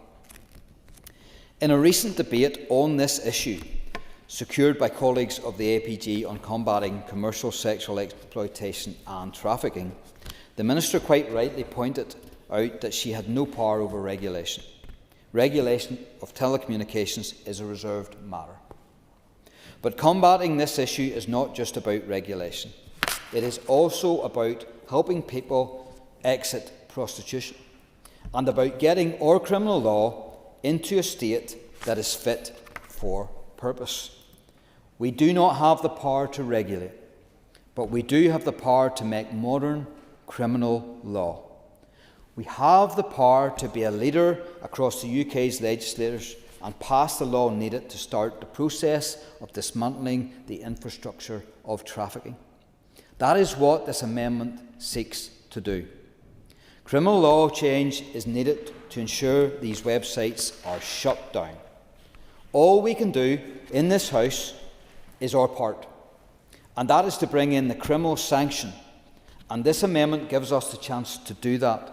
And hopefully our actions acts as a spur to Westminster to bring in the change to regulation that is required there, and which will cover us. And that is what's needed. So what exactly does Amendment 78 do? Having set out the policy background, I think it is important to take some time to do exactly that. So I now turn in detail to the provisions of Amendment 78. The amendment creates a new offence under the Sexual Offences Order 2008. It provides that a person commits an offence if they publish, display, cause or allow to be published an advertisement for sexual services. This extends to coercing a person to do that against their will. So if a person tried to get around the law by having a trafficked victim publish the advert themselves, that is caught by this law as well. This is carefully constructed. The amendment captures the entirety of the infrastructure of trafficking, the website owner, who is the publisher and displays the advert, the pimp, who is the one controlling and advertising women in Belfast, the individuals who manage those women on a day-to-day basis and allow this to happen, and those who go out into our community and entice girls into exploitation. They will all be captured if a victim is advertised on one of the online platforms. Paragraph 1A applies to all adverts, whether online or offline. The amendment is technologically neutral and future-proofed. It is extraordinary to think that there is no law here against such advertising already. This amendment will ensure that old-fashioned analogue adverts, websites, apps, AI and social media will all hopefully be captured, and it will close a gap in our law.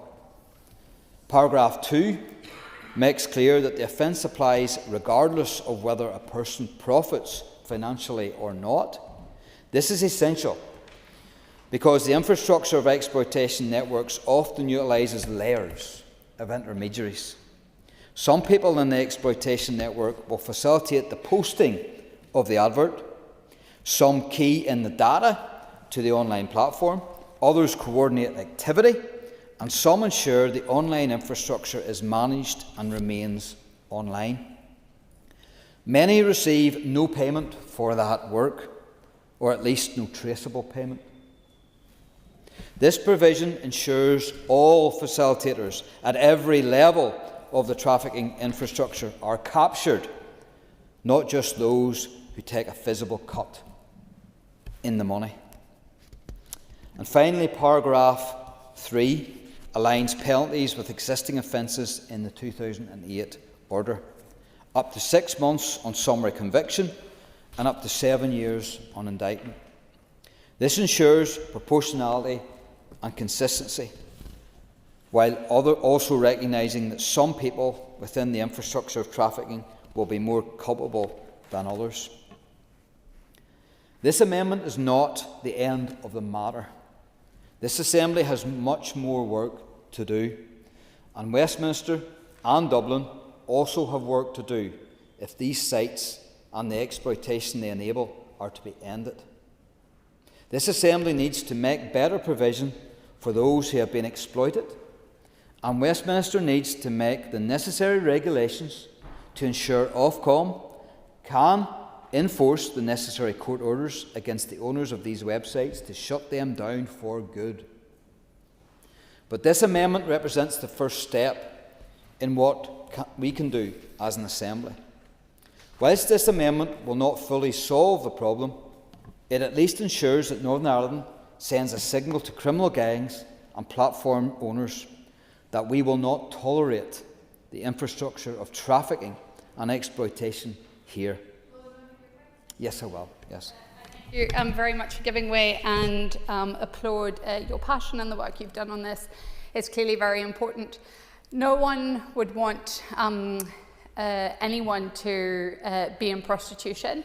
But I'm mindful that I have actually worked with some sex workers before in the past who've come for me for support and have often felt like they are very far away from support. So if as a society we're trying to help people in what way we can, could you just maybe speak to how people who are already very vulnerable will not be made further vulnerable as a result of this legislation? I thank the member for that intervention, that contribution, and we should, in all examples that we can give and all opportunities that we have in this House, if there is anyone who has been exploited, if there are anyone out there who are being trafficked or held in captivity or forced to do any activity against their will, including sex, then they need to be supported. The police needs to reach into the darkest corners of our province and in our activity, on our streets and our towns, so that those people can be, first of all, found, those people can then be rescued, and then those people can be supported. Supported in making sure they can recover, but also supported in getting justice. Yes, yeah. Thank you. And yes, I completely agree. And we're talking about people who have been trafficked. For some of the people who I've met before who have come to me, they have chosen sex work. And you can have a whole debate about whether that is actually violence against women or not. There's a whole feminist argument about it. But they are people who maybe do it on their own independently. They are not trafficked. They're not pimped. My question to you is, are you confident that this legislation won't make them further away from getting support? It was one of the things that we maybe had a difference of opinion in years ago around Clause 4 of Lord Morrow's bill, was the criminalisation of the payment of sex, if it maybe made it further underground and people found it harder to have access to support. So I am 100% behind you with the work on ending trafficking, and I think you're completely right that dismantling the infrastructure is a key part of this. My only question is for people who willingly engage in sex work, and you can have a debate whether you agree that is or not, but who that is, they are not trafficked and they are sex workers. How are you confident that they won't be made further vulnerable? Are there any mechanisms in place that can ensure that they can get support should they need it?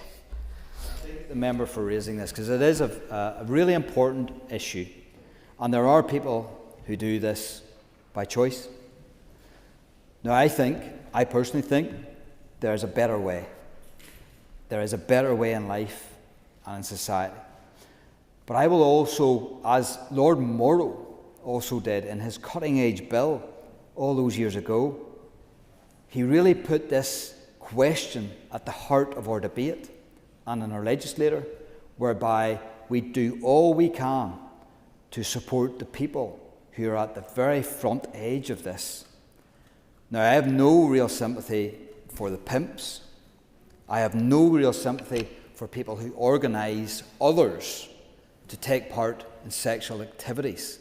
But I understand completely what the member is saying with regards to the person who is actually conducting the activity. And I do recognise, I really do recognise that some people are doing this out of choice. So I do think that the police and the law enforcement agencies and the courts can and should take things like that into consideration. And I think the first person who started this, and I pay tribute to him, was Lord Morrow. And in many ways, what we're doing here is building on his legacy in what is now a digital age. Because even, one second, Minister, because even away back, even though this was only 10 years ago, the advancements in technology and the growth of this evil has been incomprehensible. And even when those years ago when we were debating this issue, I don't think any of us envisaged just how large that this problem would have become. And now we are left in a desperate situation when there are so many victims in Northern Ireland, left in desperate positions and in desperate lives who need rescued. And it's up to us to make sure that our laws are the best that they can be in order to do that. So I thank the member for intervention. The Minister wanted to come in. Yeah, thank you. Yeah, I appreciate the point that my colleague has raised, and just to, I suppose, perhaps shine a bit more light on the support that is available. DOJ has a support contract with BLWA for female adult victims who consent to entering the National Referral Mechanism. The Department of Health have lead responsibility for policy and support for exiting prostitution policy, and that is separate from the modern slavery work which we have done. So it's just to say that there are a number of routes that if people wish to exit prostitution voluntarily, there are a number of places they can go for support and opportunities that they can get to get that support, because of course Kate is entirely correct that you're often dealing with people who are very marginalised and very fearful that contact with statutory agencies may actually lead to them being further criminalised and excluded. And so it's important that they have the confidence to come forward and seek the support that's available, because I think what all of us want, irrespective of whether people are engaged in prostitution or otherwise, is that they're not coerced to do so and that they are as safe as possible. I thank the Minister for that intervention with that critical information, which hopefully will broadcast throughout this province and inform people of the position and the support out there. I think my colleague Brian Kingston. Just thank you, Member, for giving way. And as with Connie, I'm a member of the All-Party Group on Modern Slavery and Commercial Sexual Exploitation, and it has been quite revealing and disturbing, the evidence that we have heard about how the internet, which can transform all aspects of life, and it doesn't matter whether that's a good aspect of life or a bad, how it has transformed the advertisement of sexual services. And we recently received evidence session from Ruth Breslin of the Sexual Exploitation Research and Policy Institute, and she looked at websites active in Northern Ireland, pimping websites, and just on the Alliance Member for South Belfast, on the issue of, we sometimes hear this argument that there are women who are choosing to do this, to sell sexual services, either as a source of income primarily, one assumes, and for those, and even some people use the word that they are empowered by that. But certainly the research done by SERPI was that the vast majority, 85 to 90% of women advertised on these websites were either clearly trafficked or else vulnerable. Whilst a small number could be seen to have been doing this by choice, the vast majority were either clearly trafficked or vulnerable. And we've heard from others how addiction is used to trap women in that lifestyle where they're exploited, and they end up in a situation where they're not even making any money. All they're doing is being exploited in order to earn a fix of the drug that they've been addicted to against their will. And it really is a horror show. And to hear of the deaths, and it is a modern trap that the internet has made much worse, and that is the purpose for our amendment. I'll say a bit more on this later, and at this stage we're open to making sure that amendment is as effective as possible. But certainly the research we have received is that those who supposedly are doing this by choice is very much a small percentage of the total. I thank the member for his intervention. Lengthy as it was a very important points that he made. I nearly forgot there that I had the floor. Brian was taking too long. But I thank you for it. Whilst I jest, he makes really, really important points. And I know that he will go in to greater length on those in his own contribution. So I commend this amendment to this House, and I would ask all parties and all members to support it. I believe it's the next step in the fight and the war against trafficking and against exploitation of our most vulnerable. I will. Yeah. Thank the member for giving way. And he made reference earlier to Lord Morrow's pioneering bill at the time, some 10 years ago. And in light of some of the comments that have been made, particularly by the members of South Belfast and North Belfast, with the continual evolving picture with AI and with the internet, does the member not agree with me that even though we are where we are today, and this amendment will hopefully help close more loopholes, that it is inevitable that more loopholes will come, and we need to be proactive and vigilant in this regard to ensure that we safeguard women not only now but into the future? Yes, and the member makes a valuable contribution also, because I think we do, as a legislator, have to be agile to the battlegrounds out there. And it is a battleground. There are people being damaged and hurt every single hour of the day. That's why this should be a war, and that's why we should counter this as a war, because there are people being damaged and people being destroyed every day. And it's important that we get to grips with it, we recognise the scale of it, and we put in place laws that are robust enough to combat it. So I commend that amendment to the House. Moving on, Deputy Speaker, to the amendments on domestic abuse involving animals, new clause, Amendment 88 and 89. Domestic abuse is one of the most serious safeguarding challenges we face in Northern Ireland. Official figures from NISRA show that 30,203 domestic abuse incidents and 18,453 domestic abuse crimes were recorded in the year to September 2025, accounting for almost 1 in 5 crimes. This is more than 80 incidents every day, with police responding every 16 minutes, rising to around 100 call-outs per day during peak periods. These figures represent only part of the picture, and NISRA makes clear that they are likely an underestimation. And I think we all know, anyone in the field of justice and has an interest in that knows that this is an underestimation, because there are so many people out there who haven't come forward for a multitude of reasons and haven't declared and haven't sought help. We also know through evidence from the Links Group that 91% of victims of domestic abuse live in households with animals, and Causeway Coast Dog Rescue state that many of the victims they support surrender animals less than 1 year old because of having nowhere to go.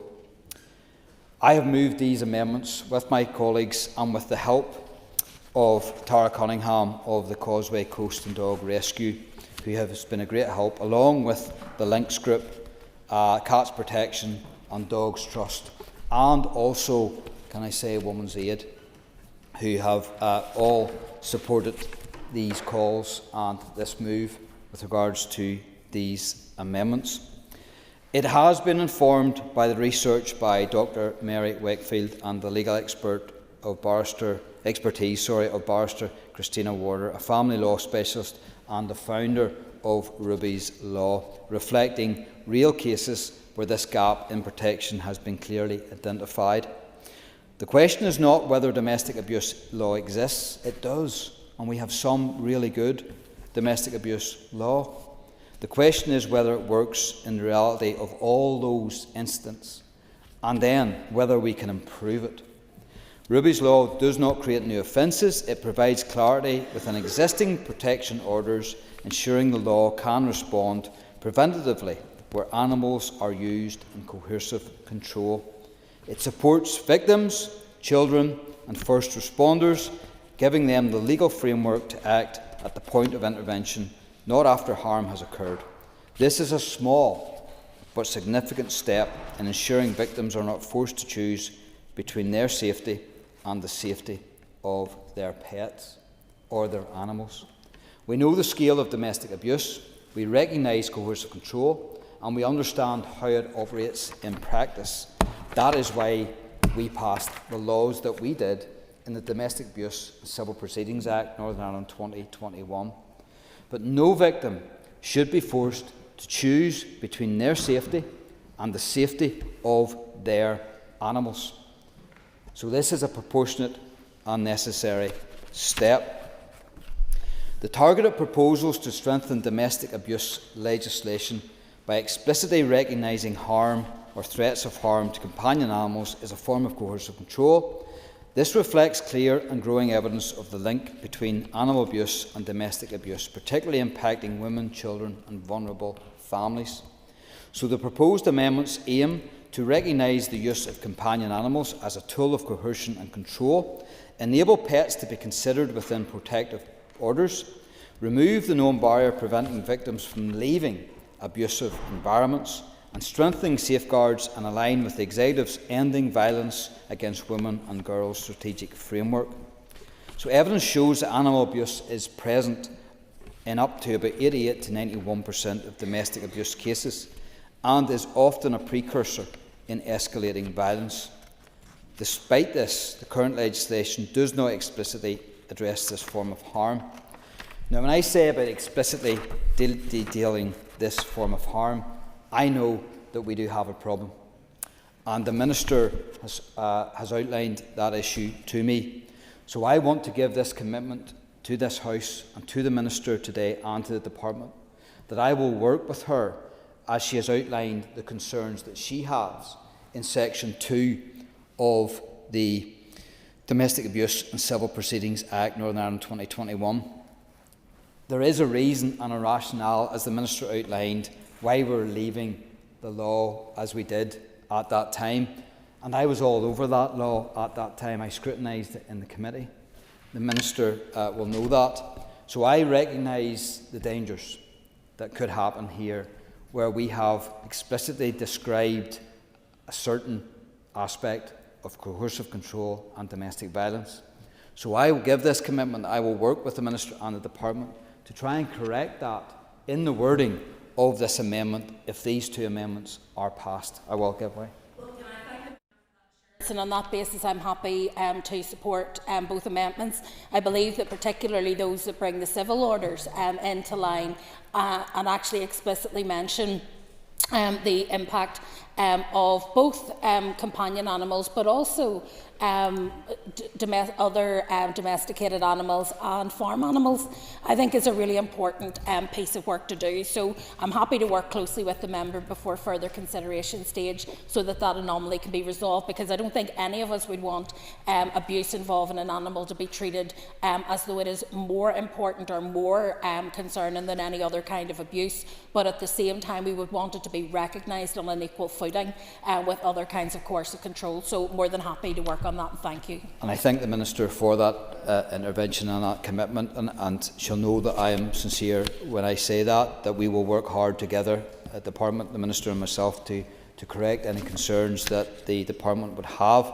But these amendments recognise, and I hope that the members opposite and everywhere else in this chamber acknowledges the engagement and the work done already between myself, my party, my colleagues and the Minister and the Department on these, and we'll take that into consideration when they vote on these amendments, when they eventually vote on these amendments.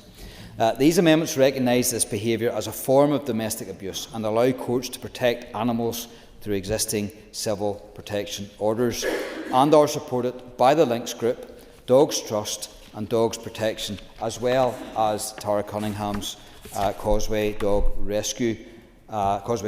Dog Rescue, who I might be obliged for the help that all of these organisations has given me. And they are asking that MLA support these amendments. These regulations would have a significant and practical impact by formally recognising how animals are used within coercive control and by strengthening legal protections. The amendments explicitly define harm. Well, we will not get to that point, I don't think, but they will extend non-molestation and occupation orders, so courts can prohibit abusers from harming, threatening or interfering with animals, and consider the welfare of animals alongside adults and children when deciding housing and safety orders. There are multitudes of examples that I could give, and we all could give, I suspect, in our constituencies around this. We all suspect and see people on a daily basis who we think or suspect or know are victims of domestic abuse and coercive control. And it's really hard dealing with those people. And every one of us as MLAs will give as much support as we possibly can to those people. But I know that people out there, just by human nature, as they love their children, they love their animals. And in many cases, if there is no children in the home, the animal is treated like a child, and so it should be in many regards. So we know how damaging it can be when a perpetrator who is controlling you, who is perpetrating domestic violence against you, who is controlling you at every level, then threatens your animal. And it doesn't necessarily need to be a cat or a dog or a domestic animal, a pet. It could be any animal that's under your care, your supervision, or your control. And that is why it is so important that this just didn't cover pets. Because we have seen, even in reports that have been published over the last couple of months, where people love their horses, they're involved in the sport. And so it is really important that this encapsulates all animals, farm animals. We know that farmers live day and daily for their livestock, for their animals. And so if they are threatened in any shape or form, they will do whatever they need to do to ensure the safety of that animal. And that is why it's really important that we can somehow get this into law so that we recognise this aspect of coercive control and that we legislate for it appropriately after everything I've said with regards to the engagement with the Minister. So it's really important. I was, Deputy Speaker, going again to case studies, but every single one of us who work or constituencies will see and know and hear this for themselves. I don't think that I need to. We know it's a live issue. We know it's a problem. It's up to us to legislate for that. But I will then talk to Amendment 88, which is the domestic abuse involving threats or harms to animals, the amendments to Family, Homes and Domestic Violence Northern Ireland Order 1998, which, the Minister is quite right, doesn't necessarily fall into her purview or her responsibility and would fall into the Department of Finance in many ways. But within that, I have outlined all the articles in that law where I think needs to be changed to recognise and to allow for the animals aspect in law. 11.6c, Article 11, occupation orders where applicants have a state or matrimonial right.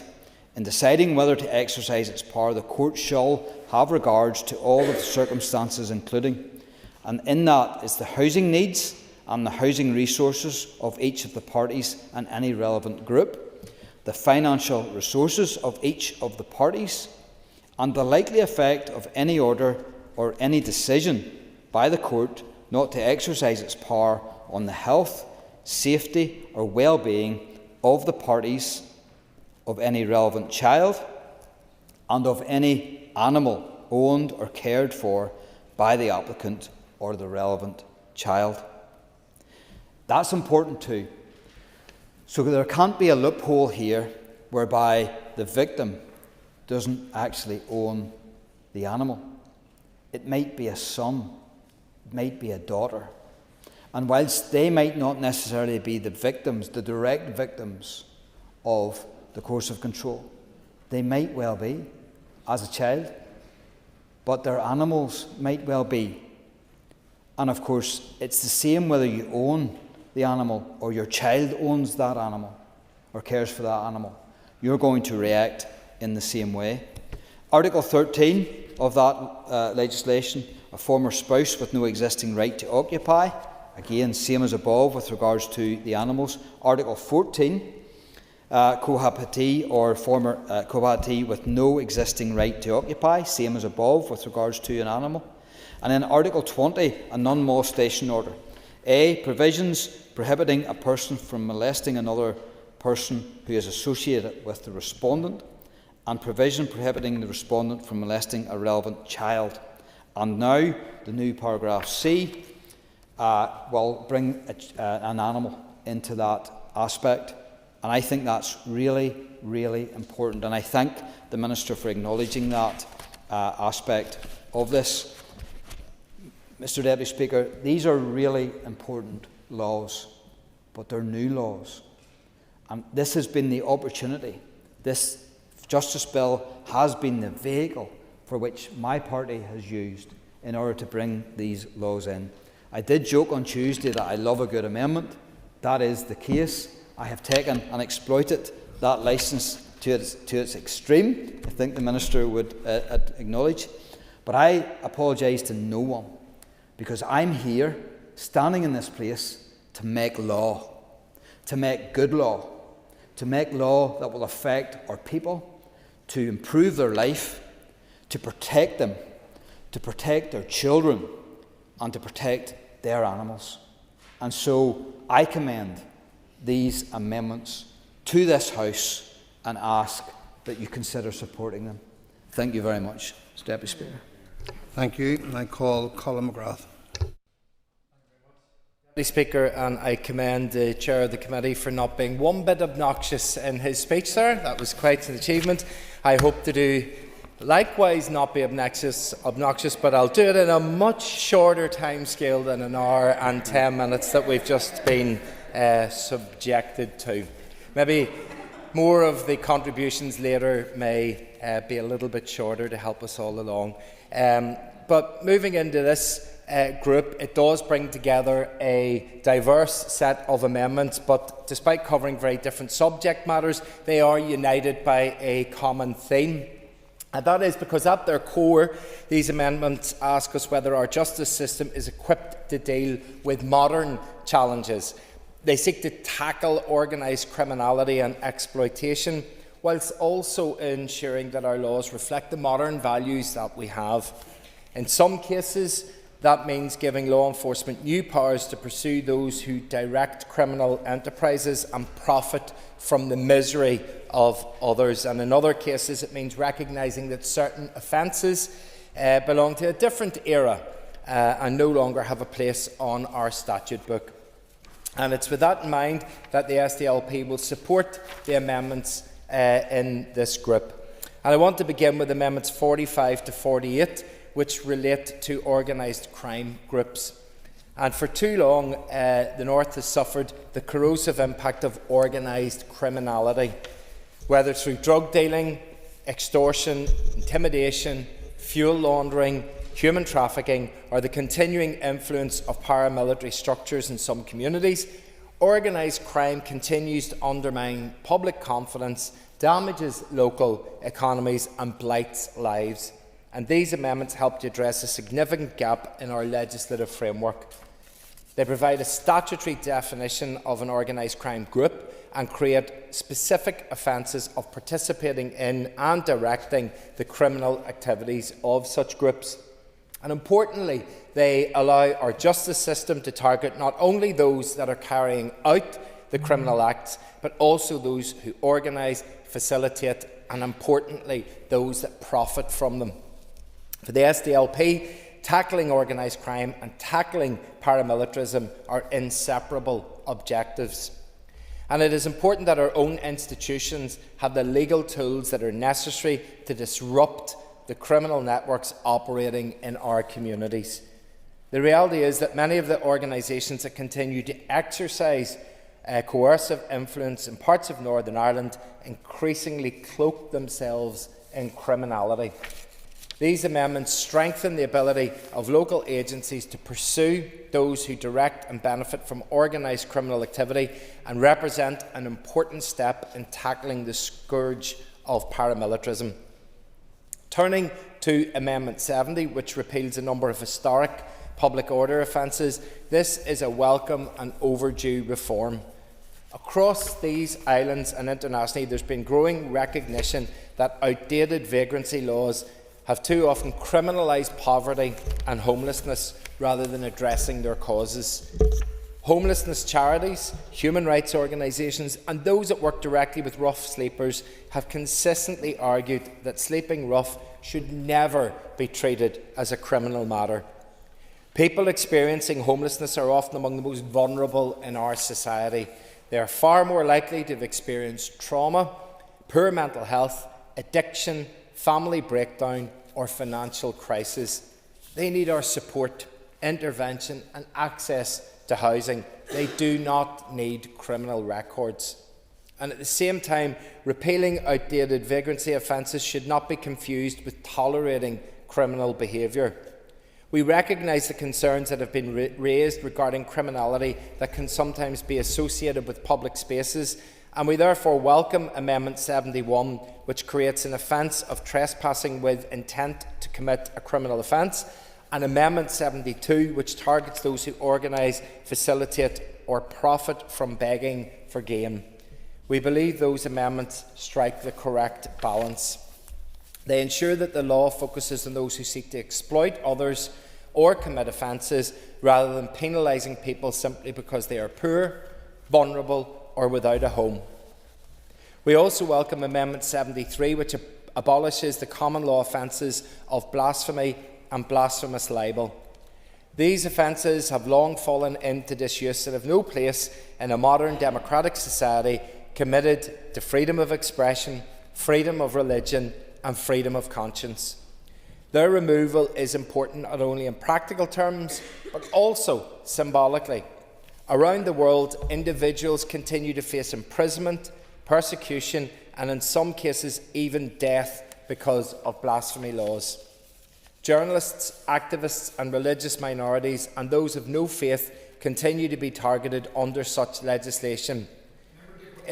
Yes, of course. I get your point. Just worried about you're conflating apples and pears. You do accept that nobody's actually been prosecuted under our blasphemy law? Yes, and if you listened on, that's the point we've already made, is that nobody has been charged with that, but because we still have in the statute books, how can we talk very convincingly whenever other places and other people are being impacted by that? Yes.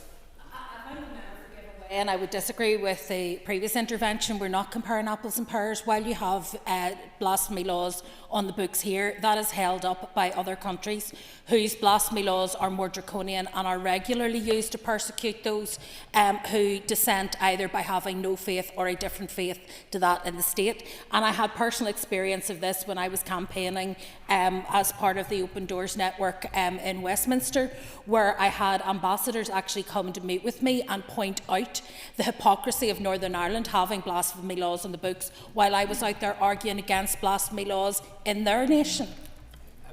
Absolutely, and again, that's supportive of the point that we're trying to make. You can't credibly tell other people that they shouldn't be persecuting people if you've got the same rules on your own books. And it's just about removing that and allowing that clarity, and also to give us the confidence to be able to go and challenge those offences whenever we see them in other places without fear that we're going to be hit for some reason because we still have these outdated laws, even if nobody has actually been charged with them. And it's say, if we wish to speak with credibility when criticising jurisdictions that criminalise dissent, non-belief or criticism of religion, then we must ensure that our own laws are consistent with those values. So, if I must, yes. Just to clarify, the member's position is then, which I agree actually, to repeal blasphemy laws, then the counterweight to that is good free speech.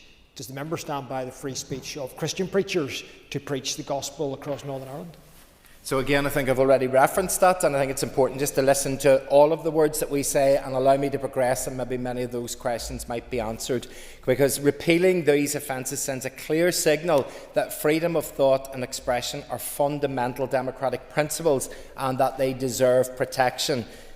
The SDLP will also support Amendment 78 concerning the advertising of sexual services. Members will be aware of the extensive work that has been carried out by the All-Party Group of Modern Slavery and Sexual Exploitation and the evidence gathered from survivors, academics, frontline organisations and law enforcement agencies. That work highlighted the role online advertising can play in facilitating sexual exploitation, trafficking and coercion. While much of this activity takes place out of public view, the evidence points to clear links between online advertising platforms and the exploitation of vulnerable women. We have a responsibility to ensure that our laws keep pace with the changing nature of exploitation and abuse, particularly in an increasingly digital world. Measures aimed at disrupting the infrastructure that facilitates sexual exploitation deserve support, and for that reason we will support this amendment. Finally, I turn to Amendments 88 and 89, which represent the Northern Ireland equivalent of Ruby's Law. These amendments recognise something that many survivors of domestic abuse and those working in the sector have understood for a long time. Abusers frequently use animals as a means of coercion, control and intimidation. Threatening to harm a family pet, harming an animal or using an animal to exert psychological pressure can have a devastating impact on victims and their children. For many households, pets are cherished members of the family. Abusers know this, and in some cases they deliberately exploit those emotional bonds in order to maintain control. Domestic abuse is about power and coercion. It's about creating fear. It's about limiting the autonomy of the other person. These amendments rightly recognise that threats against animals can form part of that pattern of abuse and should be treated accordingly. By explicitly recognising threats or harm to animals as behaviour capable of constituting domestic abuse, these amendments strengthen protections for victims and ensure that the law reflects the reality of coercive control as it is experienced in practice. Taken together, these amendments modernise our law, strengthen our ability to tackle organised crime and exploitation, remove outdated offences that no longer reflect modern values and provide greater protections for victims of abuse. And for all of those very good reasons, the SDLP will support the amendments in this group. Thank you. And I call Emma Sheeran. So I want to speak very briefly on a number of the issues covered in this group, and we'll be supporting all of the amendments that are being discussed in this group, and I appreciate some of the clarification during the earlier parts of the debate. So in terms of the amendments tackling organised crime gangs from 45 through to 48, we agree with the principle of all of these amendments, and it's clear that these amendments are going to strengthen the police's ability to tackle this criminality, and as such we're supportive of that. These groups are a scourge on our society and they cause enormous harm across our communities, and as others have already said, we know the damage that they do and the coercive control that they exert amongst many of the people that we represent. They don't represent our communities, they harm our communities, and they have no place in our communities. So the proposals to introduce a new definition of organised crime gangs, a new offence for participating in illegal activity related to organised crime, and directing illegal or organised crime gangs are all welcome. We have got a wee bit of concern, I suppose, around Amendment 46, the new clause of 19b, specifically just relating to the fact that one of the most vulnerable groups across society who are often victim to these criminal gangs are our children and young people, and I know that that has been referred to earlier in terms of the evidence that we had at committee and some of the advice that we got from human rights organisations and the children's sector, and I know that that has almost been dealt with in that the Minister feels that the risk or the defence specific to children has already been covered. If the Minister, welcome to. Offer assurance both to the member and also other members of the committee. These will not cut across our work to protect either children or vulnerable adults who have been coerced into committing a crime or limit the ability to refer those who have been coerced into the national referral mechanism and provide them with the supports that are necessary.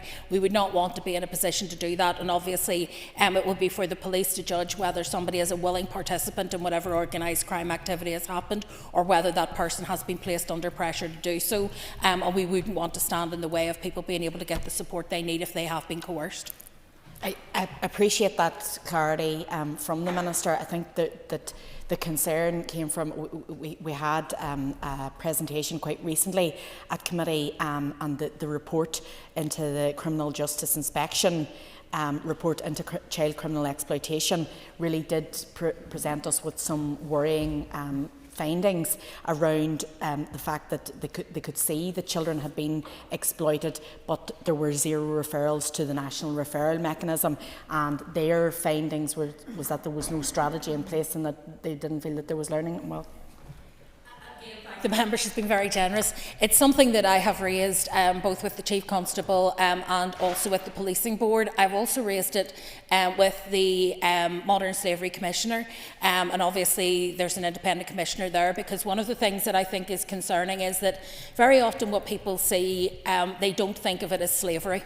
And so people's perceptions can warp whether or not they see this as an offence. Similarly, as I said earlier, with trafficking, people assume trafficking means you're moving people across boundaries and across the country. In fact, trafficking simply means to make somebody available for exploitation.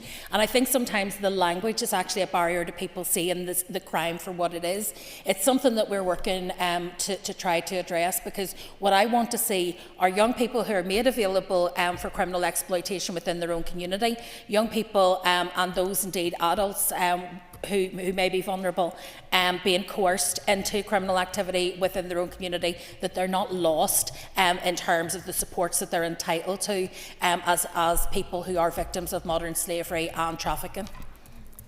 Thank the Minister for that, and I suppose I think that that's key and integral to the success of this. If our police have new powers to deal with these criminal gangs and organised groupings or paramilitaries or whatever you want to call them, we have to ensure that there's a twin-track approach and that all of these issues are dealt with holistically, and that as well as having increasing powers to punish those who are directing crime, that we also have the support systems in place and acknowledge that, you know, those who are coming from areas of deprivation, the socioeconomic factors that lead people to be victims of these gangs in the first place, and that work is done, because we do know, and we heard it from the Independent Reporting Commission as well, around the fact that paramilitarism can't just be tackled by a criminal justice measure on its own. But we are content, I suppose, that these amendments are been included for the right reasons, and that the outcomes should be positive, and we're supporting them on that basis. I'm going to touch very briefly on some of the other issues in this group, and I know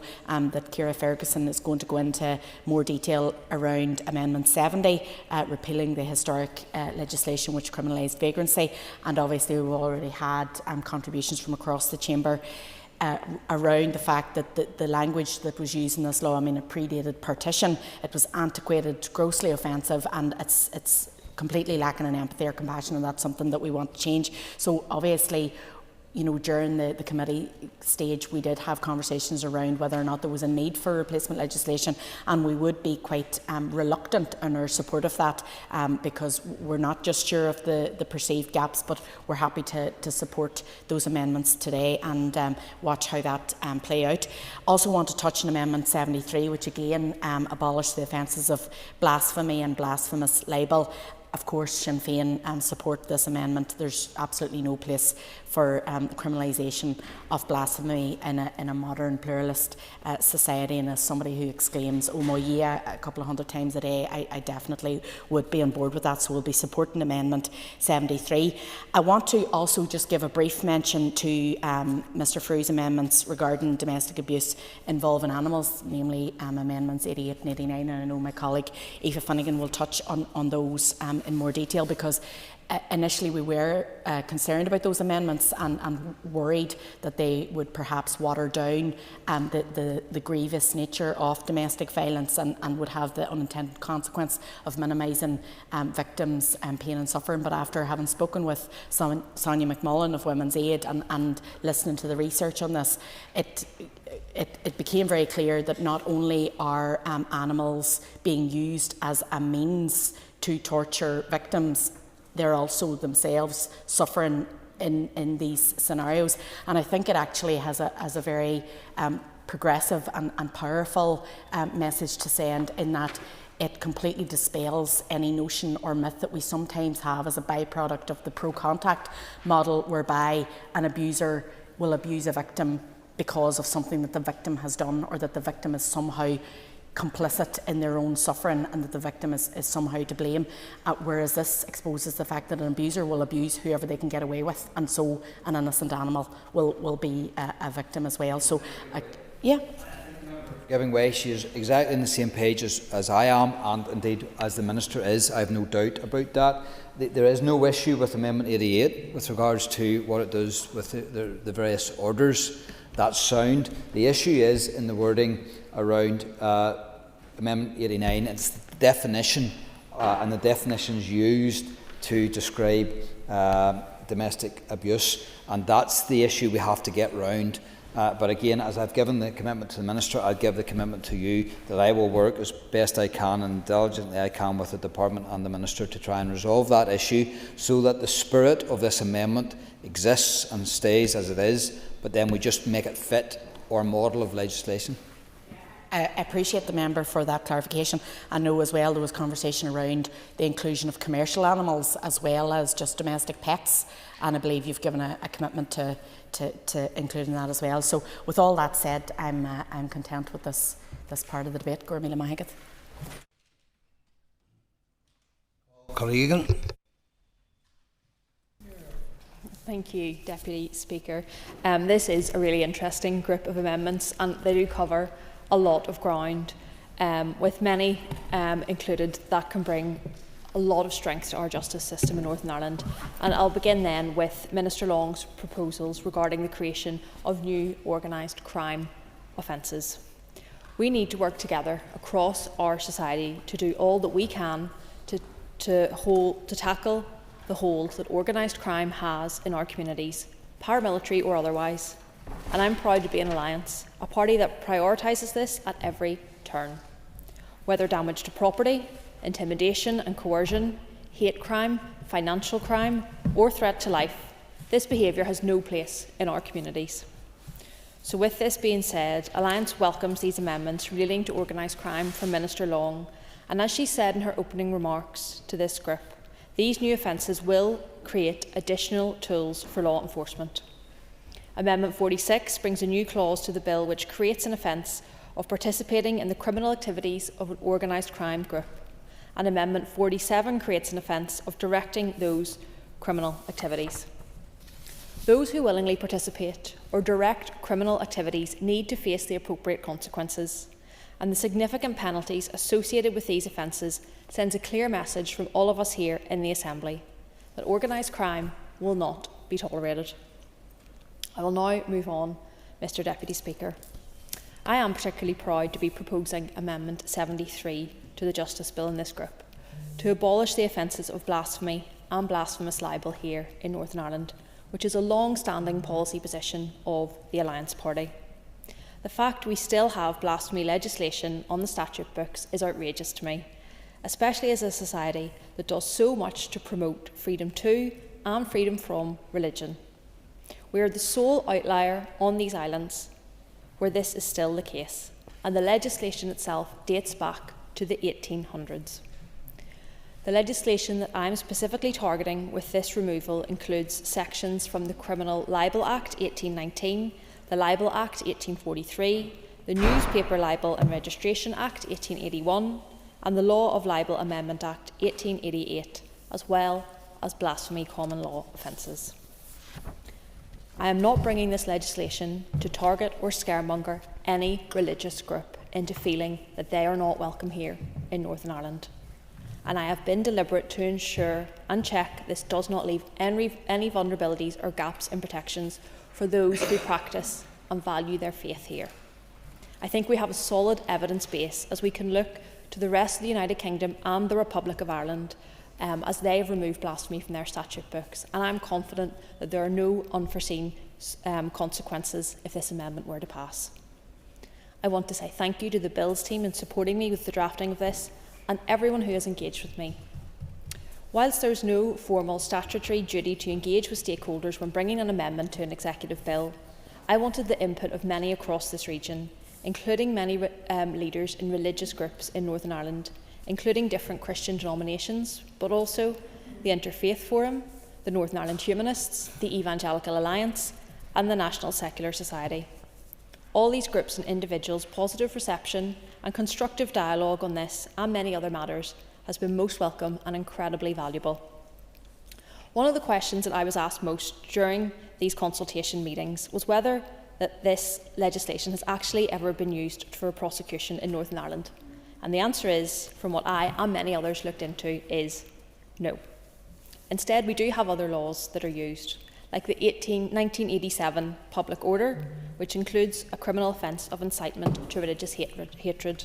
And I want to make that clear that my amendment will not affect this. So the question then follows, why do this? Why remove this offence that's never used? Well, when I asked the PSNI and engaged with them, what would happen if someone rang them, reported this as a crime, and they did confirm to me that they would have to investigate it, send a file to the PPS for consideration. And I'm sure I'm not the only one around this chamber that thinks there's better things that our police service could be doing.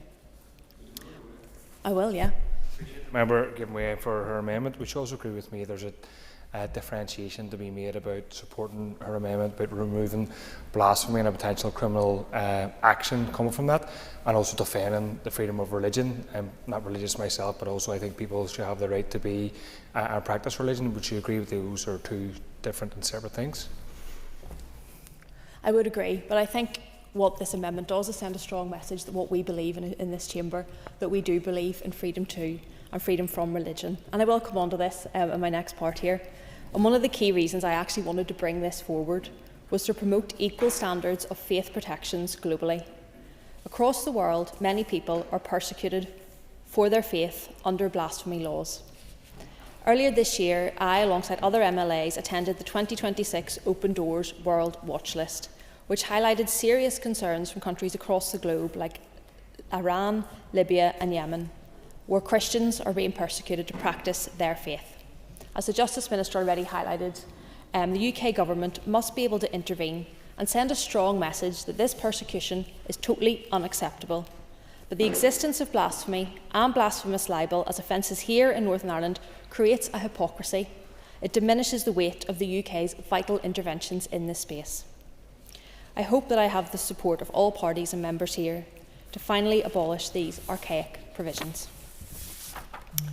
I now want to go back to Amendment 70 from the Justice Minister that repealed Section 4 of the 1824 Vagrancy Act and the 1847 Vagrancy Ireland Act. More archaic offences which should have no place in a modern society. Homelessness needs a social welfare response, not a criminal one. These provisions only operate to criminalise a wide range of poverty-related behaviours, including criminalising rough sleeping here in Northern Ireland. They do not represent what I and my party and the majority of people across this region think about homelessness. There was plenty of discussion on this in the Justice Committee evidence sessions, and through that we found the PSNI do not currently enforce vagrancy provisions, again highlighting its outdated nature. It is important that we do not criminalise people who are simply begging and not otherwise engaging in behaviour which would result in a criminal offence. Through our committee sessions, we also heard feedback from Retail NI and the business sector who put forward concerns on criminal activity in this regard. So Alliance will be supporting Amendments 71 and 72 from colleagues in the DUP, which create an offence of trespassing with intent to commit a criminal offence and arranging or facilitating begging for gain if Amendment 70 is passed. Otherwise, we believe this could put vulnerable people at further risk. As Vice Chair of the All-Party Group on Modern Slavery and Commercial Sexual Exploitation, I welcome Amendment 78 and thank the members for bringing this forward. In the APG, we are currently undertaking an inquiry relating to adult services websites and the role of online platforms in facilitating trafficking and non-consensual sexual activity, which is abuse. The horrors that I have heard during these evidence sessions and the violence which is primarily inflicted against women and teenage girls is something that I will never forget. I would like to join with the Justice Minister in paying tribute to Rebecca White.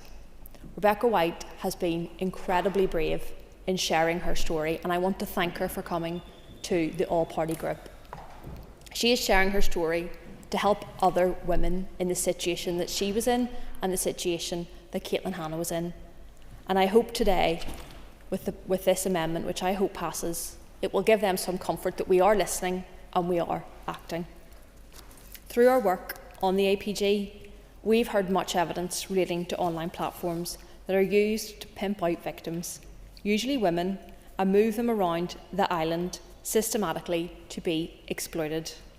Movement to ensure the perpetrators don't get caught, but movement also as these victims are so beyond commodified that those buying the services want someone new every week.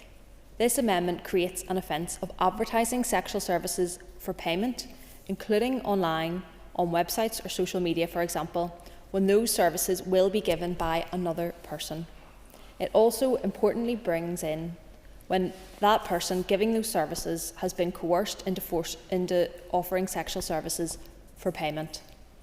It's highlighting the cases where women have been trafficked and where they're being coerced.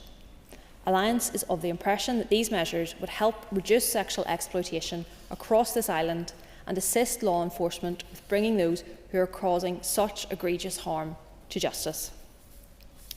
I now move on to the next group of amendments from the DUP, which seeks to introduce Ruby's Law to Northern Ireland.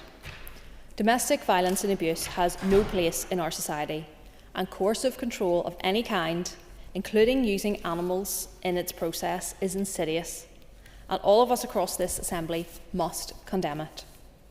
Amendment 88 firstly amends the 1998 Family Homes and Domestic Violence Northern Ireland Order to explicitly recognise harm or threats to harm companion animals as a form of coercive control.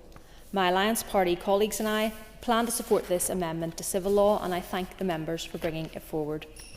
The DUP's latter amendment on this matter, from my understanding, is split into two parts. The first of which amends the Domestic Abuse and Civil Proceedings Act to specify behaviour directed towards or in relation to an animal as behaviour amounting to domestic abuse. I appreciate the intent behind this, however I want to still recognise that our legislation here in Northern Ireland was actually designed in the first place not to specify types of abusive behaviour for this reason, to create a broad and flexible definition of domestic abuse that could include factors including the abuse of pets or threats to pets as a tool of coercion and control from the outset. The second part of this legislation looks at including animals within domestic abuse protection notices and orders. This would also ensure regulations to DAPOs would have a consistent approach with some civil orders, including non-molestation orders. I was very glad to hear the proposer of these amendments, Paul Frew, agree to work with the Justice Minister and her department to ensure that we can get this legislation right, because this is a really important issue. The use of animals in domestic abuse is completely unacceptable, and we need to make sure those protections are there. So I welcome that we will hopefully be coming back to this in further consideration stage to ensure we get this legislation right. This would be beneficial, and for this reason the Alliance Party will be supporting the amendments. Thank you. Thank you. And I call John Burrows. Speaker, I will try and be brief and make up some time because these issues have been well discussed and a lot of clarity has been given. First of all, I support the amendments 45 to 48 on organised crime. It is right that we strengthen our provisions to support the police in bringing those who engage in organised crime to justice. I can move on from that. It's important legislation and I'm glad to support it. On the Vagrancy Act 1824, again I support that being repealed. It is legislation from a bygone era.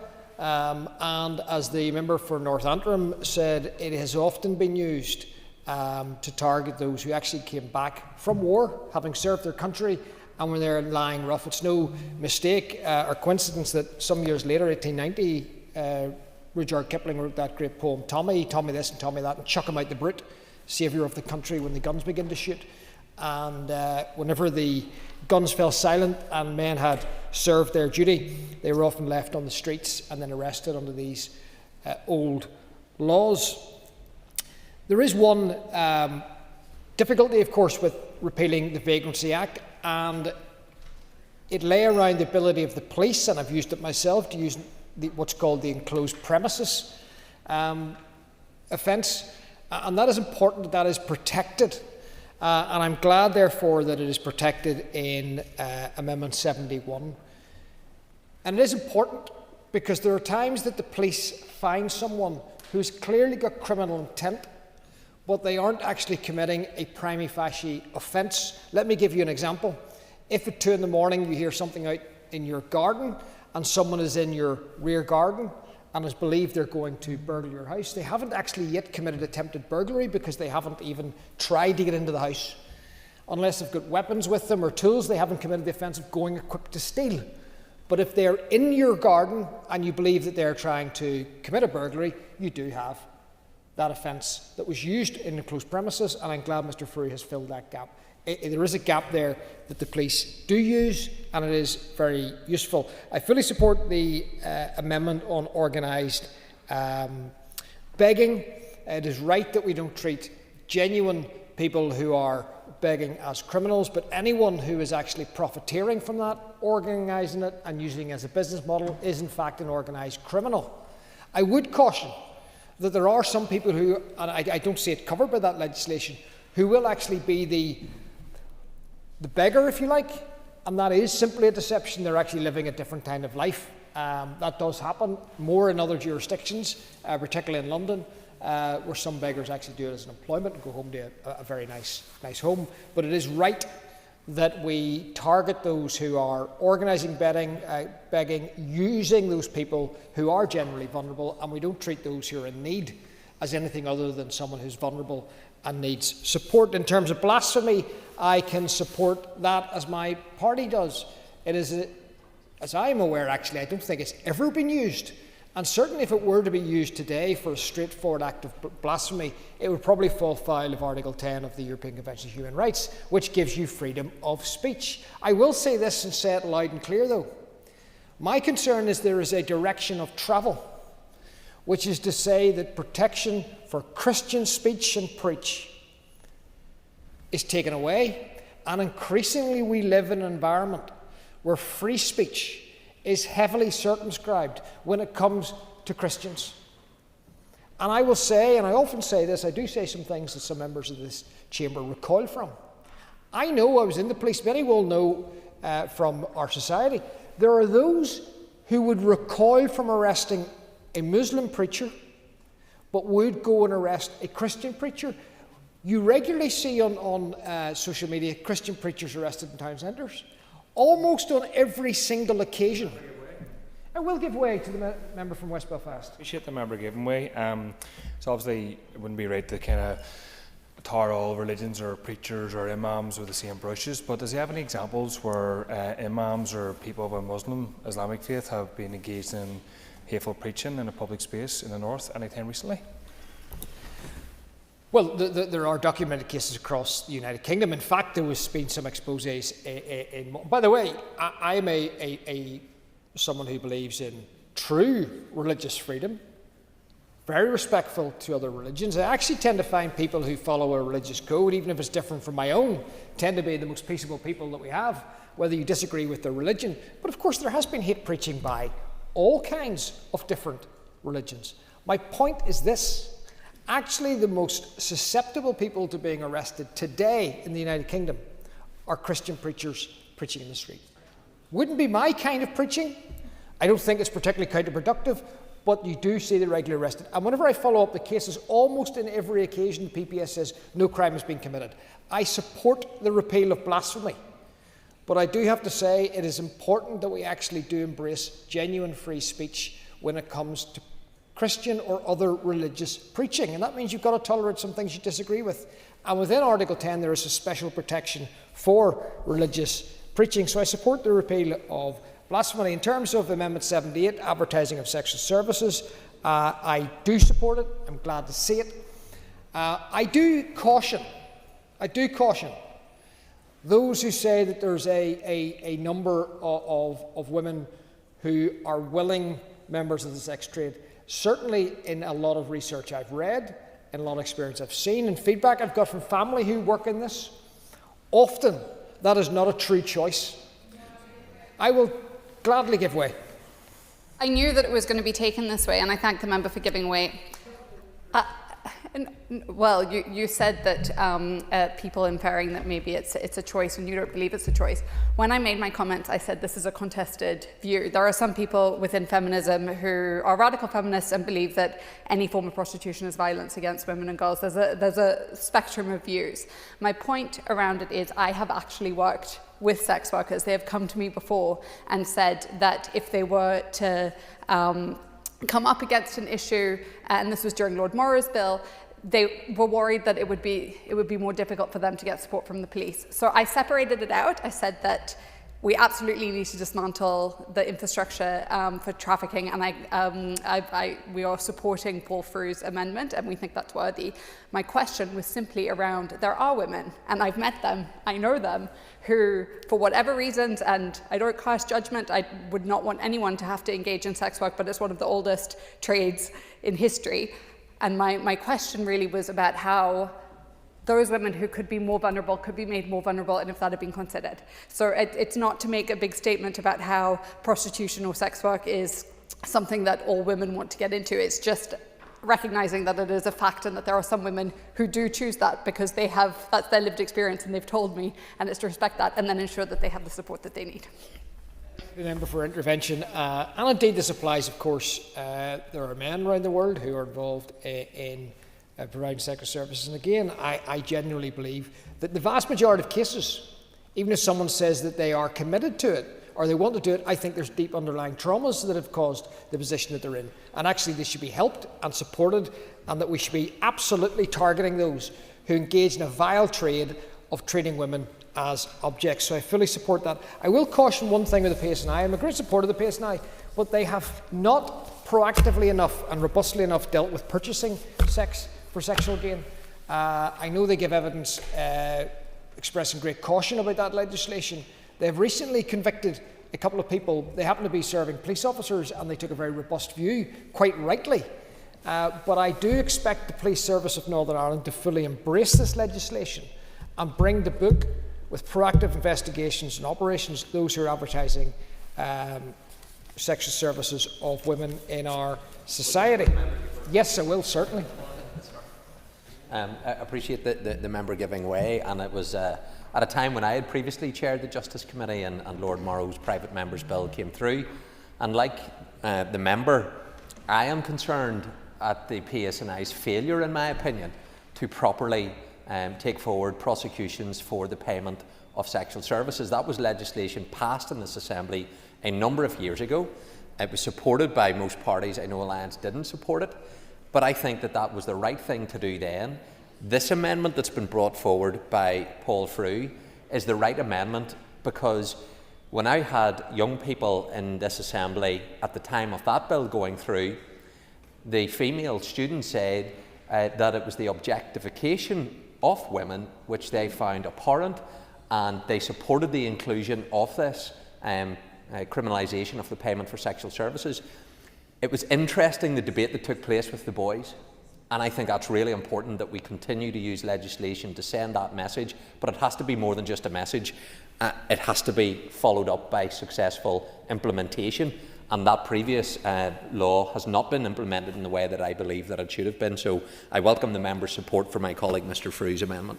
Yeah, I do. I agree. It wasn't proactively enforced, and I think there was a cultural reticence to enforce it for whatever reason. And the evidential threshold turned out to be a lot less than the PSNI have previously said, because recently some former police officers were convicted purely on text messages from a phone that was seized for something else. So I think we should take every opportunity to take out of business and put behind bars, in my view, those who trade women as an object. Mr. Free. John, for giving way.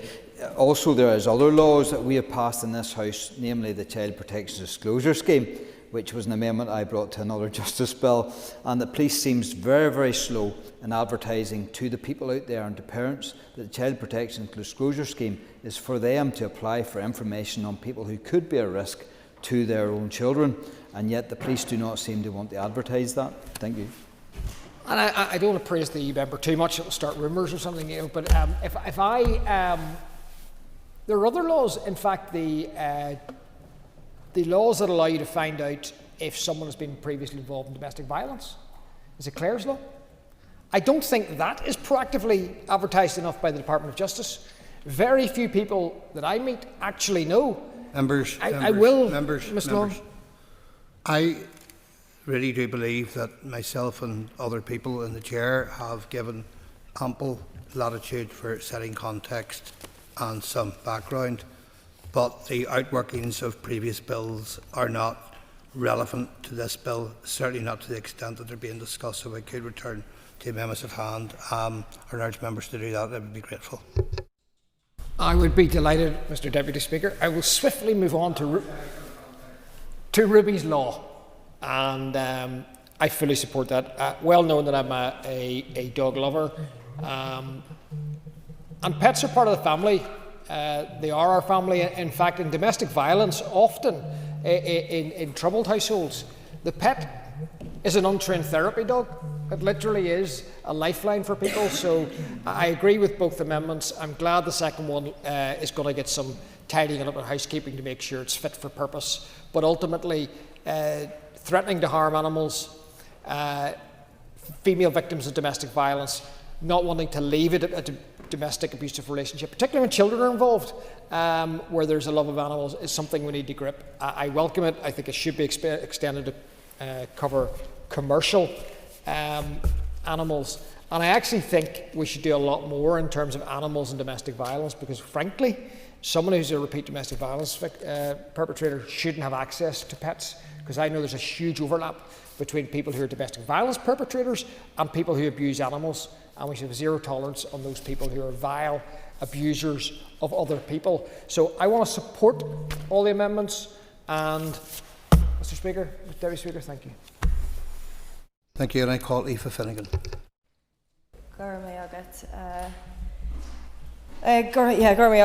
Look, I stand to speak on Amendments 78 and 88.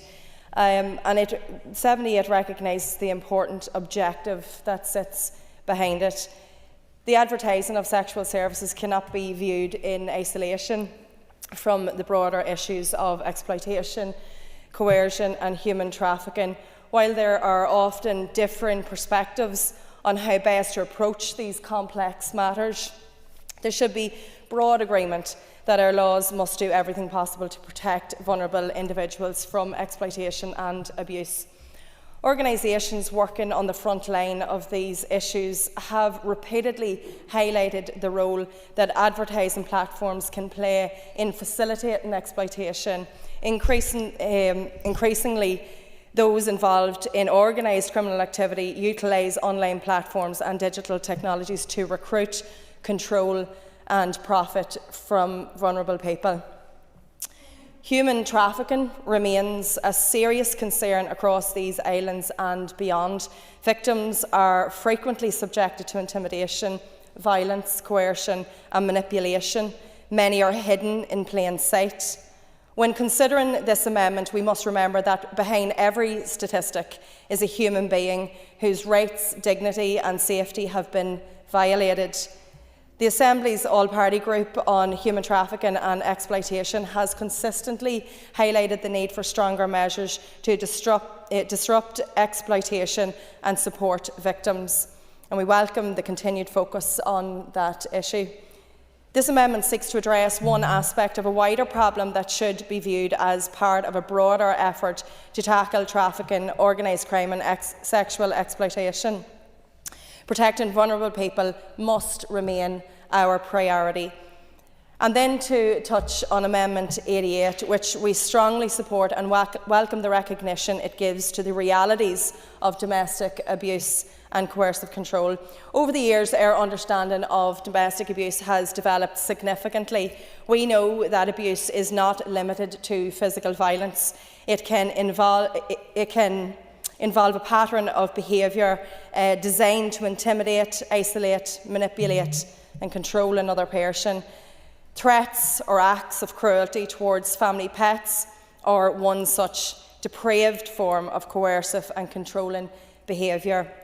For many families, pets are not simply animals. They are loved companions and valued members of the household. Abusers understand that emotional bond and in many cases deliberately exploit it to exercise power and control over their victims. The first time I encountered this type of abuse was through a constituent coming to me in my office who had made the very, very difficult decision to leave an abusive partner and the home that they shared together. She had a beloved dog which she was forced to leave behind when she fled for her own safety. In the weeks that followed, she asked if she could see the dog to this abusive ex-partner, the dog that she loved so dearly. Her former partner told her that she could see the dog, but only when she returned to him. The risk to her safety was simply too great, and as a result, she never saw that dog again. This was never about love or care for the animal on the abuser's end. The dog was being used as a tool of coercion and control. He understood the bond that she had with her pet and exploited that bond to cause further distress, maintain power over her, and continue the abuse long after she left the relationship. It was a stark example of how perpetrators can weaponise not only relationships and children, but also family pets to manipulate, intimidate, and emotionally harm their victims. Evidence from domestic abuse organisations show that victims may delay leaving abusive relationships because they fear what will happen to their pets if they leave. Others remain silent because threats against animals are used as a means of intimidation. These are not isolated incidents, and they form part of a wider pattern of coercive and controlling behaviour that can have devastating consequences for victims and their families. At its core, domestic abuse is about power, control, and intimidation. Abusers will seek to exploit whatever means are available to them in order to cause fear, distress, and maintain control over their victim. It does not matter whether that abuse is directed towards a person, a horse, a dog, or any other animal that a victim loves or cares for. An abuser will use whatever they believe will inflict the greatest emotional harm. That is why threats against or acts of cruelty towards animals must be recognised for exactly what they are, another tool of coercion and control within an abusive relationship. It also indicates how dangerous these abusers are, that nobody is safe in their presence. This amendment recognises that reality. It acknowledges that threats against animals can be every bit as intimidating and controlling as other forms of abuse, and they should be considered within the legal framework accordingly. Importantly, the amendment sends a clear message that domestic abuse needs to be understood in all of its forms. It demonstrates a willingness to listen to victims, learn from evidence, and strengthens protections where gaps have been identified. As legislators, we have a responsibility to ensure that our laws reflect the lived experiences of those affected by abuse. This amendment helps achieve that objective, and for those reasons, Sinn Féin is pleased to support this amendment. Nicole Brian Kingston. Thank you, Mr Deputy Speaker, and I I rise as a DUP member of the Justice Committee to comment on amendments which have been proposed by ourselves within Group 3, which cover a range of matters. Amendment 70 would repeal offences within the Vacancy Act 1824. Whilst we accept that people are very rarely arrested or prosecuted just for the offences of rough sleeping or begging, we are concerned that repealing those offences could leave insufficient powers, influence and tools for the Police Service of Northern Ireland to address cases of trespassing or obstruction, of begging which causes nuisance or intimidation, and of organised begging. These concerns were raised with us in Justice Committee evidence sessions, including by city centre retail groups and by the PSNI themselves and by academics specialising in this topic.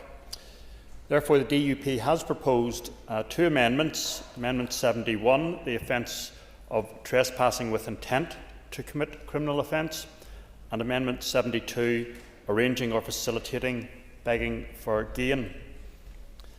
I do hear from time to time from constituents, particularly women, who say that they are subjected to harassment by those begging in Belfast city centre. I recognise also that those rough sleeping generally have complex issues, and indeed the Complex Lives programme led by Belfast City Council and other statutory agencies seeks to support some of our city's most vulnerable people to help break the cycle of chronic homelessness. However, I would be concerned that a public impression that rough sleeping and begging in the streets are now legal activities without restriction could result in an increase in nuisance behaviour, including intimidating and threatening behaviour, to the detriment of shoppers and shopkeepers. Therefore, having taken advice, we believe that our amendments strike the right balance in ensuring that the police have the appropriate tools at their disposal, if required, to address and prevent behaviour which makes other people feel at risk. And in that circumstance, we are supporting the repeal of those clauses in the Vacancy Act. Regarding Amendment 73, the repeal of blasphemy law, we in the DUP believe that faith and belief, which are private matters for each of us, also have an important place in common life and in the public square. We recognise the foundation of Christian values which have underpinned much of our common law and our constitution in the United Kingdom, whilst acknowledging the diversity of beliefs which now exist in Northern Ireland and the rest of the UK, including all major world faiths and people of no belief. Our experience over many years has been that some political parties and humanist groups wish to actively drive faith out of the public square, out of public ceremonies, out of our schools and institutions.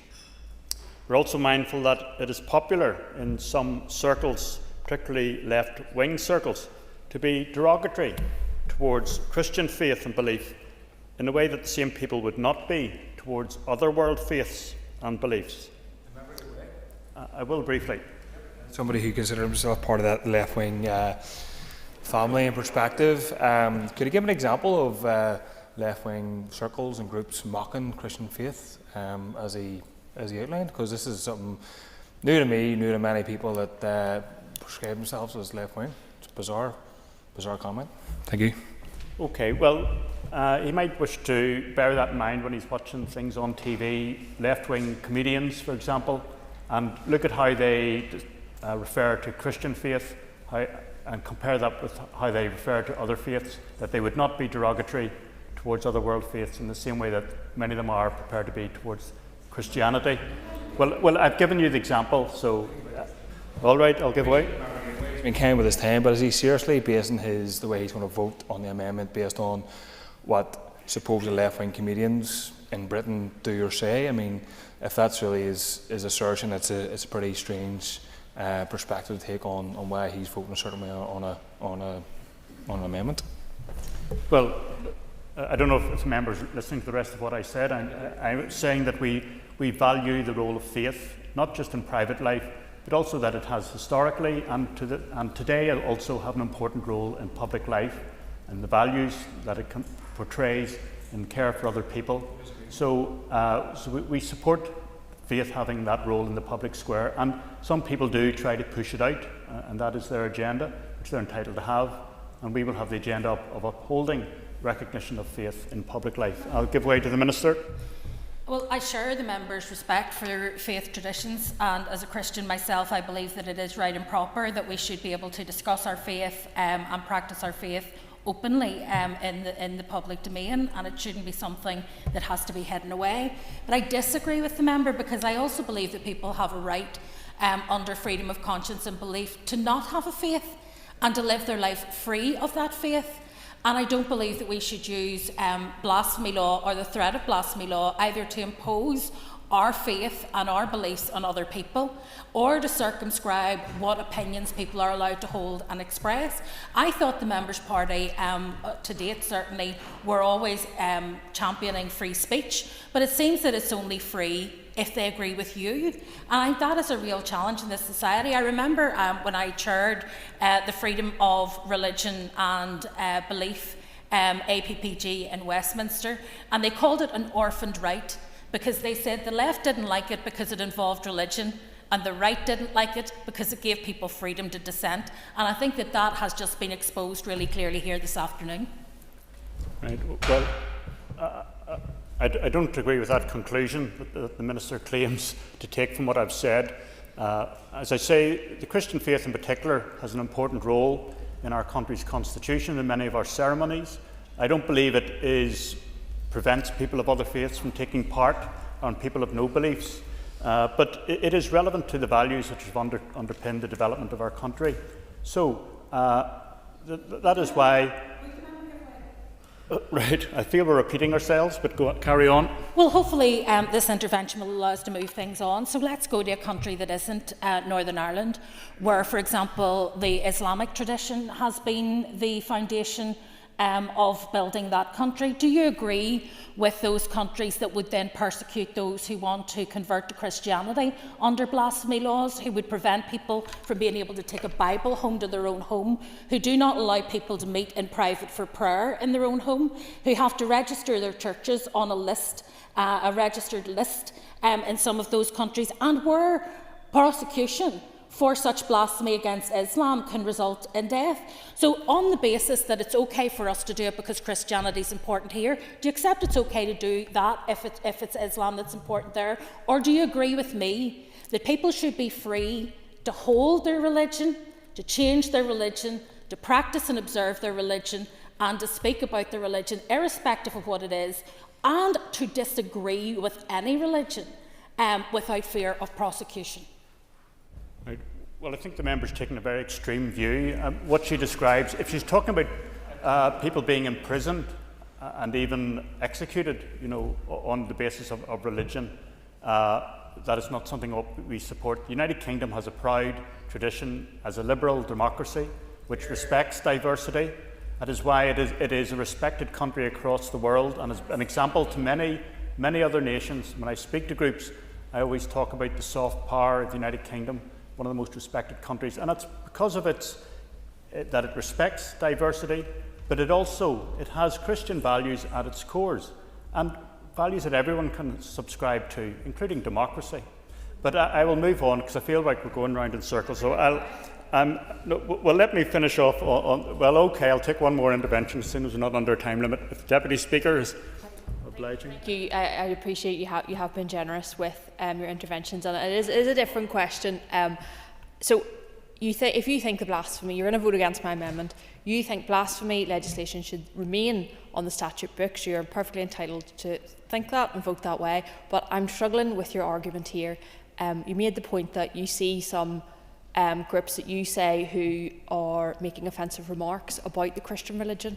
Have you called the police on them? Because blasphemy is a crime, it's on the statute books. Have you asked the Minister of Justice to produce sentencing guidelines for the crime of blasphemy and blasphemous libel? And if you want this to remain on the statute books, do you think it should be used? Because for me, the fact it isn't used is an argument to get rid of it, because it doesn't matter. It's superfluous. It shouldn't be there if it's never used. It's about updating. It's about updating our legislation. I actually agree with a lot of what you're saying. Christianity is a valued religion in this society, but I want everybody to be able to freely express theirs, which is why I'm bringing this. Okay. Well, in my years as elected representative, I've seen at various times situations in which people wish to take faith, and Christian faith in particular, out of institutions. We see it. Those people have tried to do that in our schools and in ceremonies which happen. And we will always speak up for that place of faith in the public square. So, to conclude, and I think you're all acknowledging where I'm likely to end up in my comments. So even though it has not been used in prosecutions in recent times, we are concerned about the public messaging of repealing blasphemy laws, that this will be seen as a victory for those who wish to diminish respect for belief, including those who wish to be derogatory towards belief, and a victory for those who wish to reduce the role of faith in public life. Therefore, our position is that we will not be supporting Amendment 73, and we've had a reasonable debate on it now. Regarding Amendment 78, perhaps one that there will be more agreement on, to create an offence of advertising sexual services in exchange for payment. As I mentioned earlier, I'm a member of the recently formed all-party group on modern slavery and commercial sexual exploitation. The APG is conducting an inquiry into the subject of this amendment, the online advertising of sexual services. The Internet has provided the means to transform the selling of all types of goods and services, and in this case, this has included the selling of sexual services on so-called pimping websites. The evidence that has been provided to us at the APG so far has been very disturbing. These sites operate beyond most people's awareness, yet are hiding in plain sight. Studies have revealed that a high prevalence of indicators of trafficking in the advertising of women on these sites using the STIM assessment sexual trafficking indicator matrix. Many of the women exploited are under the impression that they're being brought to Northern Ireland, the UK or Ireland for other employment, only to find themselves trapped in prostitution. My colleague Paul Frew has already referred to the BBC documentary The Life and Death of Caitlin Hanna, about a girl from North Belfast who was trafficked to sexual exploitation in other parts of Belfast and who died in March 2022. As the Justice Minister said earlier, trafficking does not necessarily involve moving to another country. One brave witness who addressed the APG explained how she thought she was in a relationship with a man who gave her a drink containing an unknown drug. This led to years of addiction in which she was sexually exploited for prostitution in order to get the drug demanded by her addiction. She was regularly drugged before appointments and had no say on who she was booked to. She told us this prostitution is rife across Northern Ireland and is growing faster than ever. Some women she worked with were killed from drug overdoses. She believes she was given an overdose at one stage in order to kill her off, but she survived, and ultimately her abuser, her pimp, was convicted and sentenced to 9 years in prison. She told us that paramilitaries are up to their necks in sexual exploitation. In any debate on this matter, some will claim that some people engage in prostitution by choice as a source of income. Whilst that may be the case for a small number of people, the research provided to us by Ruth Breslin of SERPI, the Sexual Exploitation Research and Policy Institute, who analysed 4 pimping websites active in Northern Ireland, indicated that only 5 to 10% of the women advertised could be considered as sex workers by choice, whereas 90% plus were either clearly trafficked or vulnerable, including many of whom were from overseas. So we hope that our amendment will be supported at this stage. Finally, I commend to the House our amendments 88 and 89 to prevent domestic abuse involving threats or harm to animals, and 70. And I draw my remarks to a close there, Mr. Deputy Speaker. Before I call another speaker, I remind members that we will be taking a suspension for a break around 6 p.m, so speakers should bear that in mind in the event that I might have to interrupt them. But now call Kate Nicholl. Deputy Speaker, I will not take that long. I want to start actually by thanking Aveen and Jack from Rathmore and Joel from Bangor Grammar, who helped me with my research for this speech today. And I just want to say that I'm delighted to speak on amendments 45 to 48, as this is a major issue greatly affecting our communities.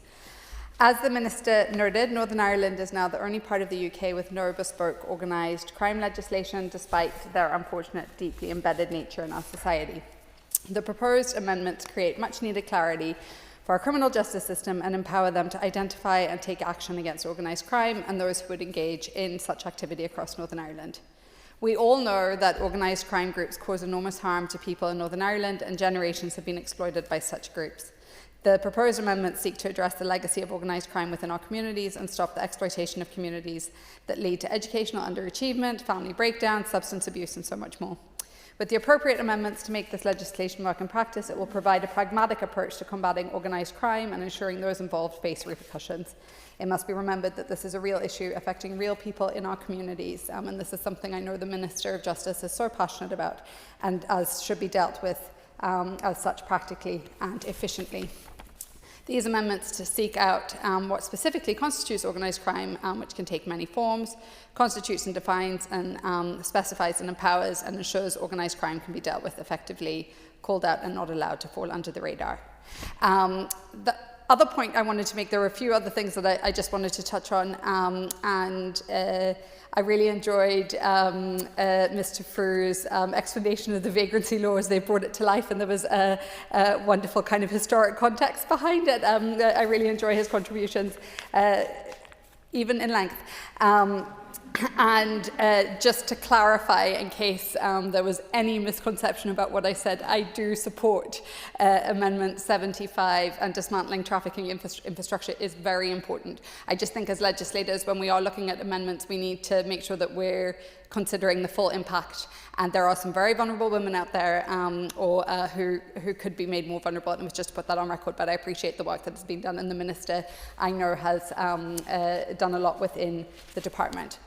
Final point, I said to my group, I'm only going to speak for a minute, and I'm going to speak on organised crime, but I just have to touch on the blasphemy laws, because repealing them is actually about protecting against religious persecution. It's about bringing us in line with the rest of the UK, and even dead laws, you know, that they can be revived at any time. This Assembly may not always have such sensible, compassionate people in it.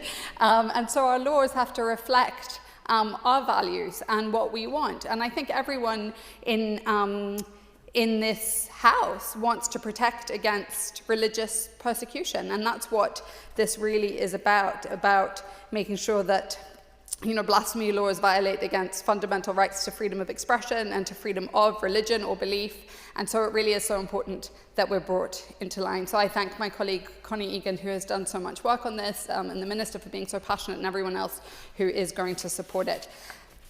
Final point is that this is what we're meant to be doing. There is so much important work in this Justice Bill, and I thank the Justice Minister for all her work and all the other members who have brought things forward. We started the day having some pretty some conversations that maybe don't reflect all of us. We get into the politics, but this is our job. It's about shaping our laws. It's about creating a future for the next generation. And I think when this Assembly looks to the future and looks at how we can craft laws that will make it better for everyone in this society, that's when we're doing the real work, our real job. So thank you to everyone involved in this, but especially my colleague, my party leader, the Minister for Justice. Thank you. Thank you. Call Ciara Ferguson. Speaker, I want to focus in on amendment number 70. I think we all recognise that it is absolutely shameful that for 2 centuries the Vagrancy Act 1824 and the Vagrancy Ireland Act 1847 have enabled and upheld the criminalisation of homelessness. This archaic and stigmatising legislation, which has utilised terms such as rogues and vagabonds in reference to those experiencing chronic homelessness, as well as singling out people with disabilities, is totally inappropriate, insulting and unethical, and needs to be repealed.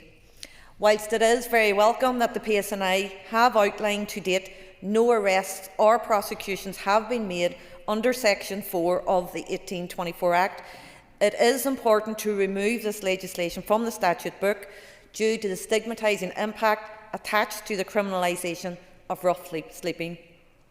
Additionally, the PSNI stressed to committee that it consumes much of their time as the first point of contact when rough sleeping is reported.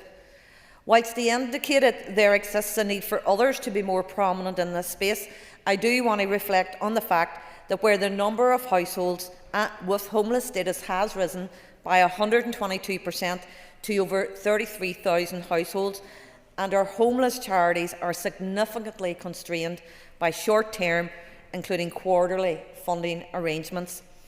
The Street Needs Adult conducted in Belfast, Derry and Newry identified 288 individuals engaged in some form of street activity, including rough sleeping. As our colleagues in Homeless Connect, alongside a range of frontline homeless support charities have outlined, each person sleeping rough has a unique story to tell as to how they have found themselves in such a situation. Whilst there may be commonalities, different people need different form and level of support to transition out of homelessness and to settled, sustainable housing rather than stigmatisation and criminalisation. I have repeatedly welcomed the work of the Complex Lives Initiative in Belfast City Council in collaboration with voluntary and community sector organisations and statutory partners, and I would really like to see this rolled out in my own city and Derry and beyond, in recognition of the fact that a trauma-informed collaborative approach is much more likely to generate positive change than any punitive measure. I also want to briefly touch on the DUP amendments at 71-72, which are replicating amendments brought forward through the Crime and Policing Bill at Westminster.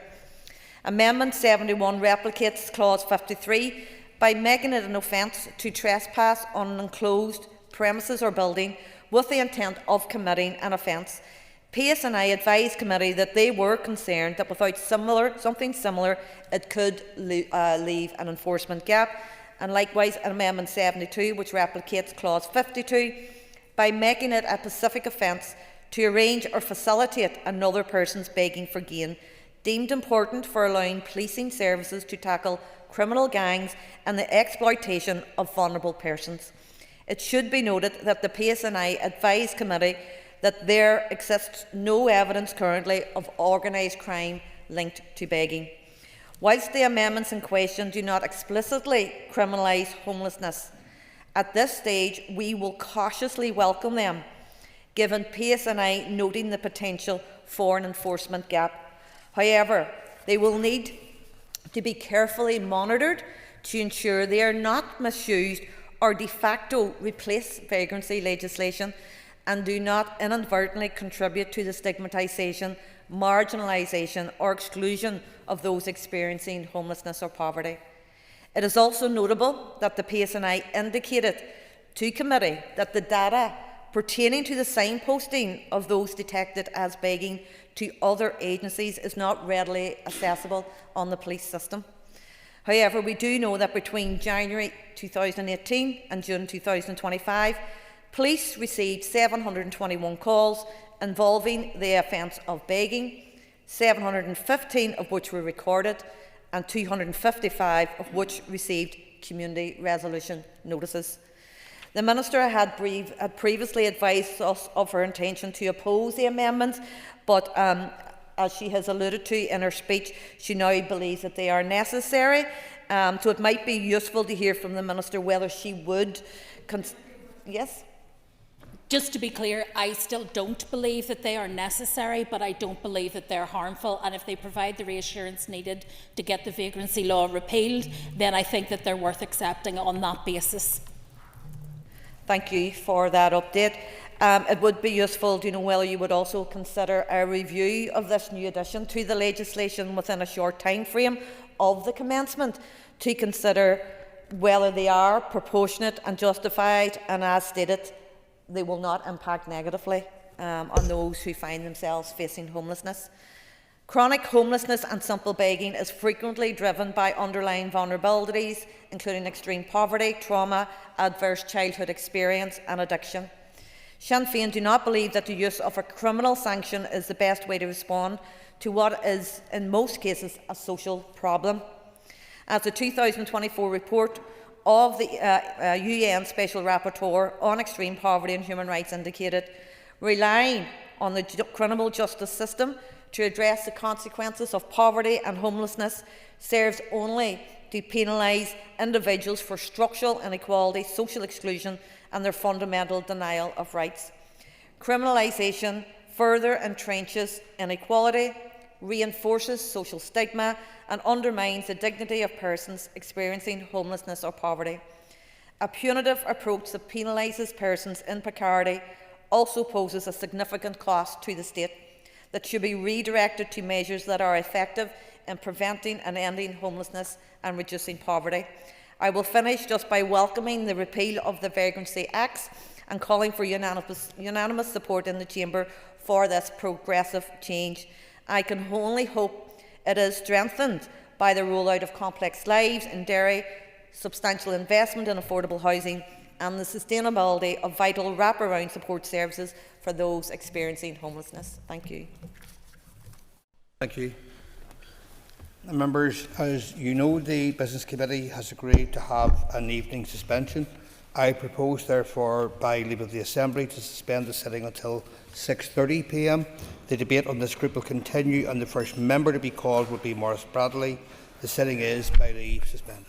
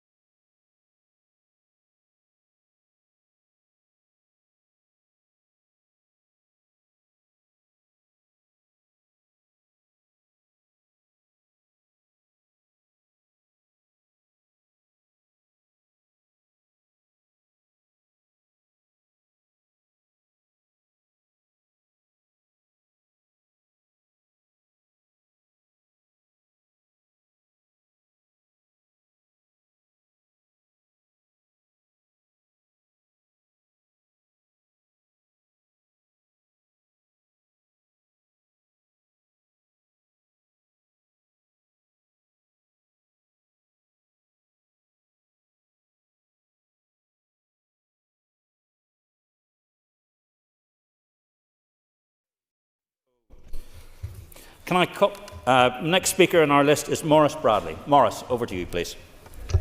Thank you, Mr. Deputy Speaker. And I see the chamber is filled here. Mr. Deputy Speaker, I rise as a member of the Justice Committee to speak in this group of amendments with particular reference to Amendments 70, 71, 72 and 78. My colleague Diane Forsyth will address Amendments 88 and 89 shortly. I reference Amendments 44 to 48, and without repeating many of the valid points already raised, I support the Minister's amendments. On the repeal of blasphemy laws, I will only make a comment. There are many religions, but for anyone of Christian belief, there is only one faith, and anyone can freely pick up a Bible and discover it. Amendment 70 repeals the Vagrancy Act 1824 and the Vagrancy Ireland Act 1847. These are outdated laws that belong to a different era and do not reflect modern attitudes towards homelessness and vulnerability, and I support the Minister's amendment. Criminalising those individuals is not the solution. They need support and intervention rather than outdated legislation. However, while I support the repeal of vagrancy law, I must also recognise the concerns raised by residents, businesses and communities about antisocial behaviour and criminal activity associated with some street-based offending. That is why Amendments 71 and 72 are important. As a joint proposer of Amendment 71, I believe it provides a sensible and proportionate replacement by creating an offence of trespassing with intent to commit a criminal offence. This is not about targeting vulnerable people. It is about targeting those who enter premises or enclosed areas intending to commit theft, criminal damage or other offences. Property owners and businesses have a right to protection, and the law should provide the necessary legislation to deal with criminal behaviour before further offences occur. Amendment 72 addresses the exploitation of vulnerable people through organised begging. It is well recognised that in some cases individuals are encouraged, controlled or exploited by others who profit from their circumstances. As a joint proposer of this amendment, I believe the focus should be on those who arrange to facilitate begging for gain, not on those who are themselves vulnerable. This amendment targets exploitation and criminality, while recognising the need for support for those experiencing genuine hardship. I also support Amendment 78, recognising that advertising sexual service is often intrinsically linked to the exploitation and commodification of vulnerable individuals. It is important that those who are the organisers are pursued vigorously and dealt with harshly by the law. I feel we failed to deal adequately with the godfathers of terrorism, but we cannot fail to deal with the godfathers of exploitation, trafficking, prostitution, sexual exploitation, and we must offer support to the victims, including those who may have chosen to be in this lifestyle. This provision would address a significant gap in the current legislative framework by targeting those who facilitate or promote prostitution through advertising platforms, including digital media. The amendment appropriate places responsibility on individuals who knowingly publish or enable advertisements for sexual services, regardless of whether they derive a financial benefit or not. It also provides important protection for those who may be coerced into advertising their own sexual services. I believe this measure strengthens efforts to reduce demand, tackle exploitation and support a wider strategy aimed at protecting vulnerable people from sexual exploitation. And for that reason, I would ask the members to support the entire group of amendments. Thank you, Mr. Deputy Speaker. Thank you, Maurice. I call on Peter Martin. Peter. Thank you very much, Deputy Speaker. As Chair of the All-Party Group on Modern Slavery and Sexual Exploitation, I want to thank my colleague for moving Amendment 78 in this group, which is the one I'm going to speak on. Clearly, I support the amendment and agree with the points already made by my colleague Paul in his contribution. We have already heard, and actually my colleague Maurice just alluded to them, some of the details and realities of sexual exploitation in Northern Ireland. I'm not intending to repeat all those arguments this evening. Instead, I want to touch on some relevant evidence that we as an APG have been looking into. You can make your way to all your notes. Mr. Martin. I thought I'd broken some convention there, and I was going to get admonished by the Deputy Speaker, but it's my colleague taking his seat. The APG is currently taking some evidence on these aspects, and we are conducting our own inquiry into them. And some studies have already been prevalent across the UK and Ireland, and the work of the APG is trying to complement those studies and ensure that the situation in Northern Ireland is fully understood. At this point, I would, Mr. Deputy Speaker, with your indulgence, particularly like to thank my Deputy Chair on the APG, Connie Egan, my colleague Brian Kingston, and both of those folk come to nearly every APG. An old friend of mine once told me that God's kingdom functions on small groups of people praying. This APG functions on small numbers of people faithfully attending. The APG has heard evidence from survivors, from academics, organisations and some international experts. We have heard to date what has been at times very harrowing and shocking evidence of sexual exploitation. And what is clearly immediately evident to me as the Chair is that the nature of both prostitution and trafficking has changed fundamentally, not just in Northern Ireland, but in fact across the whole world. The image that many might hold of prostitution or escorts is one of working from the streets, and that is definitely not the reality anymore. Exploitation in most of its forms has mitigated or emigrated online and has become digitised, scalable, in many instances hidden, and vastly more profitable. The Home Affairs Select Committee at Westminster concluded that websites advertising prostitution are now the most significant enabler of sexual exploitation. Similarly, the Independent Anti-Slavery Commissioner's report published earlier this year found multiple indicators of trafficking or exploitation are found on websites advertising escorts inside the UK. Mr. Deputy Speaker, the APG during the course of evidence gathering has found that similar cases of harm directly attributed to adverts in Northern Ireland. During the months of April and May this year, researchers assisting the APG from CARE looked at each of the main platforms that advertise women here in Belfast. This research will be more fully published with our report, but preliminary analysis of that data shows indications of trafficking and exploitation are prevalent on adverts on the 4 main sites used to advertise women here in Northern Ireland. What we've also found is multiple women being advertised using very similar profiles, and this highlights that there are pimps here controlling several women in our towns and cities in Northern Ireland.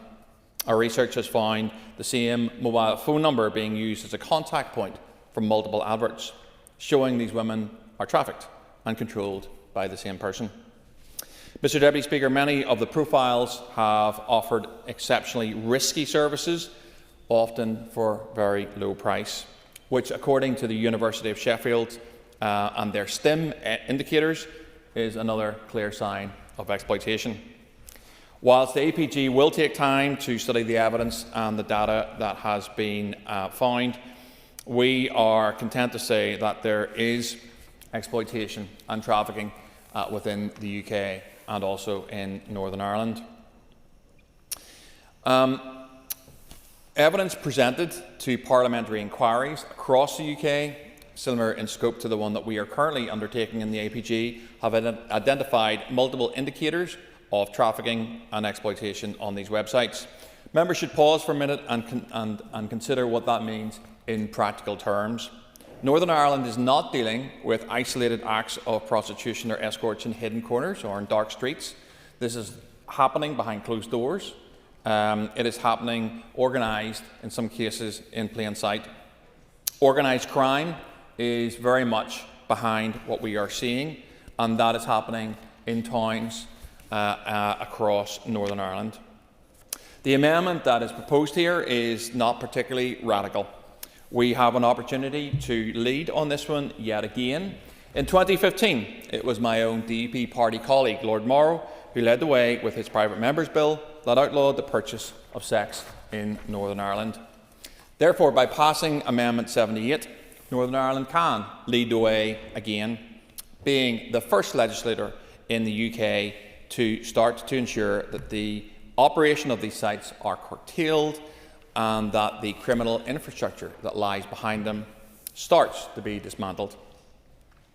Mr. Speaker, I want to commend the work of the PSNI. Very recently, I met with ACC Beck and Chief Superintendent as well, and that was a very useful meeting, and they have a particularly challenging task. The scale of this problem has become so prevalent that the resources that the PSNI can task to stop these criminal gangs undoubtedly needs increased. And we do need to be able to give the tools to the PSNI and the resources that they need to act and ensure that evidence can be gathered and successful prosecutions executed.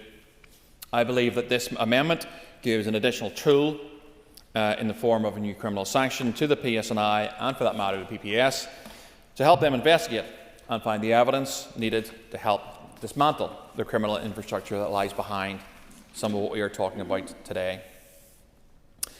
No one is pretending that this amendment alone will solve trafficking or prostitution in Northern Ireland. Undoubtedly, more will be required. Better services are needed, better support for many survivors of this, both in the process of exiting and also for a stage after that. We need stronger exiting pathways. We need better cross-border cooperation, and reforms at Westminster, of course, are urgently needed as well. Mr. Deputy Speaker, I want to just thank a few people who, apart from the colleagues that I've mentioned, who have been very helpful in the work of the APG. Ruth Breslin from SERP, who works out of Dublin in the south. Eleanor Lyons, who is the Commissioner. Survivors who have come to the APG, survivors of prostitution, and have told us some really harrowing things in their own words, and their evidence has been incredibly powerful. And finally, I'd like to thank Jessica and Tim from CARE, who are providing the secretarial support. This amendment is a necessary first step in dealing with some of the issues that I have highlighted, and it is a step that we can take within this place today. For those reasons, and informed by a growing body of evidence from across the UK and internationally, I support and commend Amendment 78 as a first step to ending the scourge that these platforms, that they exist, and the profit they are making from the exploitation of women. Thank you very much, Mr. Deputy Speaker. Thank you, Peter, and I call on Diane Forsyth. Diane. Speaker, and I thank my colleague Paul Frew for his leadership on this Justice Bill consideration, to my colleagues Maurice Bradley and Brian Kingston for their work on the Justice Committee, as well as other Justice Committee members and the Minister, as we work through this hugely significant and complex legislation. And I support the position previously put forward by Paul Frew, at some length, some would say, and DUP colleagues, and I won't re-rehearse the details already very well covered. But I want to speak on our amendments number 88 and 89 specifically, which I was pleased to put my name to. These amendments are on domestic abuse involving threats or harm to animals, seeking to extend the domestic abuse protections to Northern Ireland to explicitly cover threat or harm to animals. Mr. Deputy Speaker, I have always been an advocate for victims of domestic abuse, and I worked in this area before becoming an MLA. And I'm acutely aware of the sheer evil that exists in plain sight within every level and position within our community.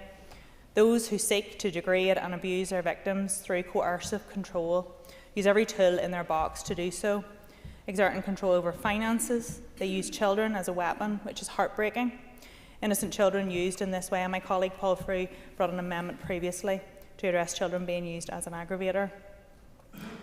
Abusers also use animals as a weapon, and our amendments recognise this behaviour as a form of domestic abuse and allow the courts to protect animals through existing civil protection orders.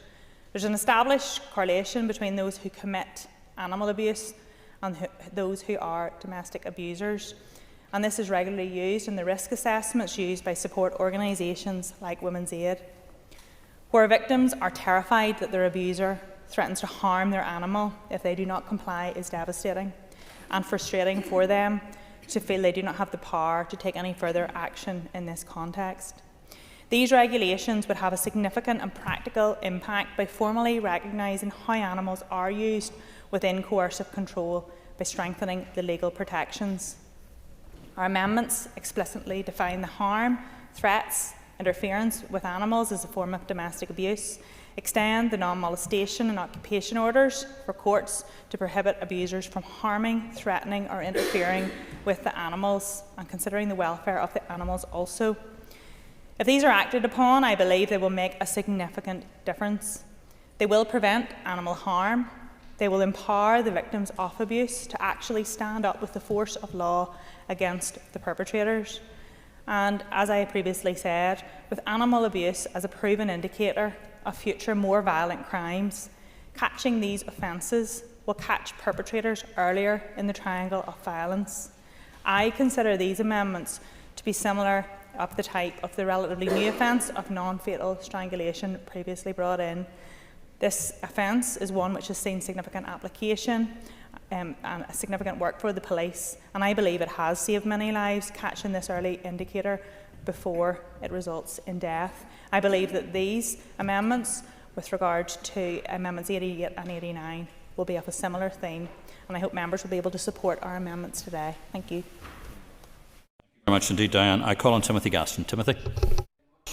Deputy Speaker, and I want to focus my brief remarks in Group 3 solely on Ms Egan's Amendment 73 to abolish blasphemy. This amendment is the latest attempt to further diminish our Christian country and the conservative DNA that runs through it. The Minister's own comments when she was speaking to this and in opening up the group reinforces my suspicions when she referred to freedom from religion, and that's exactly what the Alliance Party and the Minister want to use this bill for and this amendment. Happy to give way.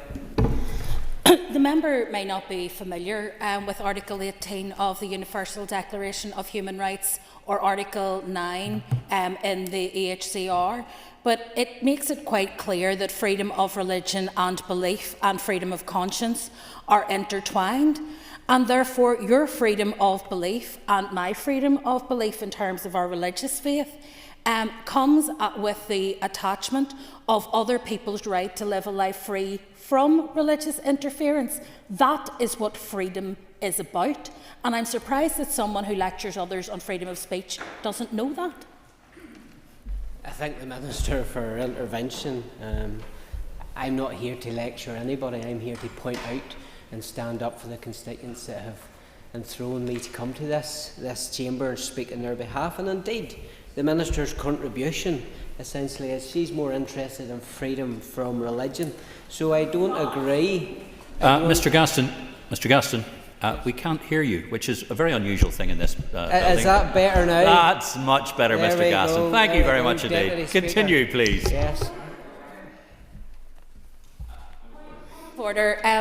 Mr. Deputy Speaker, I have just set out very clearly my position, and it seems that the member behind me is intent on misrepresenting it, despite the fact that I could not have been clearer about what I said. Is it in order for a member to go out of their way to deliberately misrepresent another member's contribution in the way he just has? Minister, you've made your point and you've made that position clear. And back to you, Mr. Gaston, please. Much, Deputy Speaker. And moving on, so the amendment acknowledges blasphemy is a common law offence rather than one which is codified in any piece of legislation. The last successful prosecution for the offence was back in 1977 and was indeed a private prosecution rather than one brought by the state. The case went the whole way and was mentioned in the House of Lords. And it is worth noting what Lord Scarman had to say in his judgment on the matter. He said the offence belongs to a group of criminal offences designed to safeguard the internal tranquillity of the kingdom.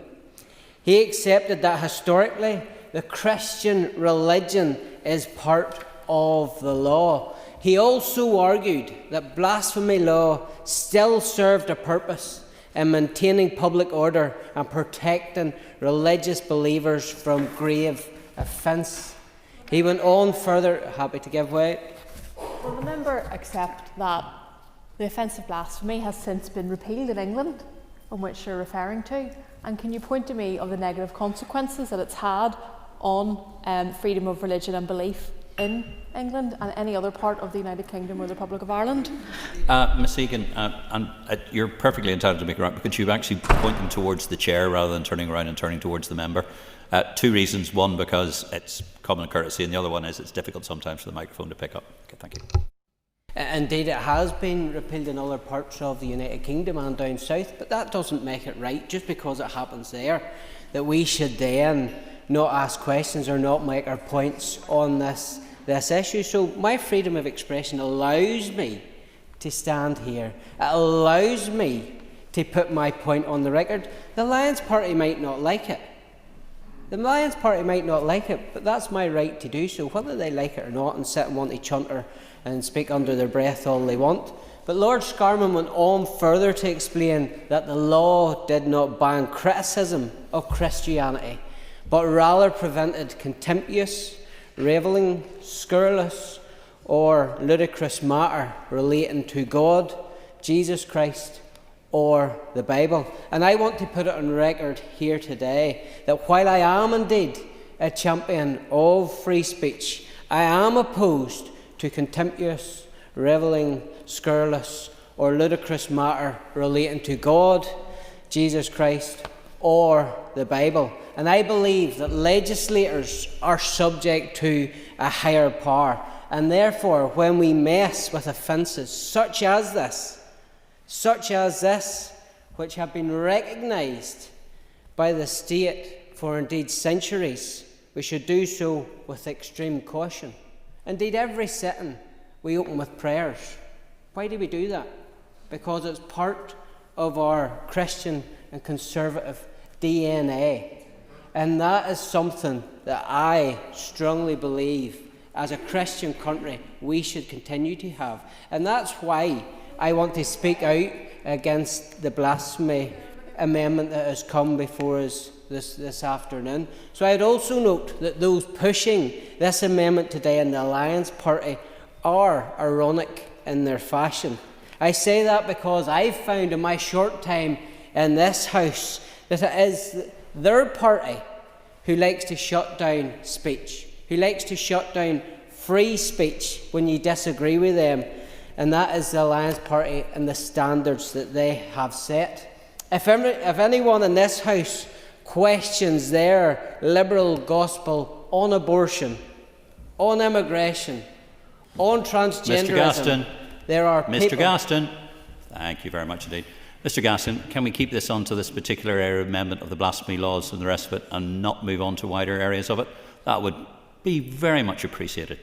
Back to you, Deputy Speaker, and I was using that as an example. When anybody speaks out against them issues, it's the Alliance Party that chunter, that sneer and degrade anybody that tries to speak out on issues that they don't like. And the Alliance Party want to abolish all regard for Christianity and law, but champion a law which seen an elderly pastor in his 70s prosecuted for preaching on John 3:16. So forgive me for being cynical by judging the actions and the decisions taken in this House regarding what has went before. So I believe this amendment is just the latest attempts by the Alliance Party to remove Christian safeguards that exist in law. This amendment is not about protections for freedom of speech. It is an illusion of the hypocrisy of the captured ideology of the left. For that reason, and because I don't believe we should be removing laws which recognise the Christian heritage of our beloved nation, I will be opposing this amendment. I'll give way. I thank the member for giving way and have found it fascinating, the completely bizarre reality he's just outlined. Can I ask how he actually thinks the current laws benefit people. And did he not hear what my party leader said, how freedom of religion and freedom from religion go hand in hand? Is that a concept he understands, or he rejects it completely? Can you not see that by having your own religious freedom and being able to express yourself, you're only able to have that because everyone else has the right not to? And do you not want to live in a society where everyone is free to have their own beliefs and respect everyone's beliefs? But I'd really like to know how the current blasphemy laws benefit people, and if he thinks dead laws should just be kept, and what happens if we change our regime completely and we have different politicians here. Does that not give him any concern? Well, I'll put it back to the member. What harm is it doing? So you have referred to it as a dead law. I have set out that the last time there was an issue was 1977. Happy to give way to the Justice Minister. Well, the harm it's doing, I've said out now a few times, but I'm happy to do so again. The harm it does is that it makes hypocrites of those of us who argue for freedom for Christians in other countries. And when we ask them to repeal their blasphemy laws, which are often draconian, which are enforced with a heavy hand, which can lead to Christians being held on a register, can be imprisoned, can be stoned in some countries. The churches have to list their premises on a government list and be inspected, that people can't carry a Bible home for private reading, that they can't pray together in their own home. Would he accept that that is a harm worth actually standing up against? And that is why the repeal of blasphemy laws in these islands then gives us the power to go and call for the repeal of blasphemy laws elsewhere, which negatively affect the very people he claims to be concerned about, Christians. I didn't know that Amendment 73 that we're debating here today was going to give us power to influence any other country in the world. If the Justice Minister thinks that there's those round the world sitting waiting on what Stormont does, well, that is for the fairies. But if that is the high regard that the Justice Minister sets herself on, the pedestal that the Justice Minister sets herself on, I don't want to be the one to burst her balloon on that. The part-time Minister in Justice. Mr Gaston, Justice Minister, it's very clear, Justice Minister, that the member didn't want to take an intervention from you on this occasion. Speaker, is it in order for a member to refer to me as a part-time Justice Minister? I have been in this chamber more than the member over the last number of weeks, and I have never resigned from doing my job fulsomely. So could the member retract that scurrilous accusation? Hear, hear. Mr Minister, and Mr Gaston. Wasn't the right one, but caretaker minister, that's okay, because she wants to turn a blind eye to anything that happens in the PSNI. But that's up to the minister. That's up to the minister and her directorate. Speaker, Point of order, Justice Minister. The Speaker has already ruled and written to members about the interaction between my department and me and the PSNI, and for what I am accountable and for what I am not accountable. The member to my rear here is now challenging the authority of the Speaker in this House. I would ask that you would take his remarks away, consider them, and ask the Speaker to rule, because it is clear that I do not give an account of the PSNI, nor do I interfere in their operational decision-making. Just make sure that works. Thank you, Justice Minister. Your remarks have been noted. Indeed, Mr Gaston, you're aware of what the Speaker's rulings have been so far, so bring yourself to the subject, please. Thank you. Yes, and get back to the debate that we have in front of us and the reasons indeed that I've set out before the House. That is why I will not be supporting the amendment listed in the name of Conn Egan, amendment number 78, because I care deeply about the Christian heritage of Northern Ireland. So I will be opposing that amendment, and I look forward to joining the DUP and the lobbies. Regarding the rest of the amendments that are on the order paper this evening, I just want to put on record my thanks to the Chair of the Justice Committee for the work that he has done. He has put a lot of work into this, not just preparing to speak in the chamber, but it's clear when he has been in the committee and the work he's done in the background. So to my counterpart in Northampton, I will be supporting the amendments that you have put before the House here today. And indeed, finishing off, Deputy Speaker, the same to the Justice Minister in this grouping of amendments. I will be supporting the rest of the amendments that's tabled before us here tonight. Thank you, Mr Gasson. I call on Mr Carroll. Jerry. Thank you, Deputy Speaker. Happy to speak in Group 3 amendments. I think there's been a bit of a misunderstanding about left ideology in this debate, but I'll maybe comment if it's in line with the amendments. I would never dare stray from the topic of conversation. So obviously amendments 45 to 48, Deputy Speaker, deal with organised crime offences, and obviously we all know the damage that organised crime does in communities like my own West Belfast. Paramilitary gangs run loan sharking, drugs, extortion, and they do use fear to control people, and that harm has to be confronted head on. There's no equivocation or disagreement around that. But I'm not convinced that the amendments are the way to do it, which I will outline. From my reading of the amendments, and I'm happy to be corrected and happy to take interventions, is that these amendments are drawn sort of very widely. So under the participation offence, a person can be found guilty even though they didn't know any of the people in the group, even though the crime they were supposedly part of was never actually carried out, and even where the things they did were not in themselves criminal.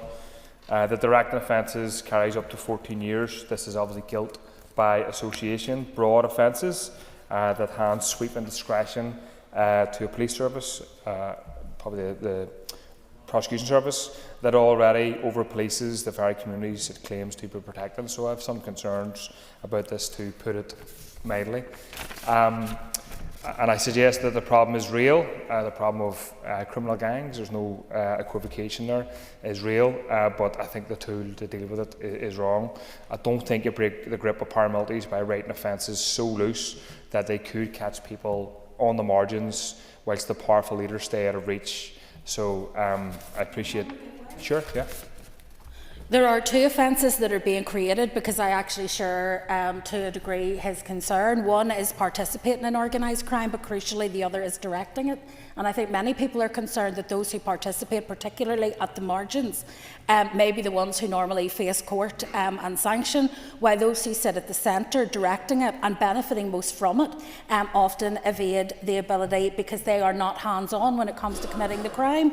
This gives us the opportunity to catch those individuals for directing the organised crime, but crucially it does not cut across the defence of coercion, and therefore if somebody has been genuinely forced to undertake criminal activity, either as a result of intimidation or threat or some other form of coercion, that is a legitimate defence, and indeed if they have been exploited criminally, may provide them with the opportunity to be referred to the national referral mechanism if it cuts across modern slavery.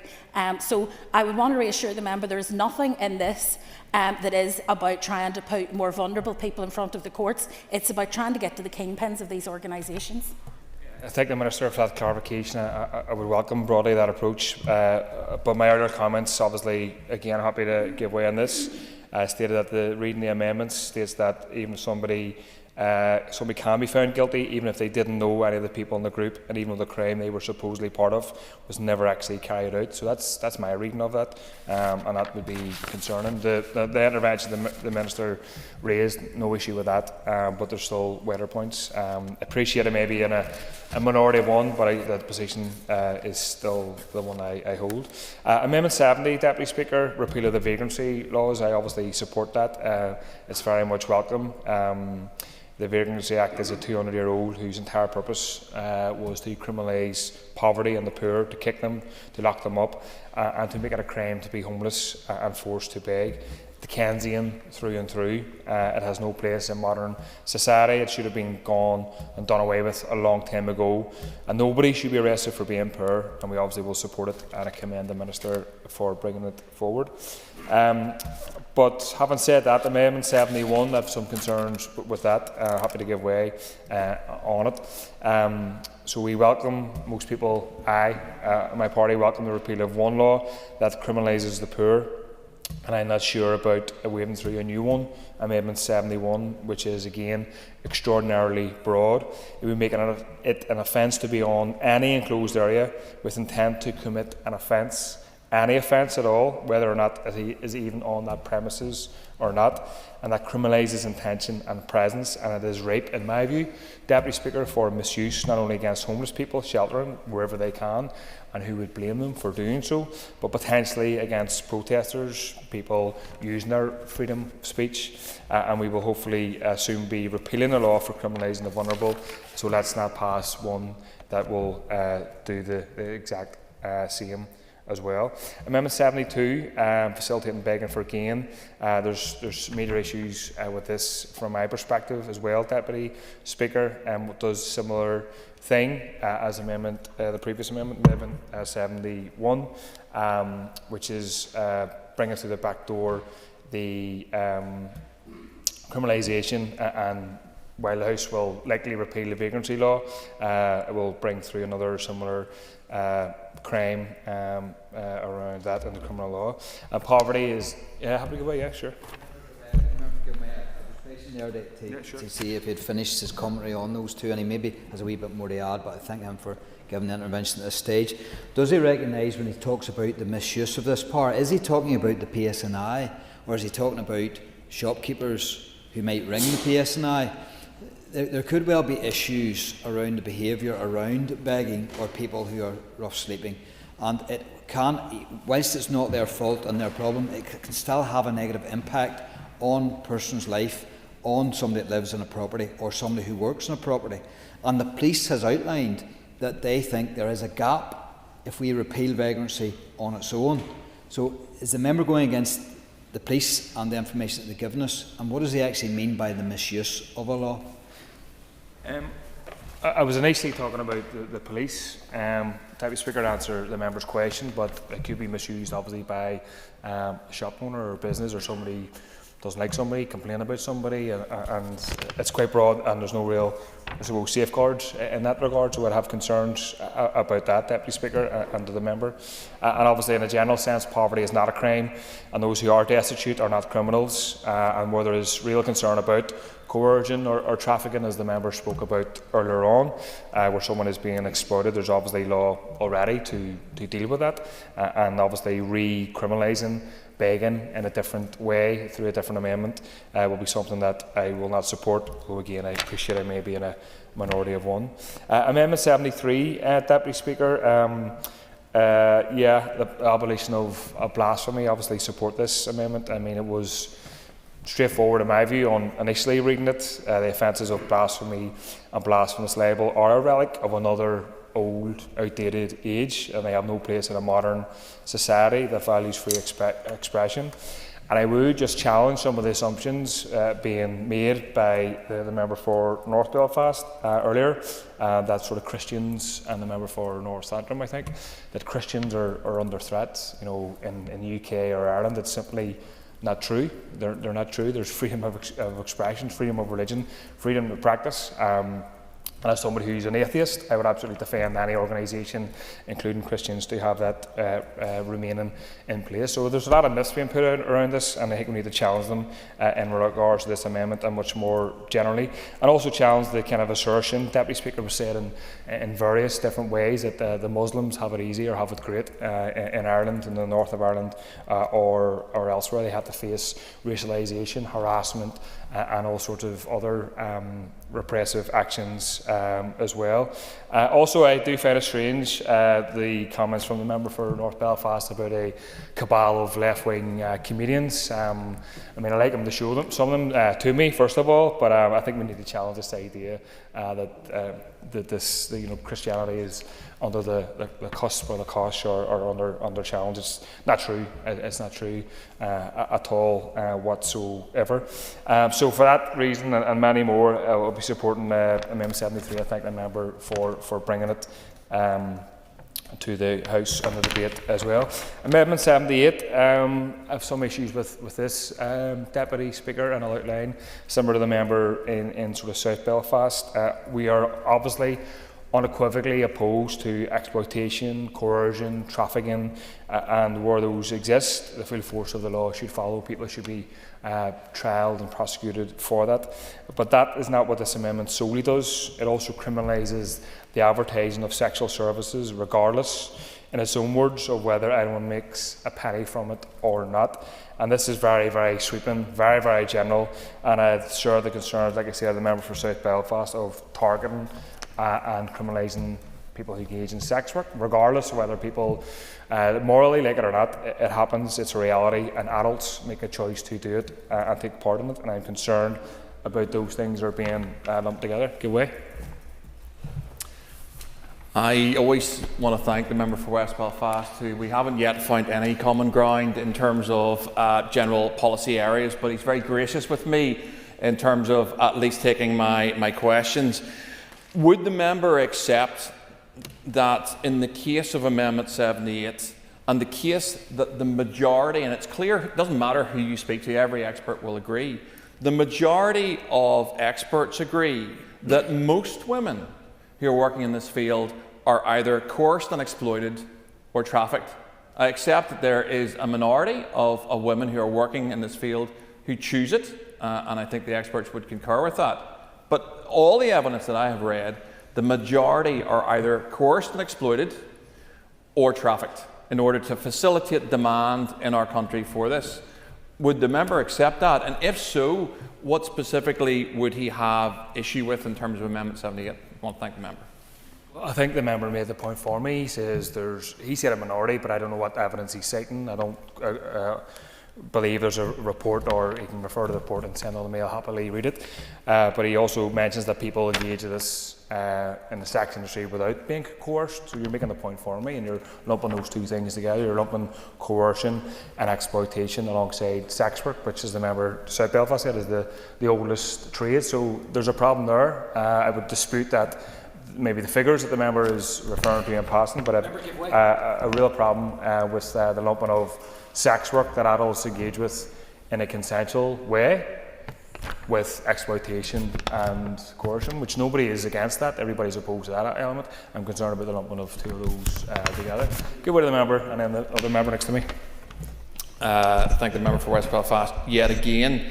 So when we're talking about figures here, and certainly Ruth Breslin from SERP has done a lot of work in this area, the University of Sheffield have done a lot of work in this area. I'll happily try and dig some of those reports out and share them with the member. I think the point that I'm making is, if we're talking about figures like 90% of women in this area being either coerced and exploited, and there's certainly evidence, we have heard verbal evidence from survivors in terms of that coercion, taking young women, getting them hooked on drugs in Northern Ireland, and then introducing them into this form of exploitation, or women being brought in from Brazil and Romania and Portugal and other countries, Southeast Asia, simply to service a demand that is clearly, and I wouldn't disagree, inherent within our country. So if this law is addressing the vast majority of the work, is that not beneficial in terms of saving the vast majority of women from this type of abuse? I don't know if those figures are correct. I'm not saying the members willfully misleading the House, but then you're going to criminalise 10% of people, so people engaging in sexual services through choice of their own, and that's what the amendment will do because it's lumped together. No problem with exploitation and people who are being coerced into sexual services being prosecuted, absolutely not, but this is a catch-all amendment which includes sexual services where people engage consensually as adults alongside exploitation and alongside people who are being trafficked as well. Give it to the member for married. Thank you, Mr. Deputy Speaker. I actually really struggle with the characterisation that is presented. And having seen this for myself, when you see vulnerable women who are having sex sometimes out with 10 or 12 men a day, that this is somehow a career choice made in a free way.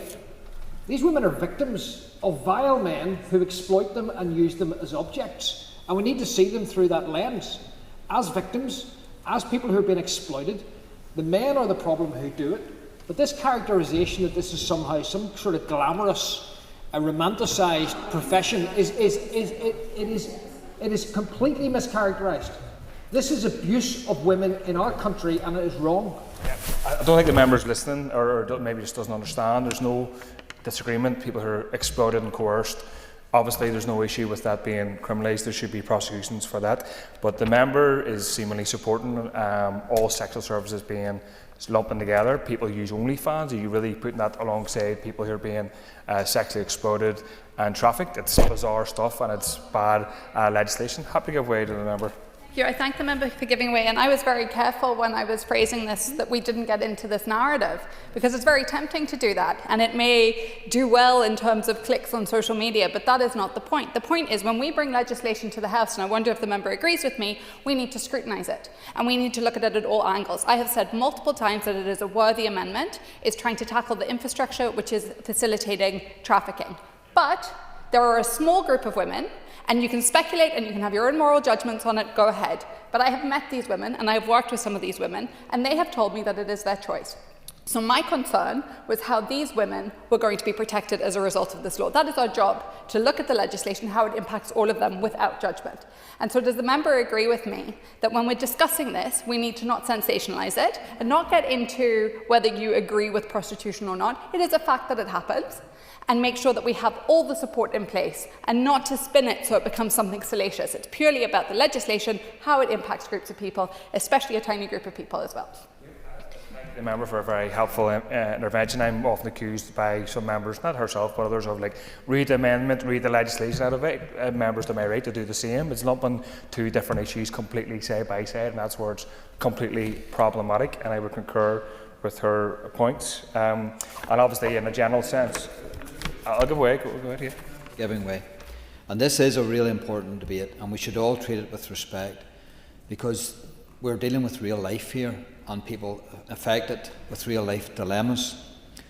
But even if you did this as a choice, even if you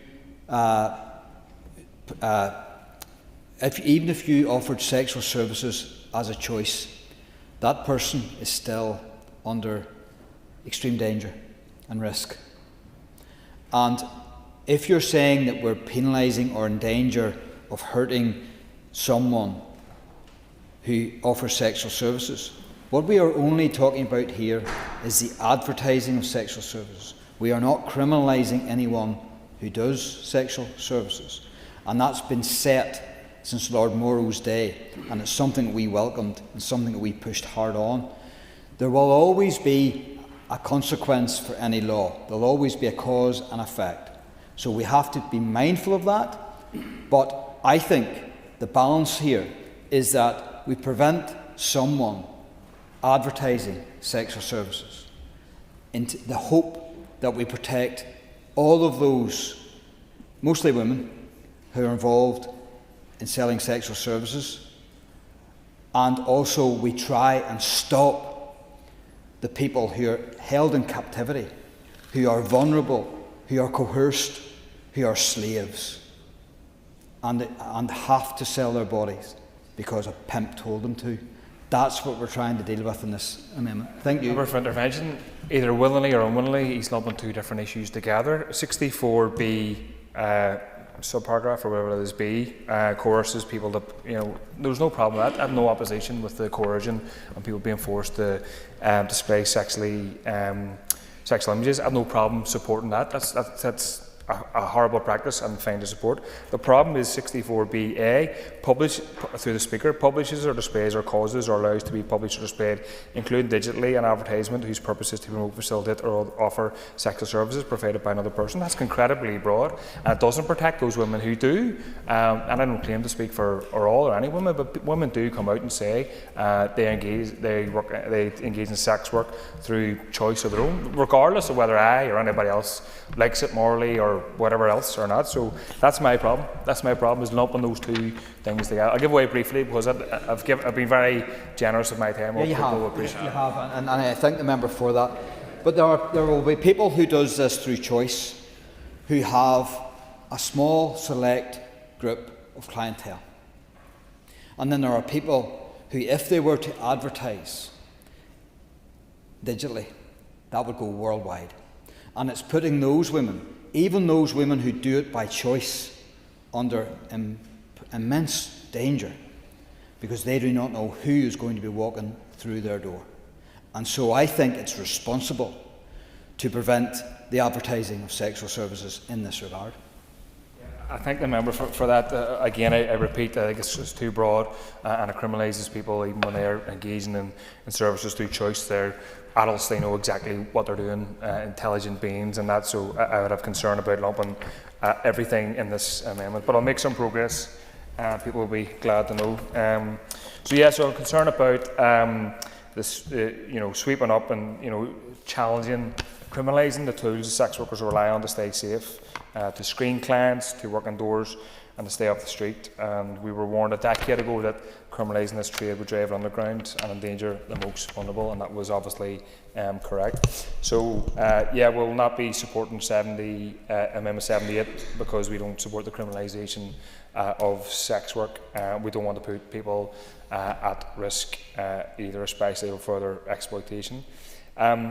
Amendments 88 and 89, Deputy Speaker, around domestic abuse, harm to animals. No problem supporting that. I'm glad to support. Listening to the members opposite talk about that was quite concerning and upsetting. The fact that abusers use threats and violence against the victim's pet as a deliberate weapon, a way to trap someone in an abusive home because they won't leave an animal behind to be hurt, is quite upsetting. And as somebody who has a dog myself, it absolutely is part of the family, so I concur with those points. And obviously recognising that in our domestic abuse protections, as Amendments 88 and 89 do, is a welcome and evidence-based step that will help keep victims and their families safe. So in conclusion, Deputy Speaker, there are amendments here obviously to protect people, like repealing the criminalisation of poverty, and in the relic of blasphemy, and strengthening protections for those facing domestic abuse. We will obviously support those amendments, and where these other amendments simply widen the net of the criminal law and hands more power to the state without any evidence or any rationale, we will do our best to oppose them, but I appreciate it may just be mayhem. Thank you, Jerry. I call on Doug Beattie. Doug. Thank you, Mr Deputy Speaker. As I stand to give some remarks on this Group 3 debate, a number of clauses. I have to say, first of all, I think it's been a really good debate. I think it's been a really informative debate. I have to say I've actually picked up quite a bit from it. It's of course had passion. It's been robust without a doubt. It's been challenging, but nothing that's been said I don't think hasn't been fair and delivered in a manner that somebody was trying to get their point across. And I would like to thank the Justice Minister for bringing it across and explaining it as best he can, but in particularly the Chair of the Justice Committee for an hour and 10 on his feet. I thought he was very good, not for the time that he spent on his feet, but I thought he was very informative, actually, and I would say well done to that. But I hear you.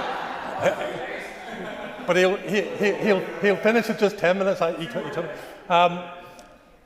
But these are nuanced amendments and clauses, and they start off with dealing with organised crime, and I think it makes it better understood, and therefore I'm going to be supporting amendments 45, 46, 47 and 48, which deal with organised crime. And it's this where I'm now going to go down a little bit of a rabbit hole with the Minister and get on my soapbox a little bit, because I've been screaming this for a long time. I've long called for paramilitary groups to be classed as falling under the organised crime category, and that the language used for paramilitary groups would outline them as being organised crime groups. And although it's not on the face of the amendment, because it doesn't mention paramilitaries, the definition of an organised crime gang is very clear: a group of 3 or more people working or acting together for the purpose of carrying on criminal activity with a view to obtaining directly or indirectly gain or benefit. Gain or benefit doesn't have to just be financial.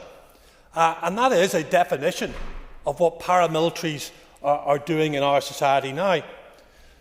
So we now take this to its fullest and intended or unintended consequences. We now find that all loyalist paramilitary organisations and all Republican paramilitary organisations now fall under the same clear category as an organised crime gang. That levels up something that's been annoying people, probably on this side of the House, for quite some time, and that is, why do the PSNI deal with loyalist paramilitaries while covert agencies such as MI5 deal with Republican paramilitaries? We don't need that anymore. Yeah, of course, yes. Could clarify, PSNI deal with both. The issue is that this Assembly only deals with those who are paramilitaries and not with terrorism, because terrorism is a reserved matter, but there is a terrorism investigation unit within the PSNI, so they do deal with both. It's really just, but you're right, this will capture any of those organisations who engage in organised crime, and I think it's entirely appropriate that we have that. Yes, and I guess that's the point that I'm making, is that it's no longer just about terrorism with some of these organisations. It's not just about national security. It's now about organised crime within our community, within our society. So it's now clear that the PSNI, MI5, the NCA and other covert agencies should be employed to monitor and investigate all paramilitary groups as organised crime gangs. Another thing then becomes clear, and this is where my soapbox comes out. If all paramilitaries are to be classed as organised crime gangs, then why do we have a separated prison regime?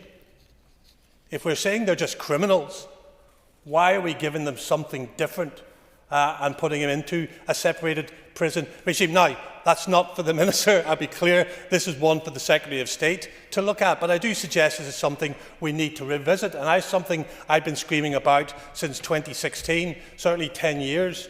The other issue is, of course, in my constituency, and this stretches across other constituencies, certainly in South Down, we have an organised crime gang called the Firm.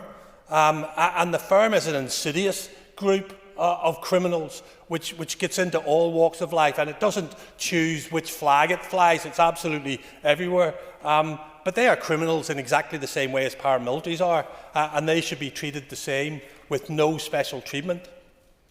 These amendments on organised crime groups allow society to move on, treat criminals as criminals, and change their language around crime that has plagued us for years, and something I've argued for over a number of years. In simple terms, if you are a drug-dealing organisation, then you are a drug-dealing organisation, not a paramilitary drug-dealing organisation, just a drug-dealing organisation, and you should be treated as such. So I welcome these amendments on organised crime. As somebody who's been on the EPOC, that's the Executive Programme on Tackling Paramilitary and Organised Crime working group, for quite some time now, these are things that we've been looking at, and I think that changing the language is incredibly important. If I go on to Amendment 70, because we had lots of discussion in regards to Amendment 70, and I think everybody, truthfully, regardless of what they say here, all thinks that the Vagrancy Act of 1824 needs to be repealed. Again, however, we always have to be mindful of unintended consequences, and that we're not stripping away a law that gave the police a power to provide support for those who need it. So somebody who is on paper breaking the law, the police can turn up to them, but not criminalise them, but to help them. If you take that away, the police don't have to turn up because it's no longer a crime. Now, I'm supportive of getting rid of the vagrancy legislation, just to make that absolutely clear. But I do think that Amendment 71 really adds to that. I think it's important, and it does support that gap in the legislation which the chair of the Justice Committee outlined. And it's actually quite good to see the Justice Minister and the chair in this chamber coming to common ground on this and say, let's work together before the further consideration stage, and let's tie this down so it fits out. And I think that's something positive that we need to take out of this. I support Amendment 72 as it gives power for the police to tackle the issue of organised begging, which in many cases is a direct outworking of human trafficking, exploitation and coercion. However, the focus must be on those that direct the begging, not the people who are sitting there, who are the vulnerable victims. And in many ways, they are the victim. They are the person that we have to look after. But it's the ones who are directing it. And remember, they're not on their own. They direct it with a network of people. And what does that make them? An organised crime group. So let's just be really clear when we're talking about getting rid of this. What we're trying to get rid of is organised begging, and particularly those people who have got organised crime gangs who are exploiting vulnerable people in regards to that. As an advocate of free speech, I support Amendment 73 on the repeal of blasphemy laws brought by Connie Egan. Now, I'm going to say this because people have stood up and they've been very passionate about this, and I have no issue with those people who have been passionate. But look, as somebody who has worked and lived in countries where blasphemy laws are actually used to the detriment of people, to the detriment of Christians, it's hard to stand in these countries and say what you're doing is wrong when we have the same thing in our own country. And I've seen it. And when people don't realise how bad it is in other countries, and I know we're not in other countries, and I know we're not going to influence other countries, but there's something about standing up and saying, you know, I'm standing on what I believe, and I believe that we don't need to have this, but we can still protect people's rights. I've always been accused of being an atheist, by the way. I'm certainly not an atheist, but I'm accused time and time again, so I'm not with you yet, just in your corner. I'm just in your corner in this little community that we've found here now. Mr. Beattie, back to the subject. Stop the love it in the corner.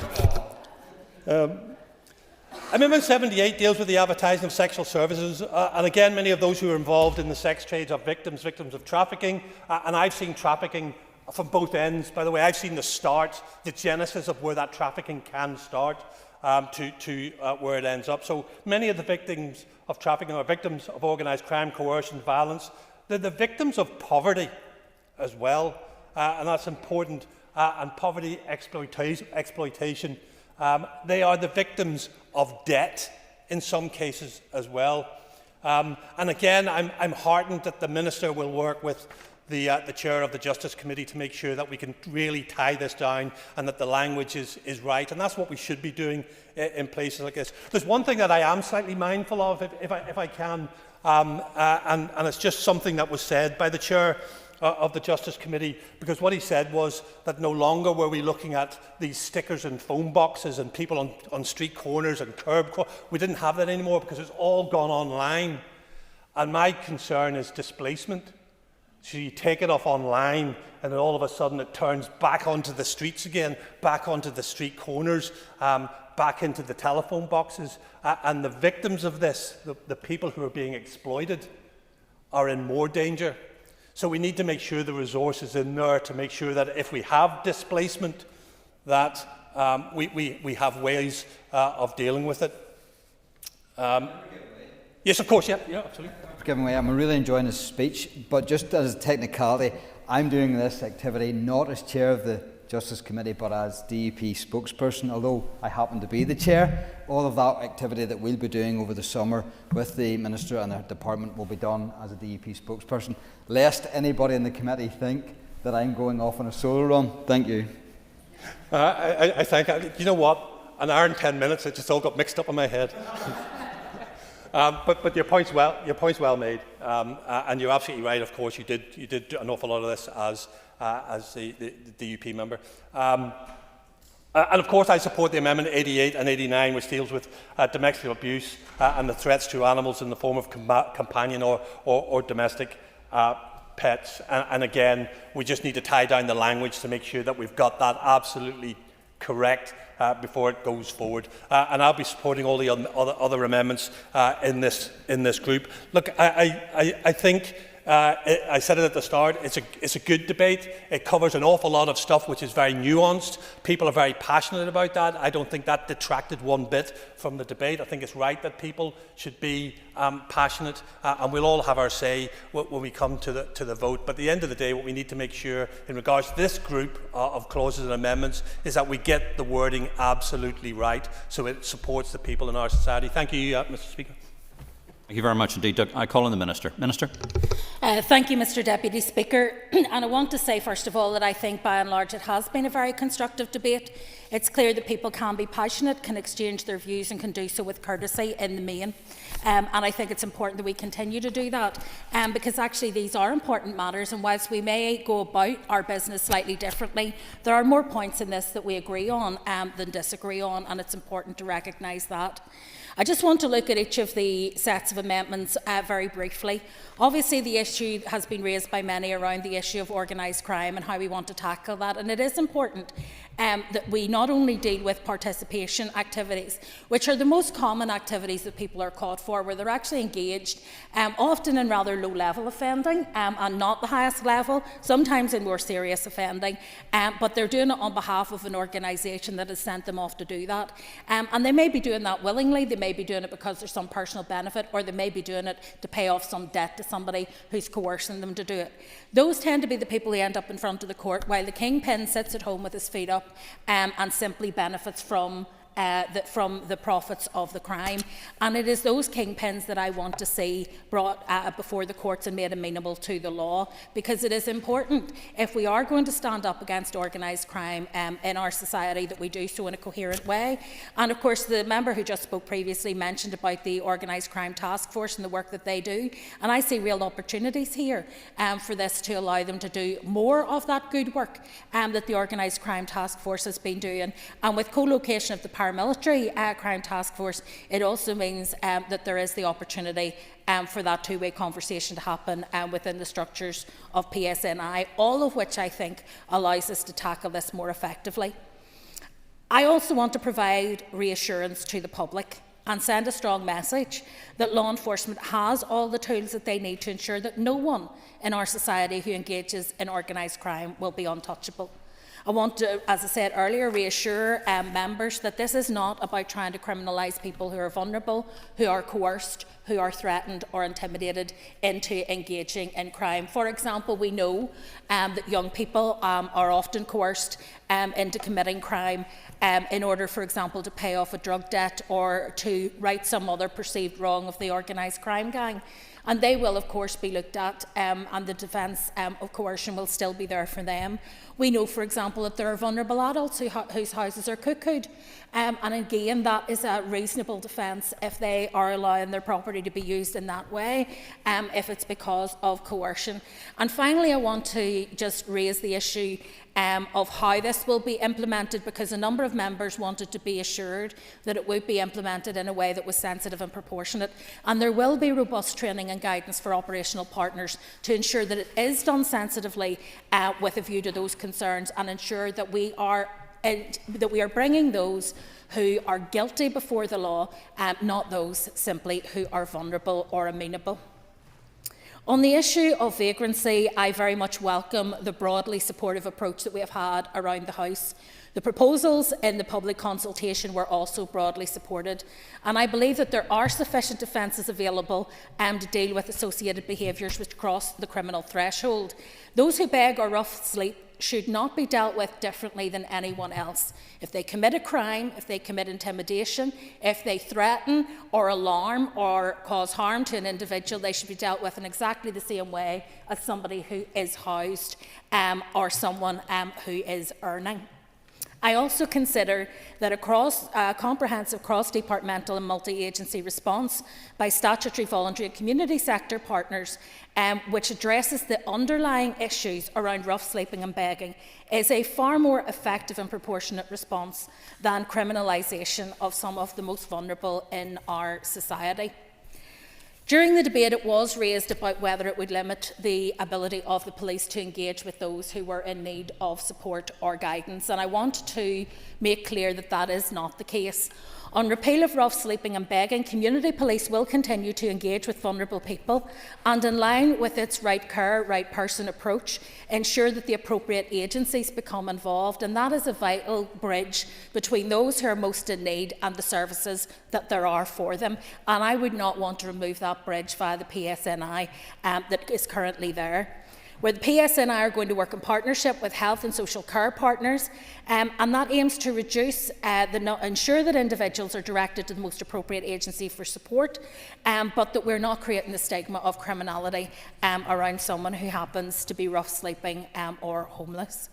The strong links between support organisations and the police across Northern Ireland will still be there, but the activity will change somewhat in that people won't be threatened potentially with arrest if they don't move on, but they can, if they are being a nuisance, if they're causing threat or intimidation or alarm, they can be charged with offences just as anyone else would. And it's important to recognise that from our perspective, what we want to do is deal with this in a proportionate manner, and the PSNI have supported that. I also believe that whilst I don't personally, and the department has not actually identified any gaps that will be created, I think there is an opportunity to assuage some of the concerns that some members had that this would leave some kind of a gap in the law.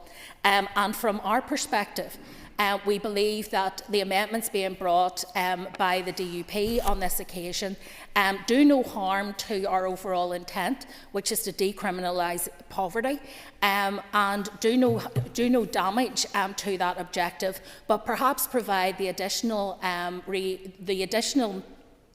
reassurance required so that people are happy to move in that direction. The PSNI have indicated that they will produce operational and policy guidance to officers when this is repealed, in order that they can guide them as to how they should engage with people where they receive concerns around begging or rough sleeping, and how they will be able to direct them to the appropriate services. And I think that is an important reassurance for those of us who want to ensure that there is no shame or stigma to being homeless. The only shame that should be felt about the homelessness crisis in our city is by those of us who are in a home, by those of us who are in this House directing government, that we have not been able to solve that crisis. There is no shame on those who find themselves in such desperate circumstances, and I don't believe that holding them accountable under the law is the way to deal with that. In terms of blasphemy offences, there was much heat and very little light, I'm afraid, coming from some quarters on this. However, I say this as someone who is a Christian and has availed of the right of free speech, avails of the right to practice my faith, avails of the right to read my Bible both alone and with others, avails of the right to pray both alone and with others. And so for me, this is not an issue about attacks on Christianity as some would wish to make it. There are some who cannot see any issue through any other lens than one that sees it as an attack. There are some who cannot see the wider implications of what we are trying to achieve and the importance of it. The truth is, the laws are rarely, if ever, used. So retaining them on the statute book or removing them from the statute book is not an attack on Christianity or a protection for Christianity. It's simply lazy politics. Will the Minister give I will, yes. Would the Minister agree with me that it is quite strange that those who are going to be voting against my amendment here and who want to keep these laws on our statute books have not come forward with any ways in which they think these laws should be used, because they're not used. So what is the point in having them? They haven't come forward with any proposals on how they should be used. And maybe you could confirm, have they asked you to produce any sentencing guidelines? What should the punishment for blasphemy be if it's on our statute books? Well, that's exactly it. They're not used. They're unlikely to be used, but it is to our detriment that they remain on the statute books. And I know that there were some rather disparaging comments made about me in this regard, and about me thinking that I was more important than I really was. I actually sat down, just to be absolutely clear, as the parliamentary champion for open doors. I sat in an office in the House of Commons opposite a number of ambassadors from countries that have laws in place for blasphemy, who came to meet me when I raised these issues in Parliament, as I did consistently and persistently during my time there. They came to meet me and said, "But how can you chastise us? You have blasphemy laws in Northern Ireland. Are you going to repeal them?" And I said, "Yes, I will, at the first opportunity I have." Because unlike others, I am not a hypocrite. I do not seek the protection of my faith, nor frankly do I need my faith protected. If you believe in an all-powerful God, I can assure you he doesn't need this Assembly's backing to do his will. But if you believe in blasphemy laws, you are by default saying that you are content for people in other places who have different faiths to us to also have blasphemy laws that act against those who share our faith, or who persecute those who have no faith. And I think that is morally repugnant. And if I'm going to say that, as I did to the ambassador from Algeria at the time, I'm going to say it about our laws. I'm going to be consistent.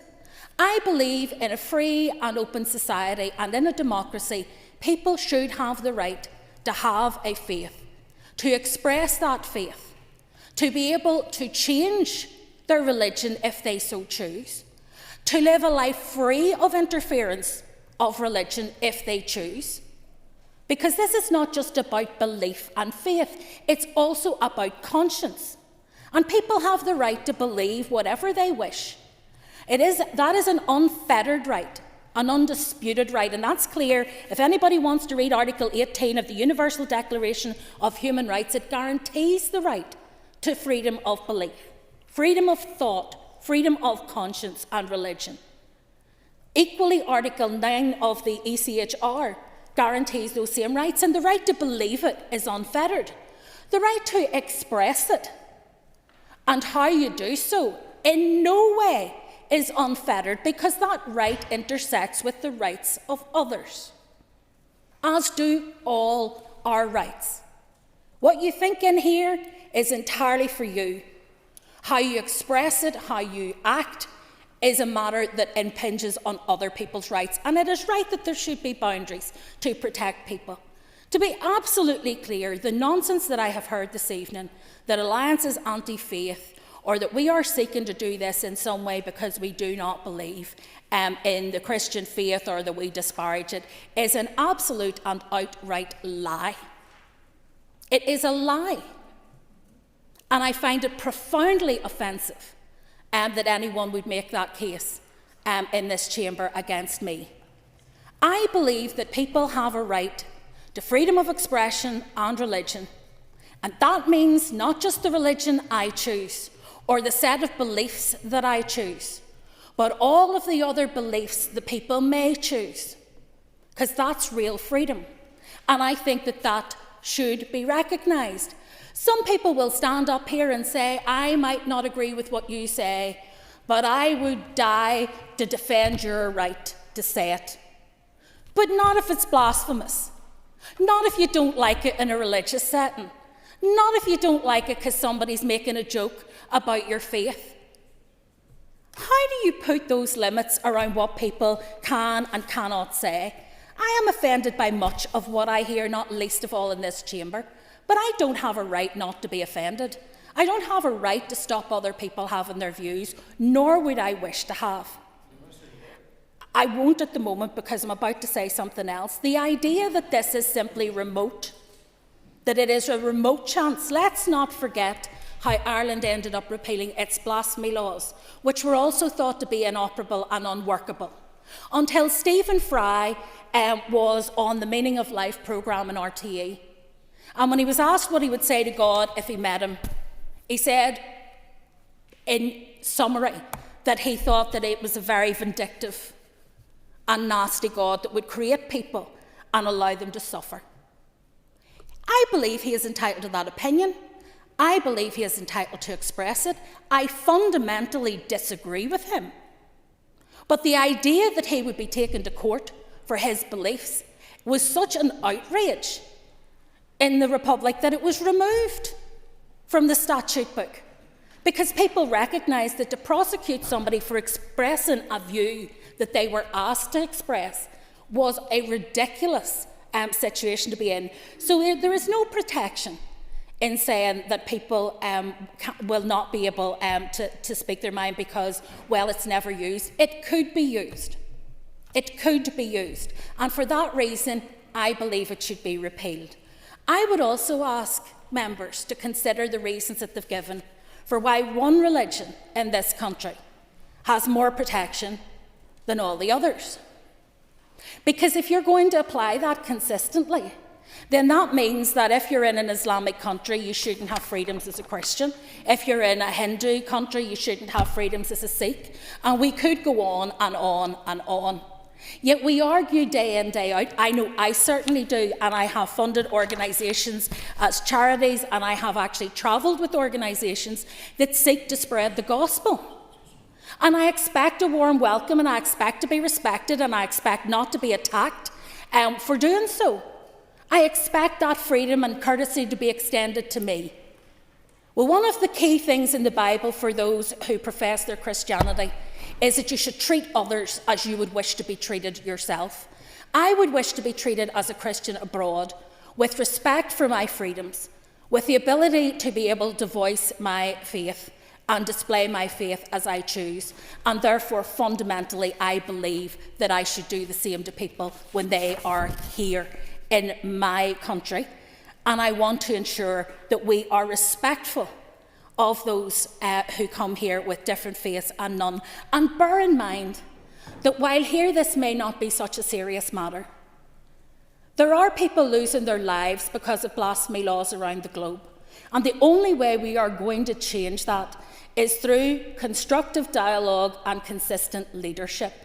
Those countries which have blasphemy laws and do not properly protect Article 18 of the UNCR and Article 9 of the EHRC, those countries have the worst human rights records by far. It is not only rights of religion that get compressed and destroyed, it is other rights and freedoms too, because in a democratic society, no one has the right to control your religious beliefs. Finally, on Ruby's Law. In the event, as happened, Paul Frew has said that he is happy to work with us in terms of any unintended consequences. So to be clear, I think we are all agreed that we want to see, for example, in non-molestation orders and other civil orders, that pets and so on are already named. We're clear that the construction of our domestic abuse offence is, first of all, wide enough to capture it, but it's also reflected in the EFM, which went alongside it, because we actually gave some examples of pets being used in domestic abuse. And the unintended consequence of part of the amendment would be to put, if you like, animal abuse above other forms of domestic violence and abuse. And I don't believe that is the member's intention, and I don't believe that that would be wise. However, I really welcome that the member has been constructive, and I would urge other members, if we are to pass law here that is not to constantly be contentious, engage with me and with the department, and we will do our best to find ways to address the issues that are of concern to you. This may be the only chance we get in the terms of the Department of Justice to do one of these miscellaneous provisions type bills. So I want to be able to accommodate as much of members' concerns as I can within it.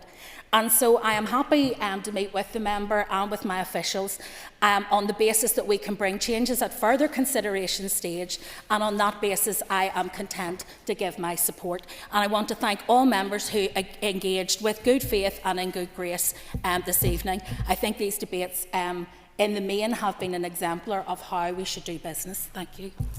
Thank you very much indeed, Minister, and bear with us as we get through this next stage. Amendment 45 proposed. Amendment proposed after Clause 19.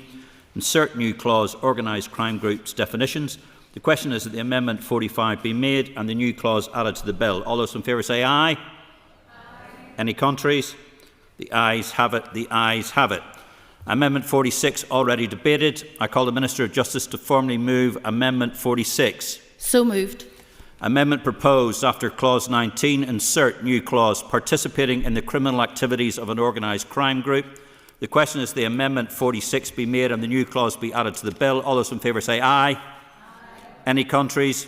The ayes have it. The ayes have it. Amendment 47 already debated.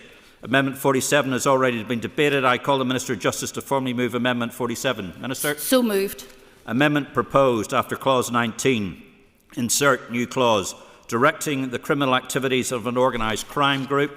The question is that Amendment 47 be made and the new clause be added to the bill. All those in favour say aye. Aye. Any contraries? The ayes have it. The ayes have it. Amendment 48 has already been debated. I call the Minister of Justice to formally move Amendment 48. So moved. Amendment proposed after clause 19. Insert new clause organised crime groups. Amendments. The question is Amendment 48 be made and new clause be added to the bill. All those in favour say aye. Aye. Any contraries? The ayes have it. The ayes have it. No amendments have been tabled to clause 20. The question is that clause 20 stand part of the bill. All those in favour say aye. Aye. The ayes have it. The ayes have it. Amendment 49 has already been debated. I call on Ms Emma Sheeran to formally move Amendment 49. Bugha moved. Amendment proposed to clause 21, page 33, line 36. Insert words as printed on the marshalled list. The question is that Amendment 49 be made. All those in favour say aye. Aye. Contraries? No. Clear the lobbies. The question will be put in 3 minutes.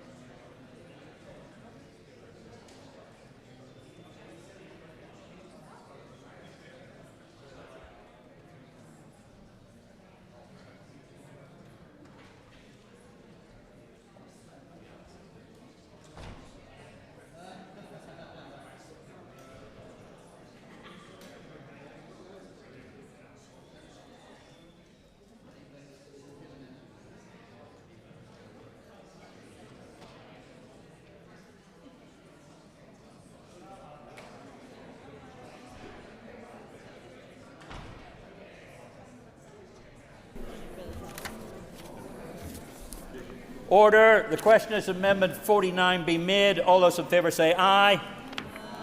Contraries? Do we have tellers?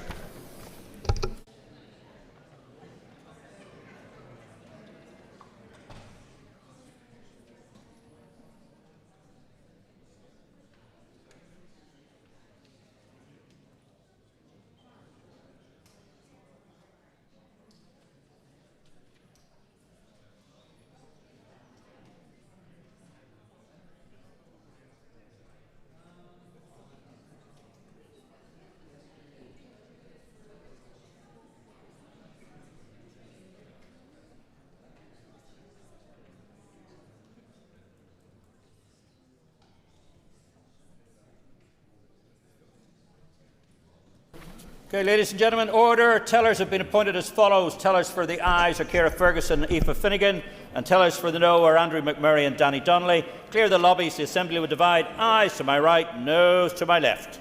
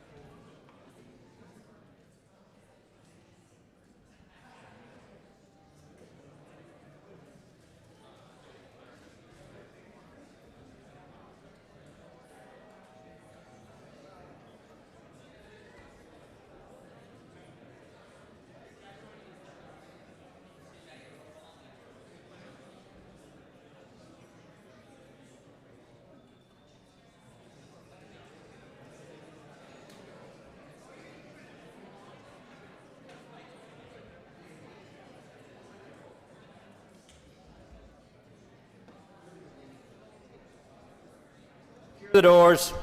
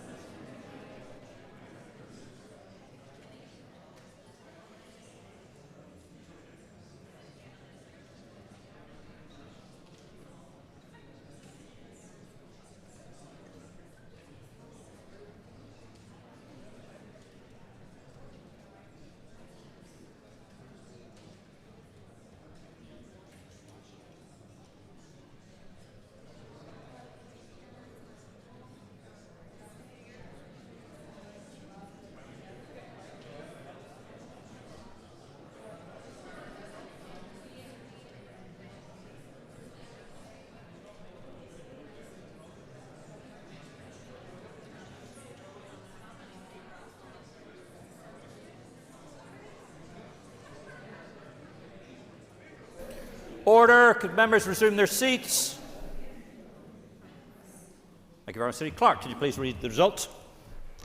73 members voted, 28 members voted aye, 45 members voted no. The amendment is not made.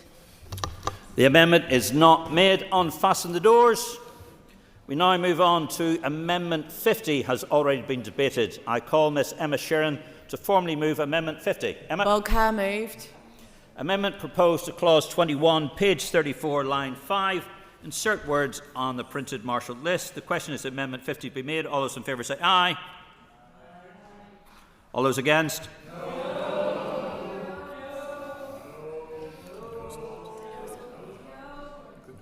The noes have it. The noes have it. Therefore, we move on to Amendment 51, has already been debated. I call Miss Emma Sheeran to formally move Amendment 51. Emma? Bugha moved. Amendment proposed at Clause 21, page 34, line 12. Insert words as printed on the marshalled list. The question is the Amendment 51 be made. All those in favour say aye. Aye. Contraries?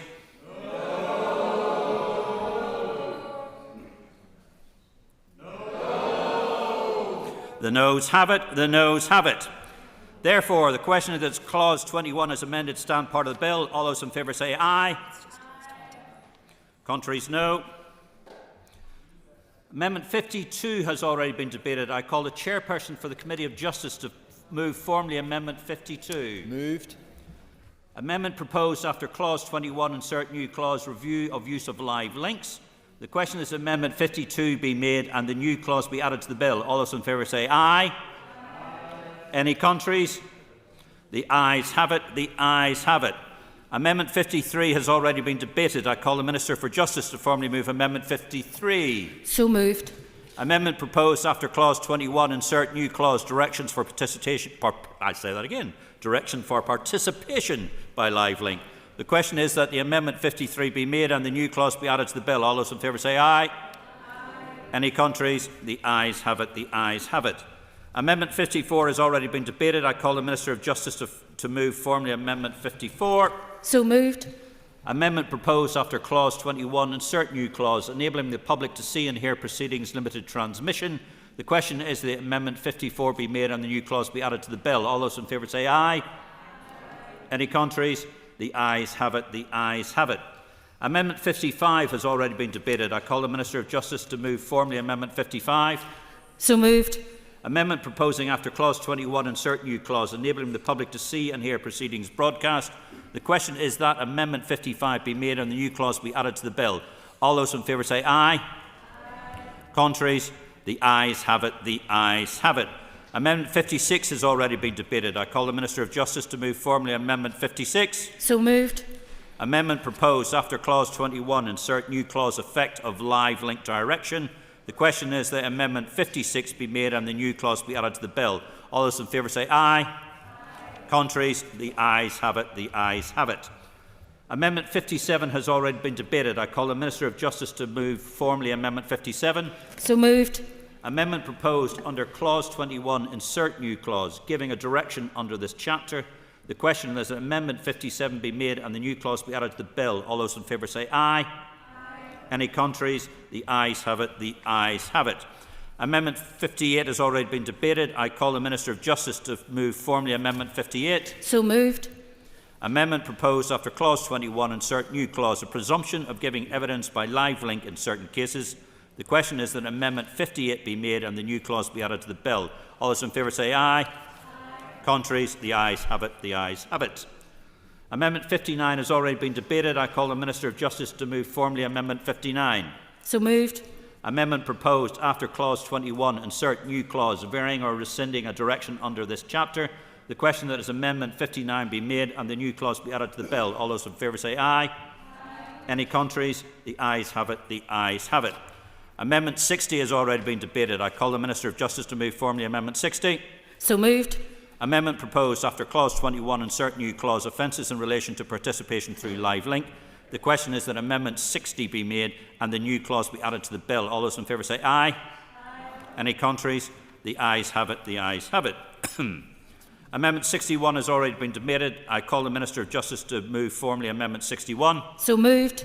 Amendment proposed after clause 21 insert new clause offences in relation to limited transmission or broadcasting. The question is that Amendment 61 be made and the new clause be added to the bill. All those in favour say aye. Aye. Any contraries? The ayes have it. The ayes have it. Amendment 62 has already been debated. I call the Minister of Justice to move formally Amendment 62. Moved. Amendment proposed after clause 21 insert new clause meaning of live link for the purposes of this chapter. The question is that Amendment 62 be made and the new clause be added to the bill. All those in favour say aye. Aye. Any contraries? The ayes have it. The ayes have it. Amendment 63 has already been debated. I call the Minister of Justice to move formally Amendment 63. So moved. Amendment proposed after clause 21 insert new clause other definitions. The question is that Amendment 63 be made and the new clause be added to the bill. All those in favour say aye. Aye. Any contraries? The ayes have it. The ayes have it. Amendment 64 has already been debated. I call the Minister of Justice to move formally Amendment 64. So moved. Amendment proposed after clause 21 insert new clause consequential amendments and transitional provisions. The question is that Amendment 64 be made and the new clause be added to the bill. All those in favour say aye. Aye. Contraries? The ayes have it. The ayes have it. Amendment 65 has already been debated. I call Mr Paul Frew to move formally Amendment 65. So moved. So moved. Amendment proposed after clause 21 insert new clause review of use of live links. The question is the Amendment 65 be made and the new clause be added to the bill. All those in favour say aye. Aye. Any contraries?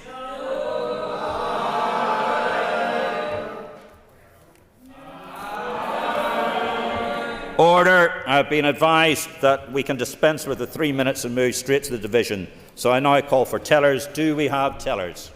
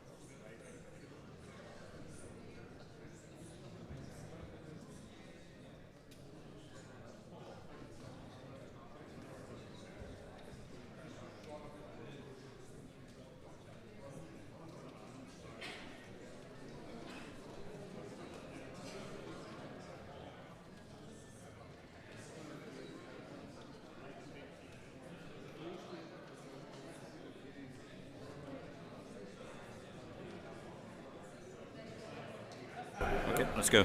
Order! Tellers have been appointed as follows. Tellers for the ayes are Brian Kingston and Maurice Bradley, and tellers for the no are Andrew McMurray and Danny Donnelly. Clear the lobbies. The Assembly will divide. Ayes to my right, noes to my left.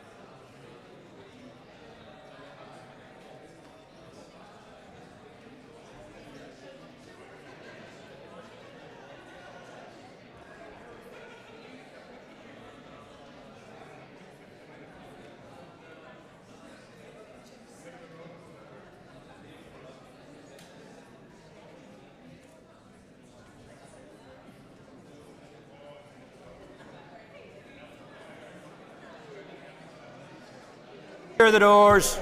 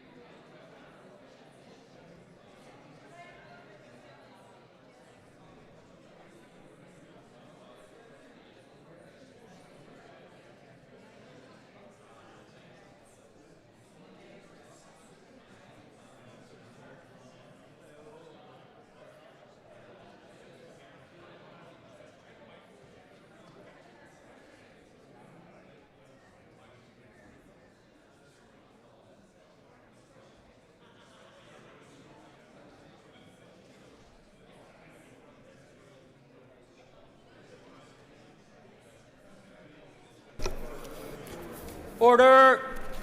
Stewart. Gordon. Thank you. Order. Members will resume their seats. Clerk, could you read the results? 76 members voted, 30 members voted aye, 46 members voted no. The amendment is not made. The amendment is not made. Unfasten the doors. No amendments have been tabled to clause 22 to 23. I propose by leave of the Assembly to group these clauses for the question on stand part. The question that clauses 22 and 23 stand part of the bill. All those in favour say aye. Any contraries? The ayes have it. The ayes have it. Amendment 66 has already been debated. I call the Minister of Justice to move formally Amendment 66. So moved. Amendment proposed after clause 23, insert new clause, powers to photograph certain persons at a police station. The question is that Amendment 66 be made and the new clause be added to the bill. All those in favour say aye. Aye. Any contraries? The ayes have it. The ayes have it. Amendment 67 has already been debated. I call the Minister of Justice to move formally Amendment 67. So moved. Amendment proposed after clause 23, insert new clause, power to specify date of attendance at police station for fingerprinting, etc. The question is that Amendment 67 be made and the new clause be added to the bill. All those in favour say aye. Contraries? The ayes have it. The ayes have it. Ladies and gentlemen, while Standing Order 10.2 to 10.4 have been suspended, allowing us to sit indefinitely, the Business Committee has agreed that the sitting should end at the most appropriate point, around 2000, and the consideration stage of the Justice Bill continues tomorrow. This would seem to be a convenient moment at which to adjourn. This debate will continue tomorrow, and we shall start the debate on Group 4. Therefore, item 5 on the order paper is the adjournment. The question is the Assembly do now adjourn. The Assembly is adjourned. Thank you very much indeed. Thank you.